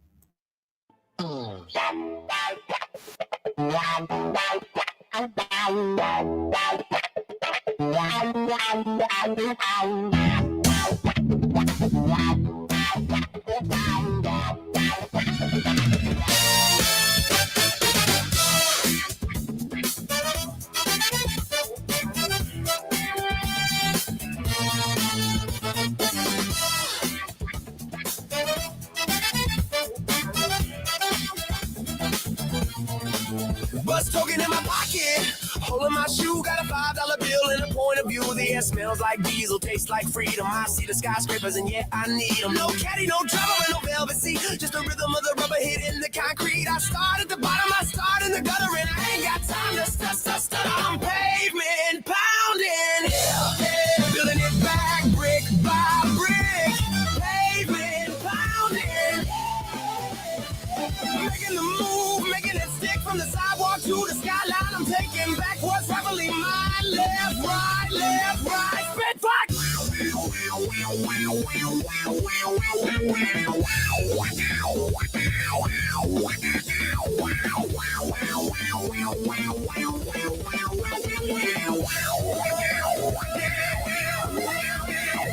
Walk into the barber, cut it off clean, shave away the gray, bring back the sheen. Thrift store suit, double-breasted gray, iron out the wrinkles, make it look like pay. I walk past the corner, they see the ghost. The man they toasted is now the host. I don't need a weapon, I don't need a crew. I just need to walk in and look at you.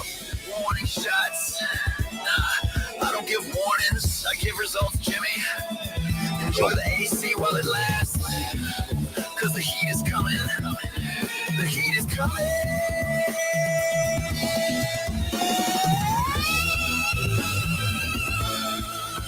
The heat is coming.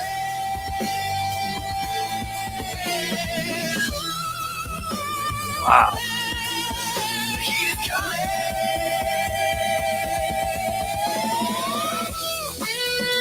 The heat is here. Or lemonade.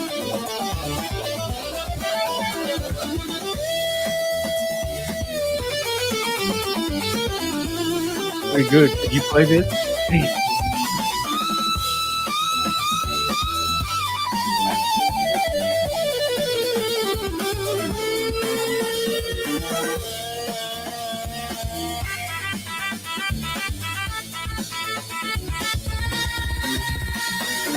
I love our AI features.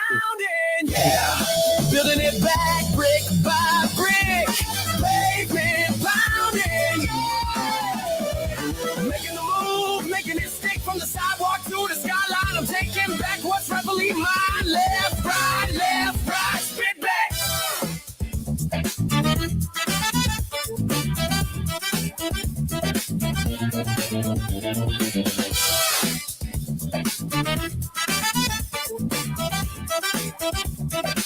Next stop. All right. Welcome back. How's the lemonade?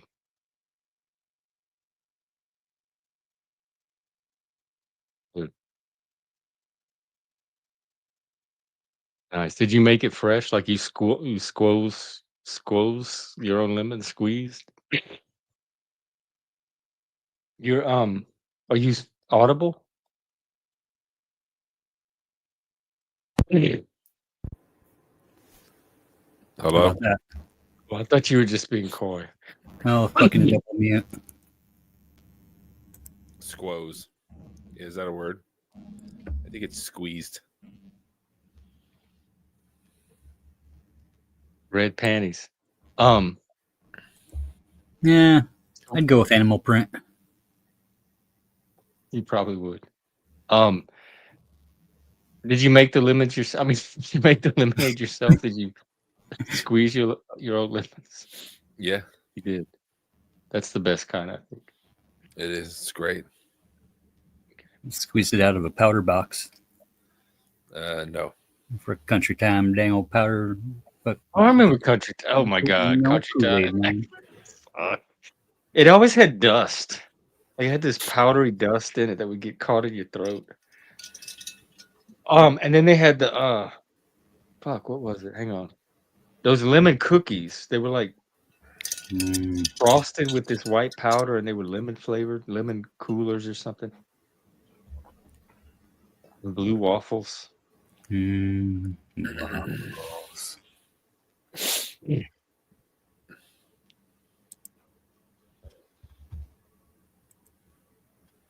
So why are we all online at 11 at night and 2 in the morning?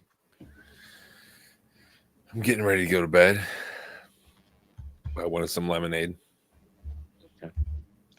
Okay. Well, I'm glad that you chose to enjoy it with us. Can you do some ASMR? Yeah. Okay, go. I want to really feel that lemonade. There you go. That's good. Part two. It's not really lemonade. Oh, fuck yeah.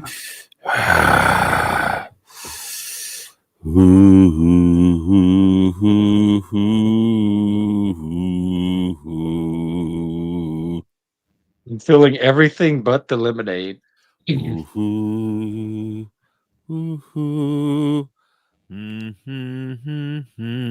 must be building up.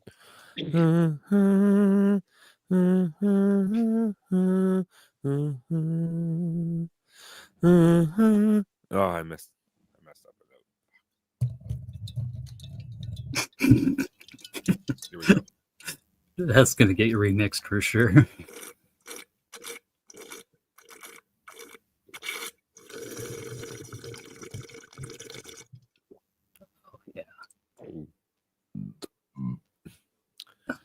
That's good.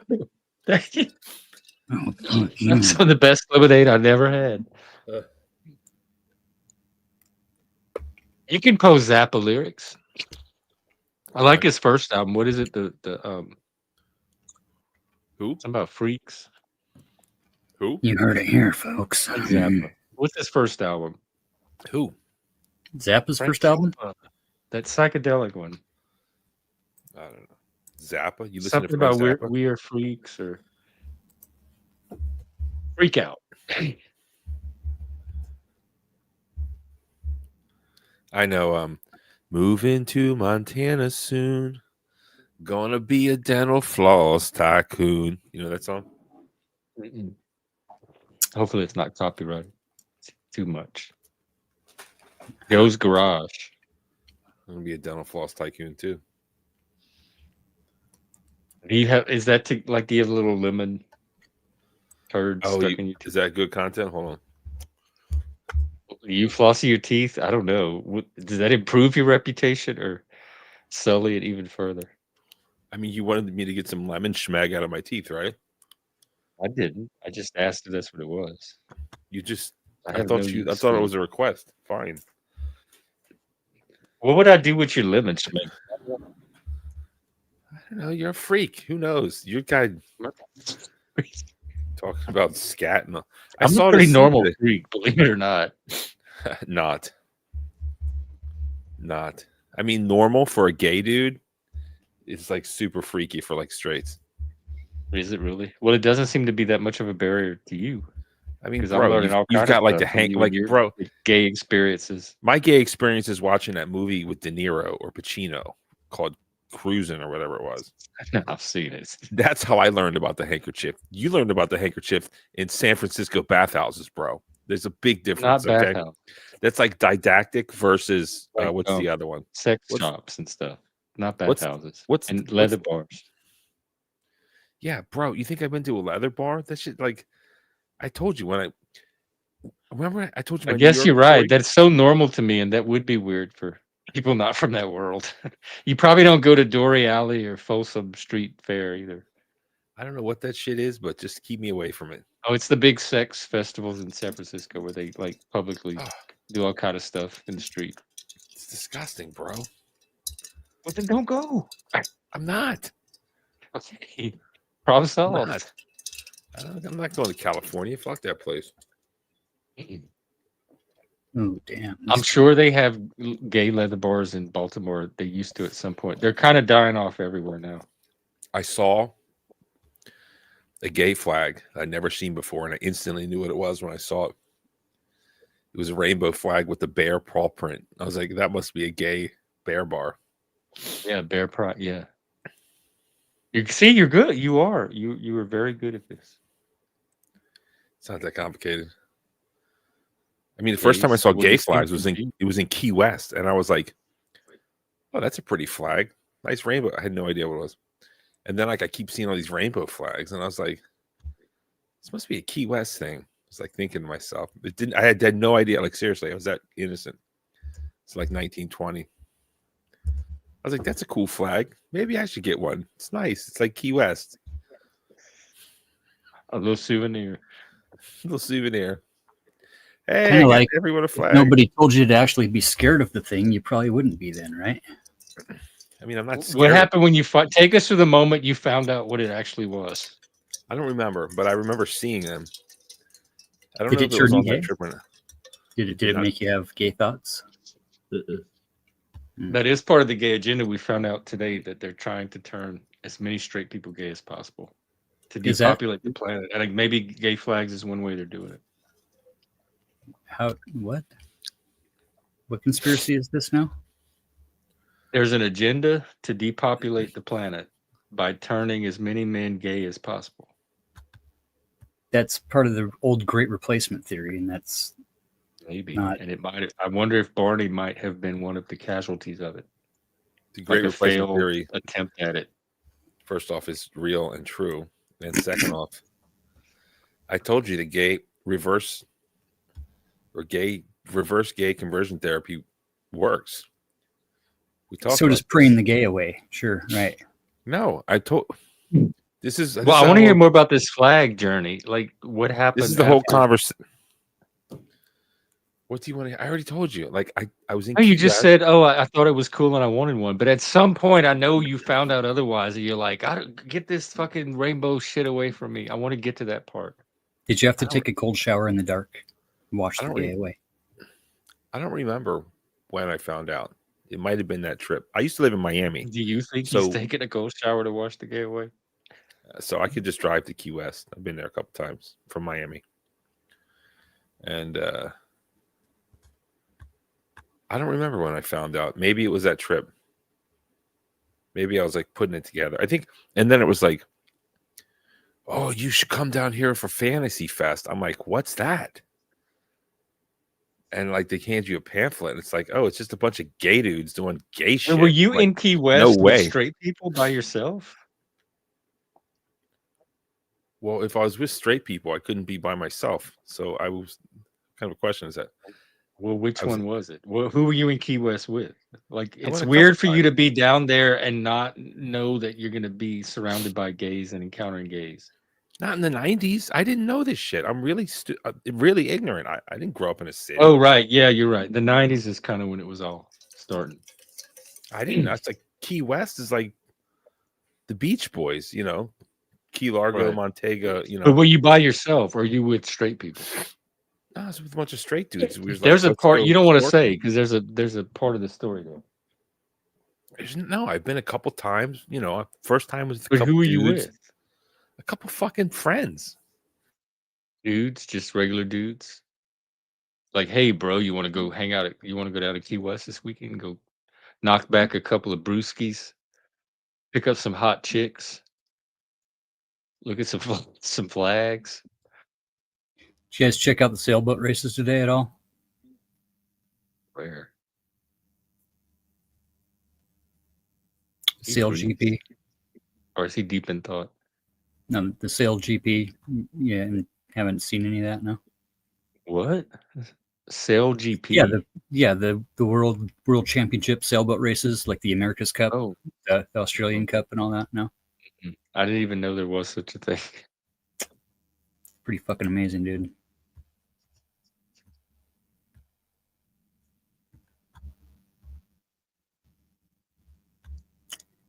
Yeah, they were setting world record speeds today. It's fucking badass.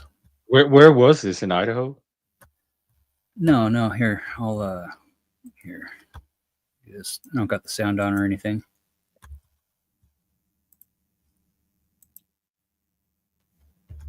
You might wrap up soon. All right, so I'm mute. Oh wow, wow, that is cool. Where is this? Hydrofoils. This one I was in today was I want to do that. Yeah, they're up on hydrofoils.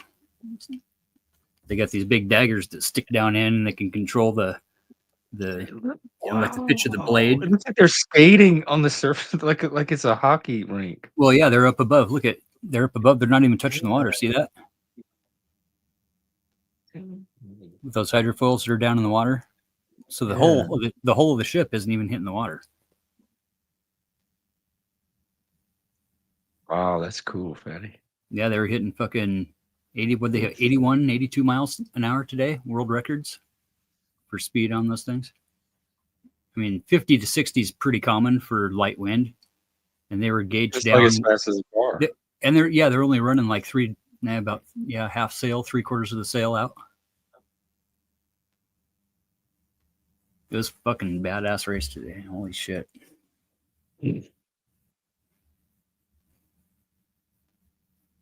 Anyhow, yeah.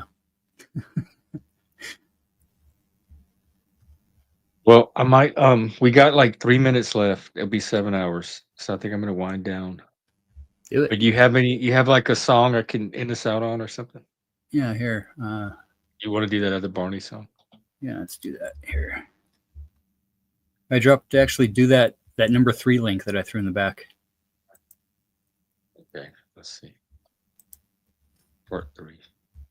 Yeah, that one's pretty sweet. Oh wow. Okay. Haven't heard it yet, but just the beginning of it. Oh, you haven't heard it? Sounds dope. All right. Well, why don't we go out on this? I'll let it play. World premiere. So this is another song from Fatty about Barney, part 3, and we'll I'll go out on this. So I'll let it play and end the stream when it's over. Fatty, you got anything you want to leave us with? I'll throw you a link to my Suno account. You could post that if you want. And other than that, fucking rock out. Here, if you want more of Fatty's music, he has some of the best grooves in the Panelverse, I think, or at least on this channel. Here is his Suno page. You can listen to all the Fatty that you want. Maximus Fatimus. DJ Fatis. There we go. A little green rosette. I'll get Frank to work on it for me. And Fatty, I still want to work on a commercial for the channel with you. Oh yeah, for sure. You can do a couple different things. And Because like if I you're get a saying, good one, I'm willing to like pay to get it. yeah, promoted doing on that the ad deal is program. nice. I mean, really, you Yeah. should think though. I kind of seen you thinking about a couple things the past couple days. Like Homeboy was saying, I mean, really, well, yeah, we'll talk about that later because that's a long conversation. Just really, if you want to All right. be, Yeah, if you just want to hit be me. monetized by Yeah. YouTube, it's just there is ways to do YouTube without YouTube monetization, and their ads and their stuff, Like but doing taking Cash advantage App of all and that is nice too. Yeah, just running like Stripe with Patreon or something, or like even Ko-Fi or one of those other deals, to where you kind of have another yeah. little Well, separate I have a thing, but Ko-Fi link, but nobody ever uses it. I have yeah, Cash App too. you just got to So I promote have it. all that set up. It just doesn't get used. And there's in that StreamYard, there's the referrals thing down there, or there's whatever the button is. There's Like a the referrals referral link. program. Well, oh Yeah. no, it's not that one. It's a different one. It's whatever. It's where it hooks you up with streamers that are doing the same type of stuff for collaboration. I'm signed up for that, and I got contacted by one or two people Mhm. the whole time, and they were like Those are a good resource, but it's business just, people, like looking for business opportunities and stuff. It yeah, I wasn't know. anything really related to what I'm doing.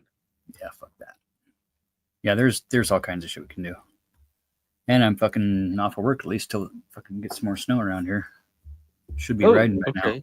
Fucking pissed. 3 or 4 more days till they open up. Are you gonna be able to get out to the mountains? Oh yeah, I went up day for a couple hours. They got lift spinning. I'm still a certified fucking lift mechanic too, so when they got problems, I'll get called up to go help on shit and whatever, depending on what's around. And beginning of the year, there's so much shit that hasn't ran for 6 or 8 months that you never know what's going to break. But yeah, we should be pushing jumps and pushing snow by now for parks and shit like that. And we don't have shit less than 2 or 3 feet on the top of the mountain, or we should have 6 or 8 feet right now. Oh. Does that mean it's gonna be a mild winter, or just delayed? Probably, I don't know. It wasn't supposed to be all La Nina this year, but there's some, well, yeah, political whatever stuff, nuclear testing, atmospheric testing going on that isn't probably a good thing. Okay, so they're fucking with the and weather. every rocket that's getting launched right now is putting out for every SpaceX rocket, there's 16,000 cars, right, running nonstop for a year. There's that much carbon in one fucking, and it's all going into the upper atmosphere and not into the lower atmosphere and getting trapped. And so we shouldn't be making SpaceX rockets then. I mean, we don't need fucking 10 million fucking satellites tracking our every movement, do we? Or do we have that many? Yeah. It's fucking insane how many fucking satellites there are. And there's live feed from the Russian space station and the International Space Station now, and the fucking Chinese. So we got 3 live feeds from different parts of the world at all times. Well, that sounds useful. Yeah, it's all AI according to the fucking flat earthers, though. So it's like fake footage. Well, yeah. I mean, you're not there, right? You can't see it physically. You don't know that that's real, right? I mean, it could, So it's a trust thing. They don't trust anything that anybody shows them if it's not real. They just don't trust that they're being presented. The whole thing started as a trope to fuck with people that basically are adults and don't know how fast the Earth spins and like how far away the moon is and stuff like that. So like you get people in conversation and you just drop the flat Earth on them and then argue that, observation is the whole thing. Is it a troll? Right? Like is more of a troll? Yeah, I mean, it started as a troll basically to just fuck with smart people. that thought they were smart, It but they does. didn't know a All lot it about does is math. make them look even more stupid. I guarantee Right. smart people are not getting fucked with by flat earthers in the least No, bit. that's how it started. Now it turned into this whole thing where like people believe. Said, dude, I had an old map that was fucking badass. It was a warped contour deal. It was almost like a bundt cake pan, right? Where it had kind of the scoop thing in the middle, but had the outsides, but then the middle was raised, and that was Mount Everest, right? And they named Mount Everest Mount Sinai because that's where the fucking ark supposedly landed, which would have been the highest rock that would have been exposed during the melting of the ice ages, right? So there's a whole thing behind it that wasn't Hindu. It wasn't the flat earth, it wasn't the turtle with the elephants on its back traditional. It was Western traditional. Anyhow, yeah, it's just fucking funny that, I mean, you gotta be pretty fucking dumb to think the fucking earth's flat. No offense to anybody, but it's pretty fucking dumb. Anyhow, that's what I got for you. Here's a. All right. Well, thank you link. again. Yeah, thank you, buddy. Have a good rest of your night. Yep, there's that link for you. And let's hook up. Let's hook up soon tomorrow. Yeah, for sure. Oh yeah, check those out, dude. Actually, I could. Yeah, we'll do that later. Okay. Do it in the morning. There's somebody in the back. I don't know them. Oh wait, I didn't even recognize you. You look like this little twink. I'm like, who is this little twink in the back? I look like a little twink. Is that what you said? In the back, you do. You little tiny thumbnail. I didn't. I mean, you're an old. I thought twink. you'd gone to bed. So I didn't. You were the last person I was expecting. You keep coming back. You're an old twink, and you know it. I was never a twink. You're a twink now. I was too much of a nerd and a punk to be a twink. All right. Well then, here's a couple for you. I'll send you these in the just some pictures for some branding and shit. Dropped a couple of t-shirts on the other website earlier today. You want me to share this? Yeah, you can. Yeah. Oh wait, it's hang on. Oh, it's all wow! You made this? Hell, Santa. I would totally buy this. Wow! Just in time for Christmas too. There you go.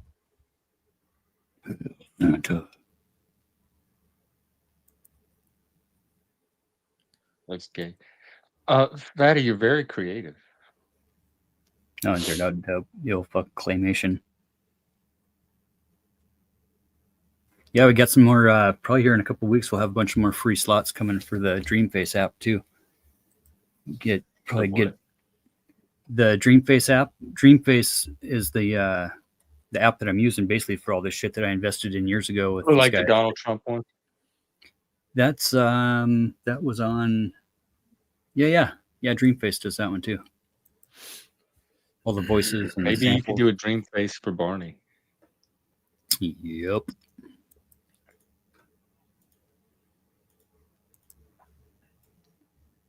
The old side warp fucking. What's up? Are you ready to rock? Well, I think we're all wrapping up here and getting ready for bed. Barney, is there anything you want to? Yeah, someone was there was a Zappa fan in the play that part 3 on comments. The way out. You boys be good. Go get some cigarettes before the fucking store closes. Barn. Fatty, stop dancing with dudes and thinking that you're straight. Rejecting. Don't listen to him. Dance with who you want. Don't want to dance with dudes. And don't dance with him. Stop. You didn't even dance with. You didn't take his hand, so you didn't even dance with the dudes. You're complaining about dudes you didn't even dance with. I told you the story. I got him in his sweetheart position. I told you 3 fucking times. The same guy. So you did end up taking his hand. because we went all the way down and back, and by the time I got back, I was like, You couldn't dodge him anymore. I couldn't dodge. Yeah. And I put him in a sweetheart position. I said this. It's like 10th time. He's taller than me, stronger than me, younger than me, And had you more couldn't hair handle than it. me. So it's more than just the gay. Like any guy that triggered your masculine insecurities. No, it's how do you put someone who's bigger than you in a sweetheart position? It's like, what is that? You It's did supposed it though. You pulled it off, huh? But Did it's he like, say anything? Did he have any help? Like, oh girl, I know I'm bigger than you. Do you need help getting me in this position? Or like did he have any or he was just like a passive no, he was person you mad. just He let was mad at me that I got out of dancing with him the first time around. So it was. Is he passive aggressive? So maybe do you think he sabotaged the sweetheart position in revenge? No, he didn't. He did as good a job as Because to me, someone. a gay could like he'd be able to get himself in the sweetheart position way better on his own like than you if y'all got stuck. No, I don't know. He He still didn't needed you to sabotage. lead. He didn't sabotage. Yeah, of course, because I'm not going to be the bitch. I just want to shout out to this Fat Rabbits Zappa fan. I think he said the Muffin Man, the utility research something. Girl, he thought it was a man, but it was a muffin. The night just out of the result of him stuffing. And then cue one of the best guitars. Cue Zappa's best guitar solo, honestly. Girl, he thought it was a man, but it was a muffin. The night was a result of him stuffing. The utility research kitchen. He puts forth a 1/4 ounce green rosette. Have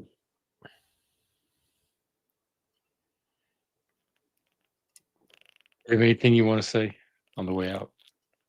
Hey, why is your show so fucking long today?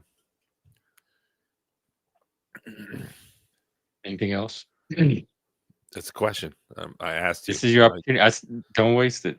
This is your closing words. No, you said there's something I want to say. Yeah, I have a question for you. Okay. Well, you can say the question. I'm going to say the question. Why is your show so fucking long today? I don't know.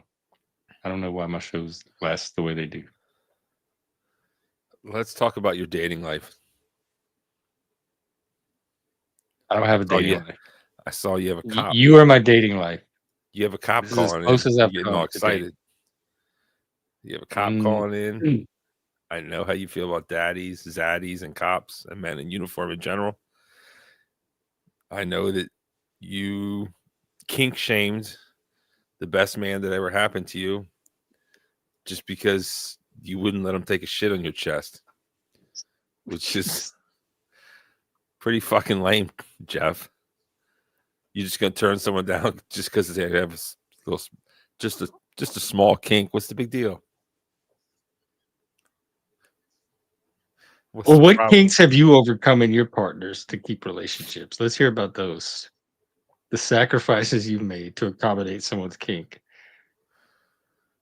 What's the kinkiest thing you've ever done? Let's just go right to it. No. I'm still a virgin. That's it.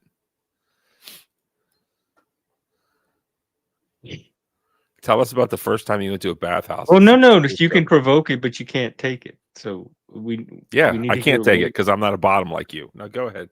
Let's hear it. But have you had any kink experiences? Because they all types have them. Not me. I don't believe you. We're gonna explore this further because there's a kink story in there. You're the one going to gay bathhouses in San Francisco in the 90s. It's not a bathhouse. Before I've never cell been to phones. a bathhouse. Lies. I've Before never cell been to a phones. bathhouse. Before cell phones, you're in bathhouses in San Francisco, the gay capital of Earth. Plus, you were a twink.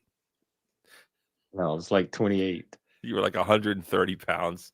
5'10", No, twinking I it would- out. San Francisco, probably rocking like this. I would. I'm not kidding. I would sit because I didn't dance. I would sit on the side of the dance floor, like on the bench, and I would do this. Like, yes, I did rock at the bars. It's the fake autism. I can't Do you rock faster when control you see like a man you want? taking it. Huh? I don't Does really rocking notice. I'm become not more aware of my pronounced? rocking. Does it become more pronounced when someone you want to meet walks by? I don't know. That'd be interesting to measure. him. That's the one. Him over there. That's the one. Do you have leather gear? A little bit. Have you ever worn it? Not really. Do you know who Rob Halford I was is? never. I was into the leather culture, but not the actual material leather. It didn't. I mean, I had a leather jacket, boots, that type of stuff, collars, cuffs. Anything else? Probably harness, antlers. You should wear that for gay month. Do you know Rob Halford, Judas Priest? Yeah, the gay one. Do you know the whole story? No, is he into kink? I don't know what he's into, but heavy metal was like heavy metal. Rob Halford comes out, gay. People didn't know it, and he's the one that wears all that fucking gay leather shit, spikes and leather. And he was so popular that all the headbangers started dressing like Rob Halford, but they didn't know that it was a gay thing. So like even to this day, like heavy metal headbangers are like wearing like the gay thing and the spikes and the leather.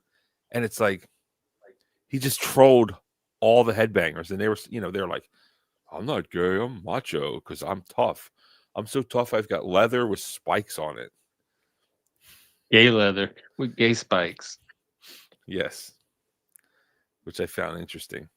I was never I really feel into like we're that shit. circling in on your kink story. We'll get there eventually. But Judas Priest is a good start. I don't have a kink story. You never talk about you, so fuck you, honestly. Like, you've done a bunch of crazy gay shit that probably the world wants to know. Not What'd as you say? I was the tame one too. I didn't do nearly as the crazy stuff all my friends did. I want to know, did that man want you to shit on him, or did he want to shit on you? How much does that keep you up at night? Wondering. That's I want to know. I want to reenact a conversation. It's good content. Please. Please. I really want to know how that conversation goes. How do you bring it up? I didn't. How did he bring it up? First of all, this was the AOL that you had profile, so you could put it in your profile, so you like know ahead of time what they're into when you meet them. So it was already kind of hanging there. So you wanted it? No, it was hanging there like a fucking. First of all, he approached me. I didn't like go chase him at all. So you saw, and we his had a profile. mutual friend, so we had like Wait. this social connection between us two. So it started out more like as a social. When you say thing, mutual and it friend, grew is to- this like mutual gay friend, which means you guys all fucked? No, but like AOL friends, gay world friends. Okay. So he hits you up. He's like, I like that twink. And you looked at his profile and it said scat play. And you trying to said, think how I met him actually. What'd you say? I'm trying to think how I met him because there was mutual friends involved. Like it wasn't just some random person on the internet. There was some kind of personal connection that made us talk. Like, oh, you're a friend of so and so. You're into this. You two should talk. So there was. It wasn't completely just internet. You guys are both in a organic. scat play. No, that's never appealed to me, ever. So you knew it before you met him in person, though. I don't know if I knew it right before, but I knew it very early on. So I'd how say did by you the first date, I was pretty aware of it. let's reenact this. I'll be you and you be him. Where was your first date? I don't even remember. Was it at the Bed Bath and Beyond dressing room? Oh, was either his apartment or did we go out for dinner? Oh, I this wasn't the first date, but he took me to see Rita Rudner, and I got to meet her and get her autograph, and I still have the book somewhere that she signed. Okay, so that's comedian Jew who's not Yeah. funny, right? Yeah. She was funny at the time. I enjoyed her. And we got front row. We were in the front row. Okay, so how does the conversation go? You're back at your place. You already had sex. You're sitting on the couch, cupcaking, and then it's like, no, it does. It would have come up way earlier than that. All right, I'm gonna be you. You be him.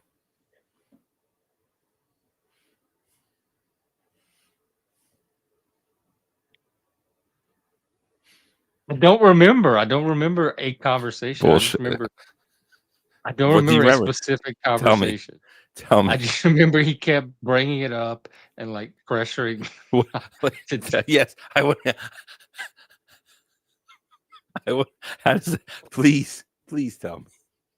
I want to know where that conversation goes. I can't believe you're begging for this. No, I need to monetize it. Please tell me.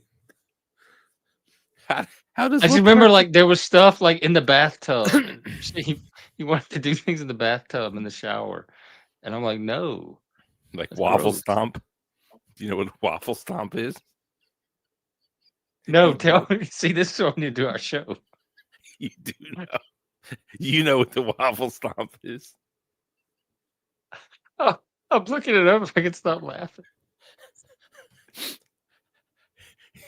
He's like, I'm gonna go take a shower and get ready. And you're like, okay, sounds good. And then he's like, wait, my stomach hurts. Stop. He's like, hey, Jeff, can you come? Cam up, Jeff. You're ruining the bit. Oh God, that hurts. And then he's like, Jeff, can you come? Can you come scrub my back down? I can't reach it. Okay, Daddy. Okay, Daddy. I didn't call him Daddy. And then you get into the tub or shower. Oh God. And then he's like, yeah, I was gonna prep with that enema bag, but I got something better in mind. And then you're like this, what'd you have in mind, Daddy? Why don't you just lay down in the tub? I'll show you. Okay.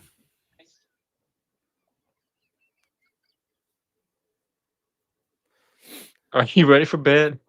We in this? And you're like, Daddy, what are you doing? Why is your brown eye so big? None of it happened that way.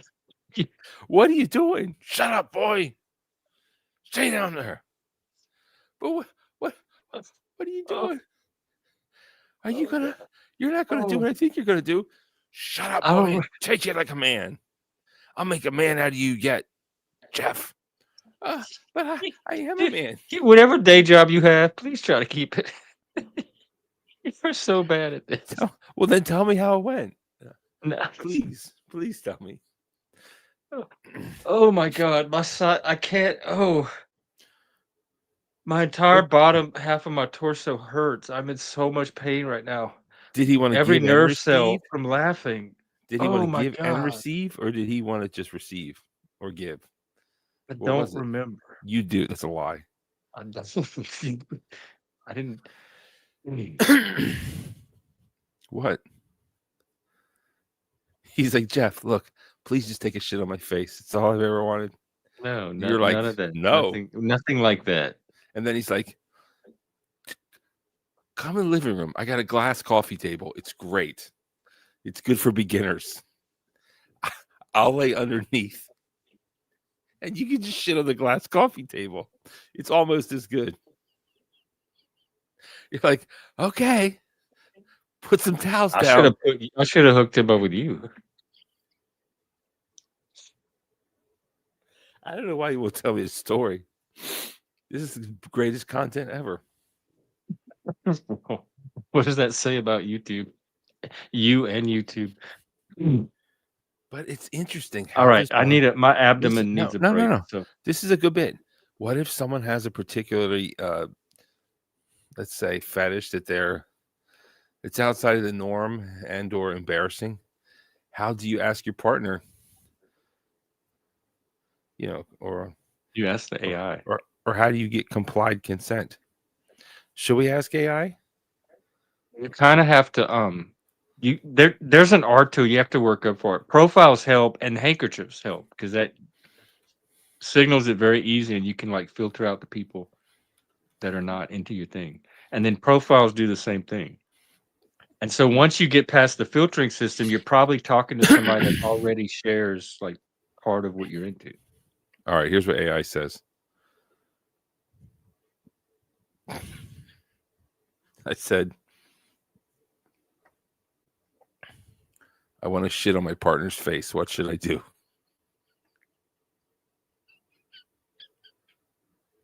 It's important to communicate openly with your partner about your sexual fantasies, preferences, and boundaries in a safe, consensual, and respectful manner. Fantasies involving scat play, coprophilia, are a form of sexual expression. You go, girl. Express yourself. But they must always be consensual and safe. Here's what you should do. Communicate openly. Talk to your partner about your desires in a non-pressuring way. Was he pressuring you, Jeff? Yes. Yeah, he Did he- did. That's why we broke up. He wouldn't let it go. What did he want? Tell me the truth. You know, and you won't tell me. He wanted you to shit on him, or the other way around? Finish with the AI saying. A healthy sexual relationship is built on mutual respect and open dialogue. Ensure that your partner is genuinely interested and enthusiastic about participating, rather than just agreeing to please you. You couldn't even agree to please this poor guy. Imagine this poor guy. Imagine going through life where the only way you can bust a nut is if you drop a shit on your partner's face. Bro, that's tough. That's a tough circumstance. But when you find that special person, you know. All right. I gotta wrap it up, Barney. Serious question. Do you think there's any hot chicks that are really like masturbate and think about getting a shit on their face? Oh, sure. I'm sure. Guaranteed to be. What do you think happened to them in life that's what they want? Nothing. Like, This stuff is like early, like toddler age. It's probably already in there. Our sexuality forms very early. Yeah, but what do you think happened to them in their lives that they want to have a Nothing happened. big It doesn't have fucking to be deuce? anything that even That no happened. way, bro. Yeah. People don't go through life with a nice, healthy, normal life, and then just one day, like, you know what I want? A big fucking steamy shit on my face. No, it's not. They don't. You're right. They don't. That's probably in them very early. But It what doesn't would you just think they're happen like one molested day or out of the something? blue. Are they molested, you think? No, why would? Because why else would you want shit on your face? What the fuck? I'm trying to I understand. don't. I don't know. Ask somebody that does. It's a Well, kink. can There's you no call? explaining it. I Why? don't know Why are the you under. attracted to what you're attracted to? Why do you like coming here and hanging out with me all the time? I mean, that's quite a bit different. It's just this is not a sexual fantasy.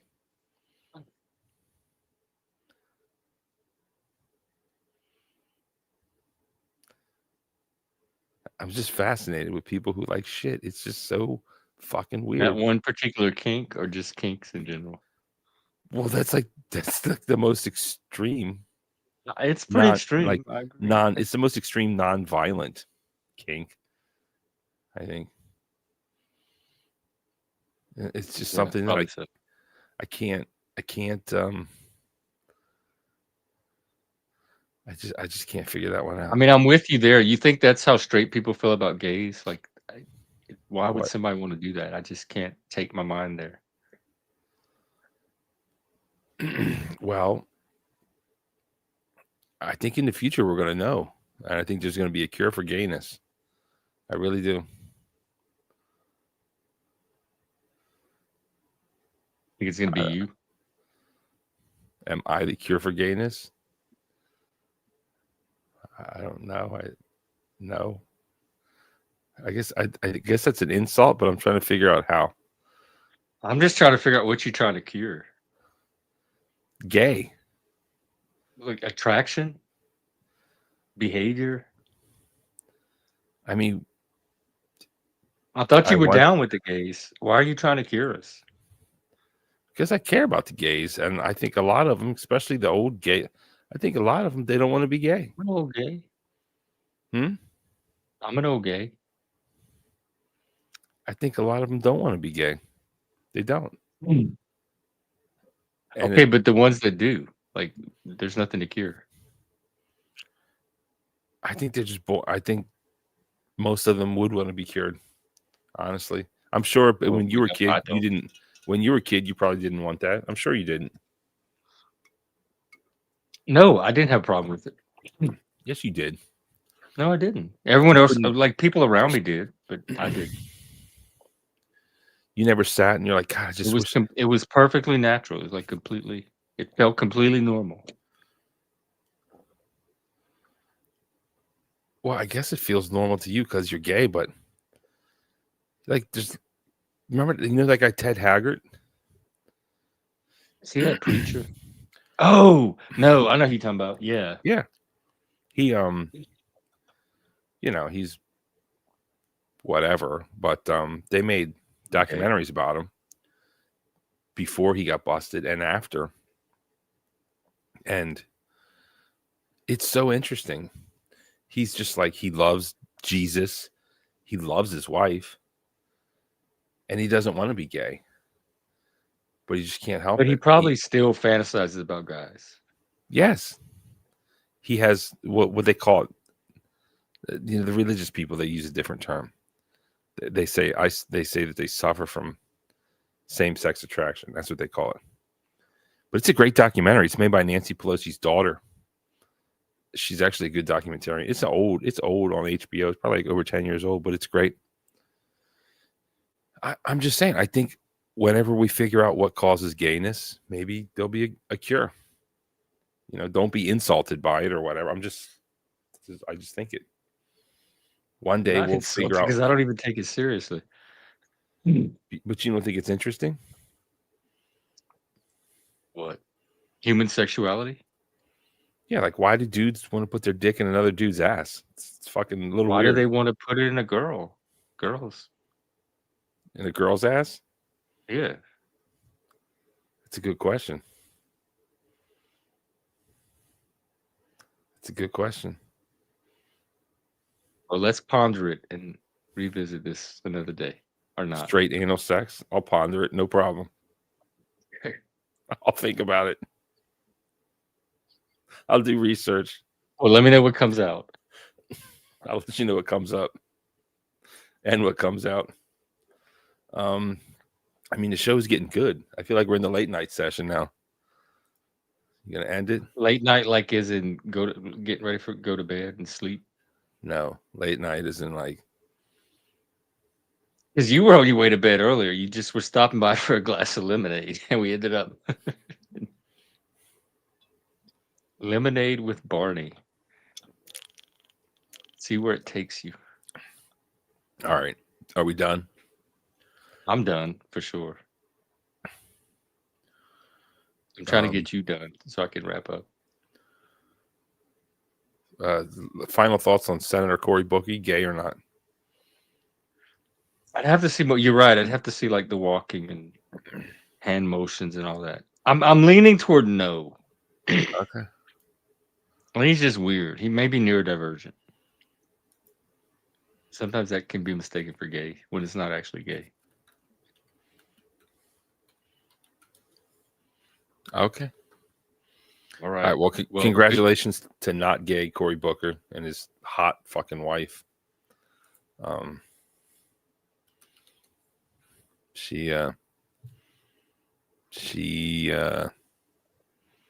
take a look at her. More than it got tonight. She looks attractive. She got a big See, mouth, there's too. an audience for the show. I'm telling you, we ought to talk about launching something. think the world has a lot to learn from you, and I think I could be The the one that conduit helps bring that to the world, out of you. brings what out? You get your gay wisdom. I don't like the way you say that, honestly. Why? Are you not comfortable with? I feel like it's like you're saying it greasy. It's like you're gay shaming me and I'm straight. It's kind of fucking weird.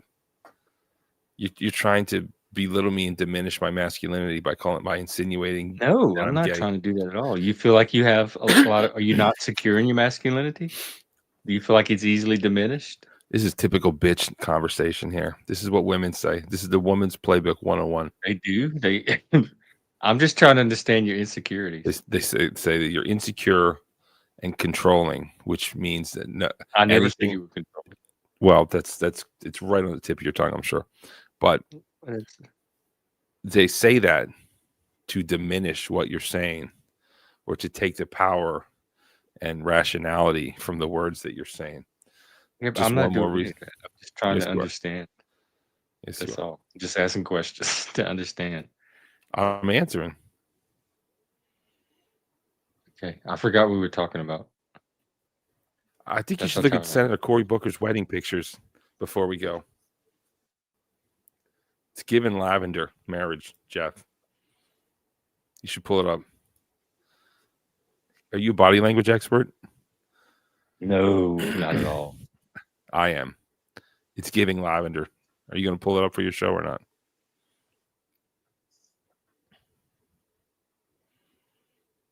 And she, I do think he's gay, except for the fact that I think he has a type, which is the kind of girl that looks exactly like Rosario Dawson, because his wife looks like Rosario Dawson, only hot. Oh yeah, you're right. Oh wait, this is Rosario. This is the other one. No, that's The his wife. replacement. Yeah. Wait, is this not Rosario? It's not. It looks like her. Yeah, it does. What's the lavender stuff? You seriously don't know what a It's fucking hard to lavender tell from marriage wedding is? photos if somebody's gay. Lavender marriage? You don't know what this is? No, I mean he has a lavender ties. No, I've never gotten married. Lavender marriage is when a woman marries a known gay man. It's called lavender Oh, marriage. see, I didn't even know that. Barney, we totally have to do our show. I'm learning so much gay culture from you, more than I even learn off of RuPaul. I'm serious. You are an untapped resource.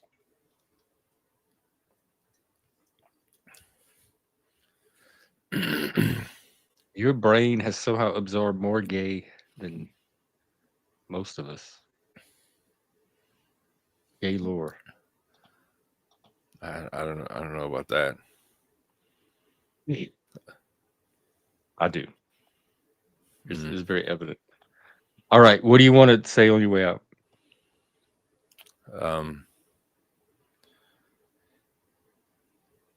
Cory Booker, I got my eye on you. A non-gay eye. You're not. I hope you don't become president, even though you married some woman.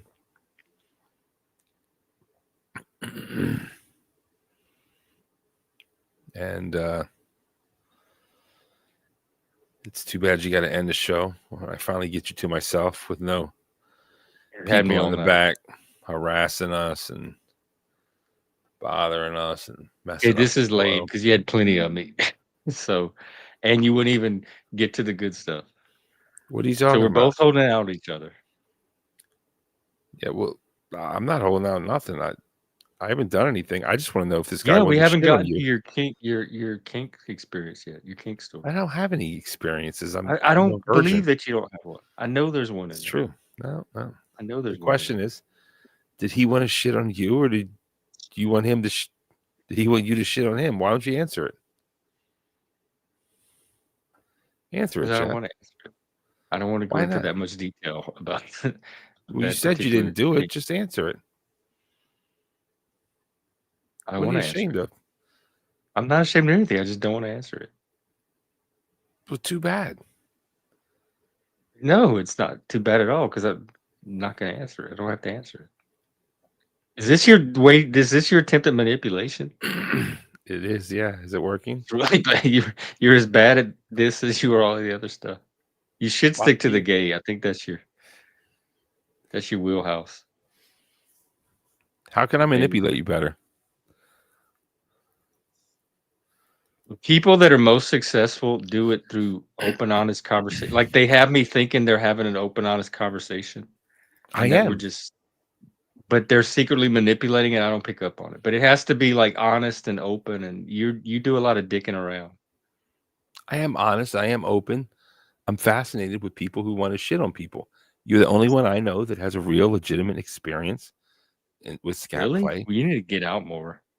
Maybe we can find you some other like scat buddies or something. I don't want to. I don't know. I don't want to do it. I just the psychology. But you're behind it. fascinated enough with it to like seek out the information behind it. Well, I want to know. Also, I want to know like what's your boundary like. That was one of the boundaries. But which one? Like dropping a deuce on him, or he was going to duke on you? All of it. All of it. It's all a boundary.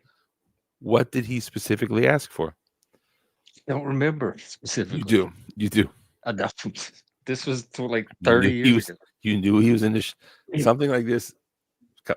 If you forget this, I can only imagine the depravity other of stuff your I blocked sexual out. things that you've done. Because if someone wanted me to drop a shit on them seriously, or tried to shit on me seriously, I would never forget that. I can't imagine how that would even come up. It's fascinating. It's like, I think surreal would be the term to use. I wish you would answer it for me. There was a time, maybe not now, but you could have gone to any leather bar and checked out guys' asses and see what color handkerchiefs they had and find the one with the brown handkerchief. And you could have had this conversation with probably 4 to 8 guys in one night.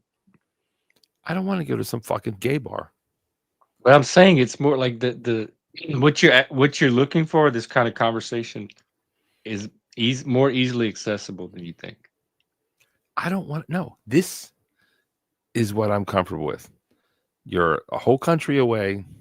I don't have to fucking see you.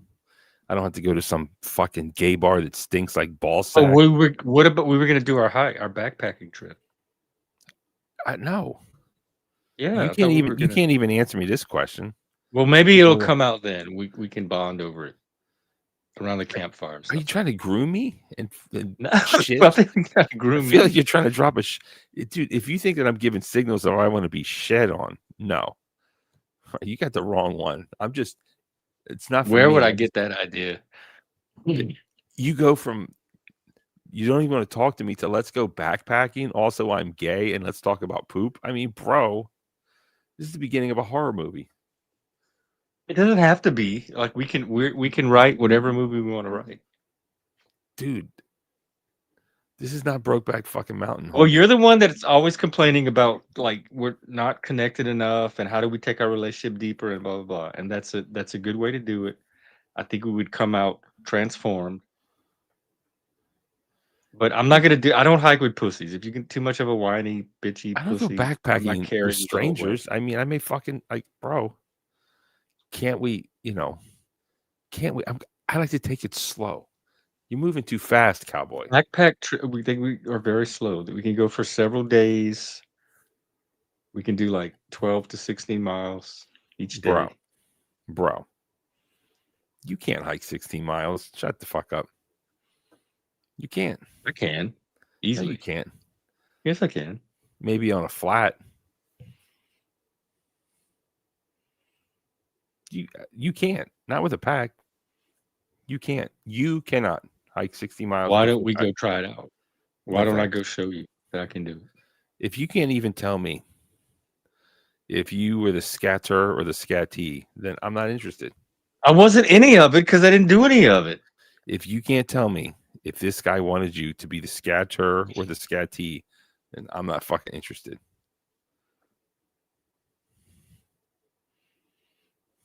You gonna answer my question? No, I guess that's it. Then have a good night. We'll see you next time. Enjoy your lemonade. Take care. I'm gonna play this. I really let down on you.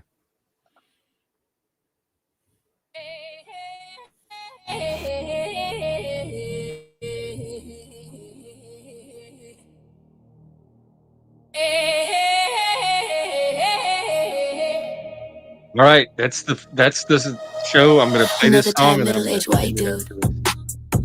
Thanks for hanging out. We'll do it again tomorrow. Maybe not for almost 8 hours, but I'll be out. Here to lecture you with his midlife bro logic. Sir Barnabas, the bootlicker, says he hates the Dathams and the others says, give me all your money and give me all your likes. Sir Barnabas, the bootlicker. Sir Barnabas, the bootlicker. Why am I a bootlicker? Fuck this song. Barnabas, the bootlicker, Fuck says, this song. give me all your money and give me all your likes.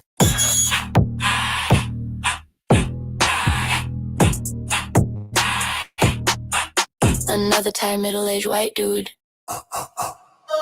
Live streaming in the Panaverse. Here to lecture you with his midlife bro logic. Sir Barnabas, the bootlicker, says he hates the Dathams and the others says, give me all your money and give me all your likes. Sir Barnabas, the bootlicker. Sir Barnabas, the bootlicker. Sir Barnabas, the bootlicker says, give me all your money and give me all your likes. What a world that lets people like him exist. The boomers and the zoomers are too weak to resist. What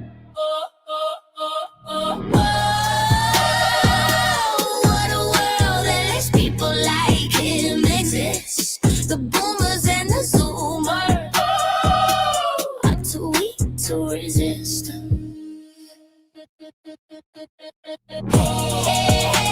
So Barnabas the bootlicker. So Barnabas the bootlicker.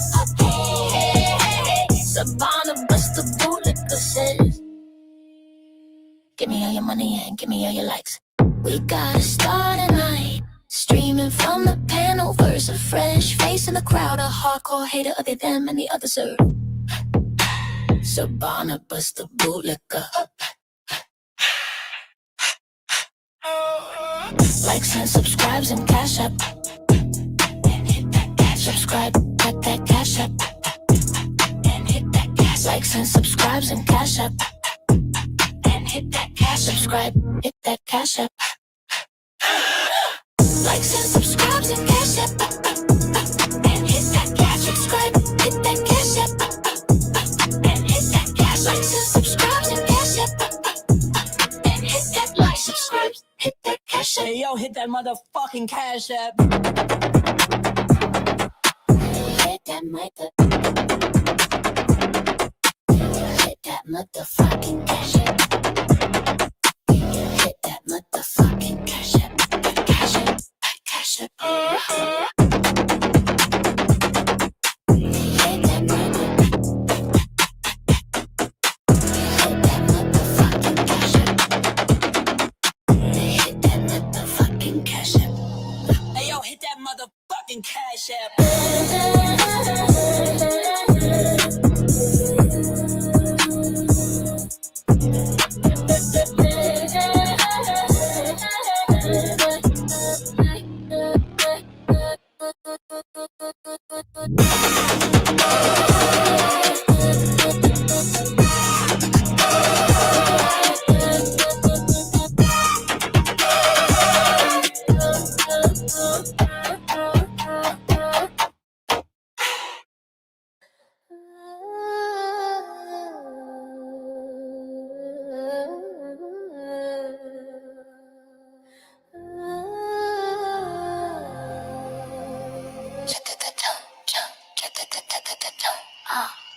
Cargo on the hips, little planet at the hem. Graphics on my chest like a one in a dim. Worldwide drip, LA tag on the scene. Functional pockets, how the galaxy in the jeans. CG type cut, silhouette unlock. I'm a street light ghost with a star-filled walk. Click, pose, upload the proof. I'm the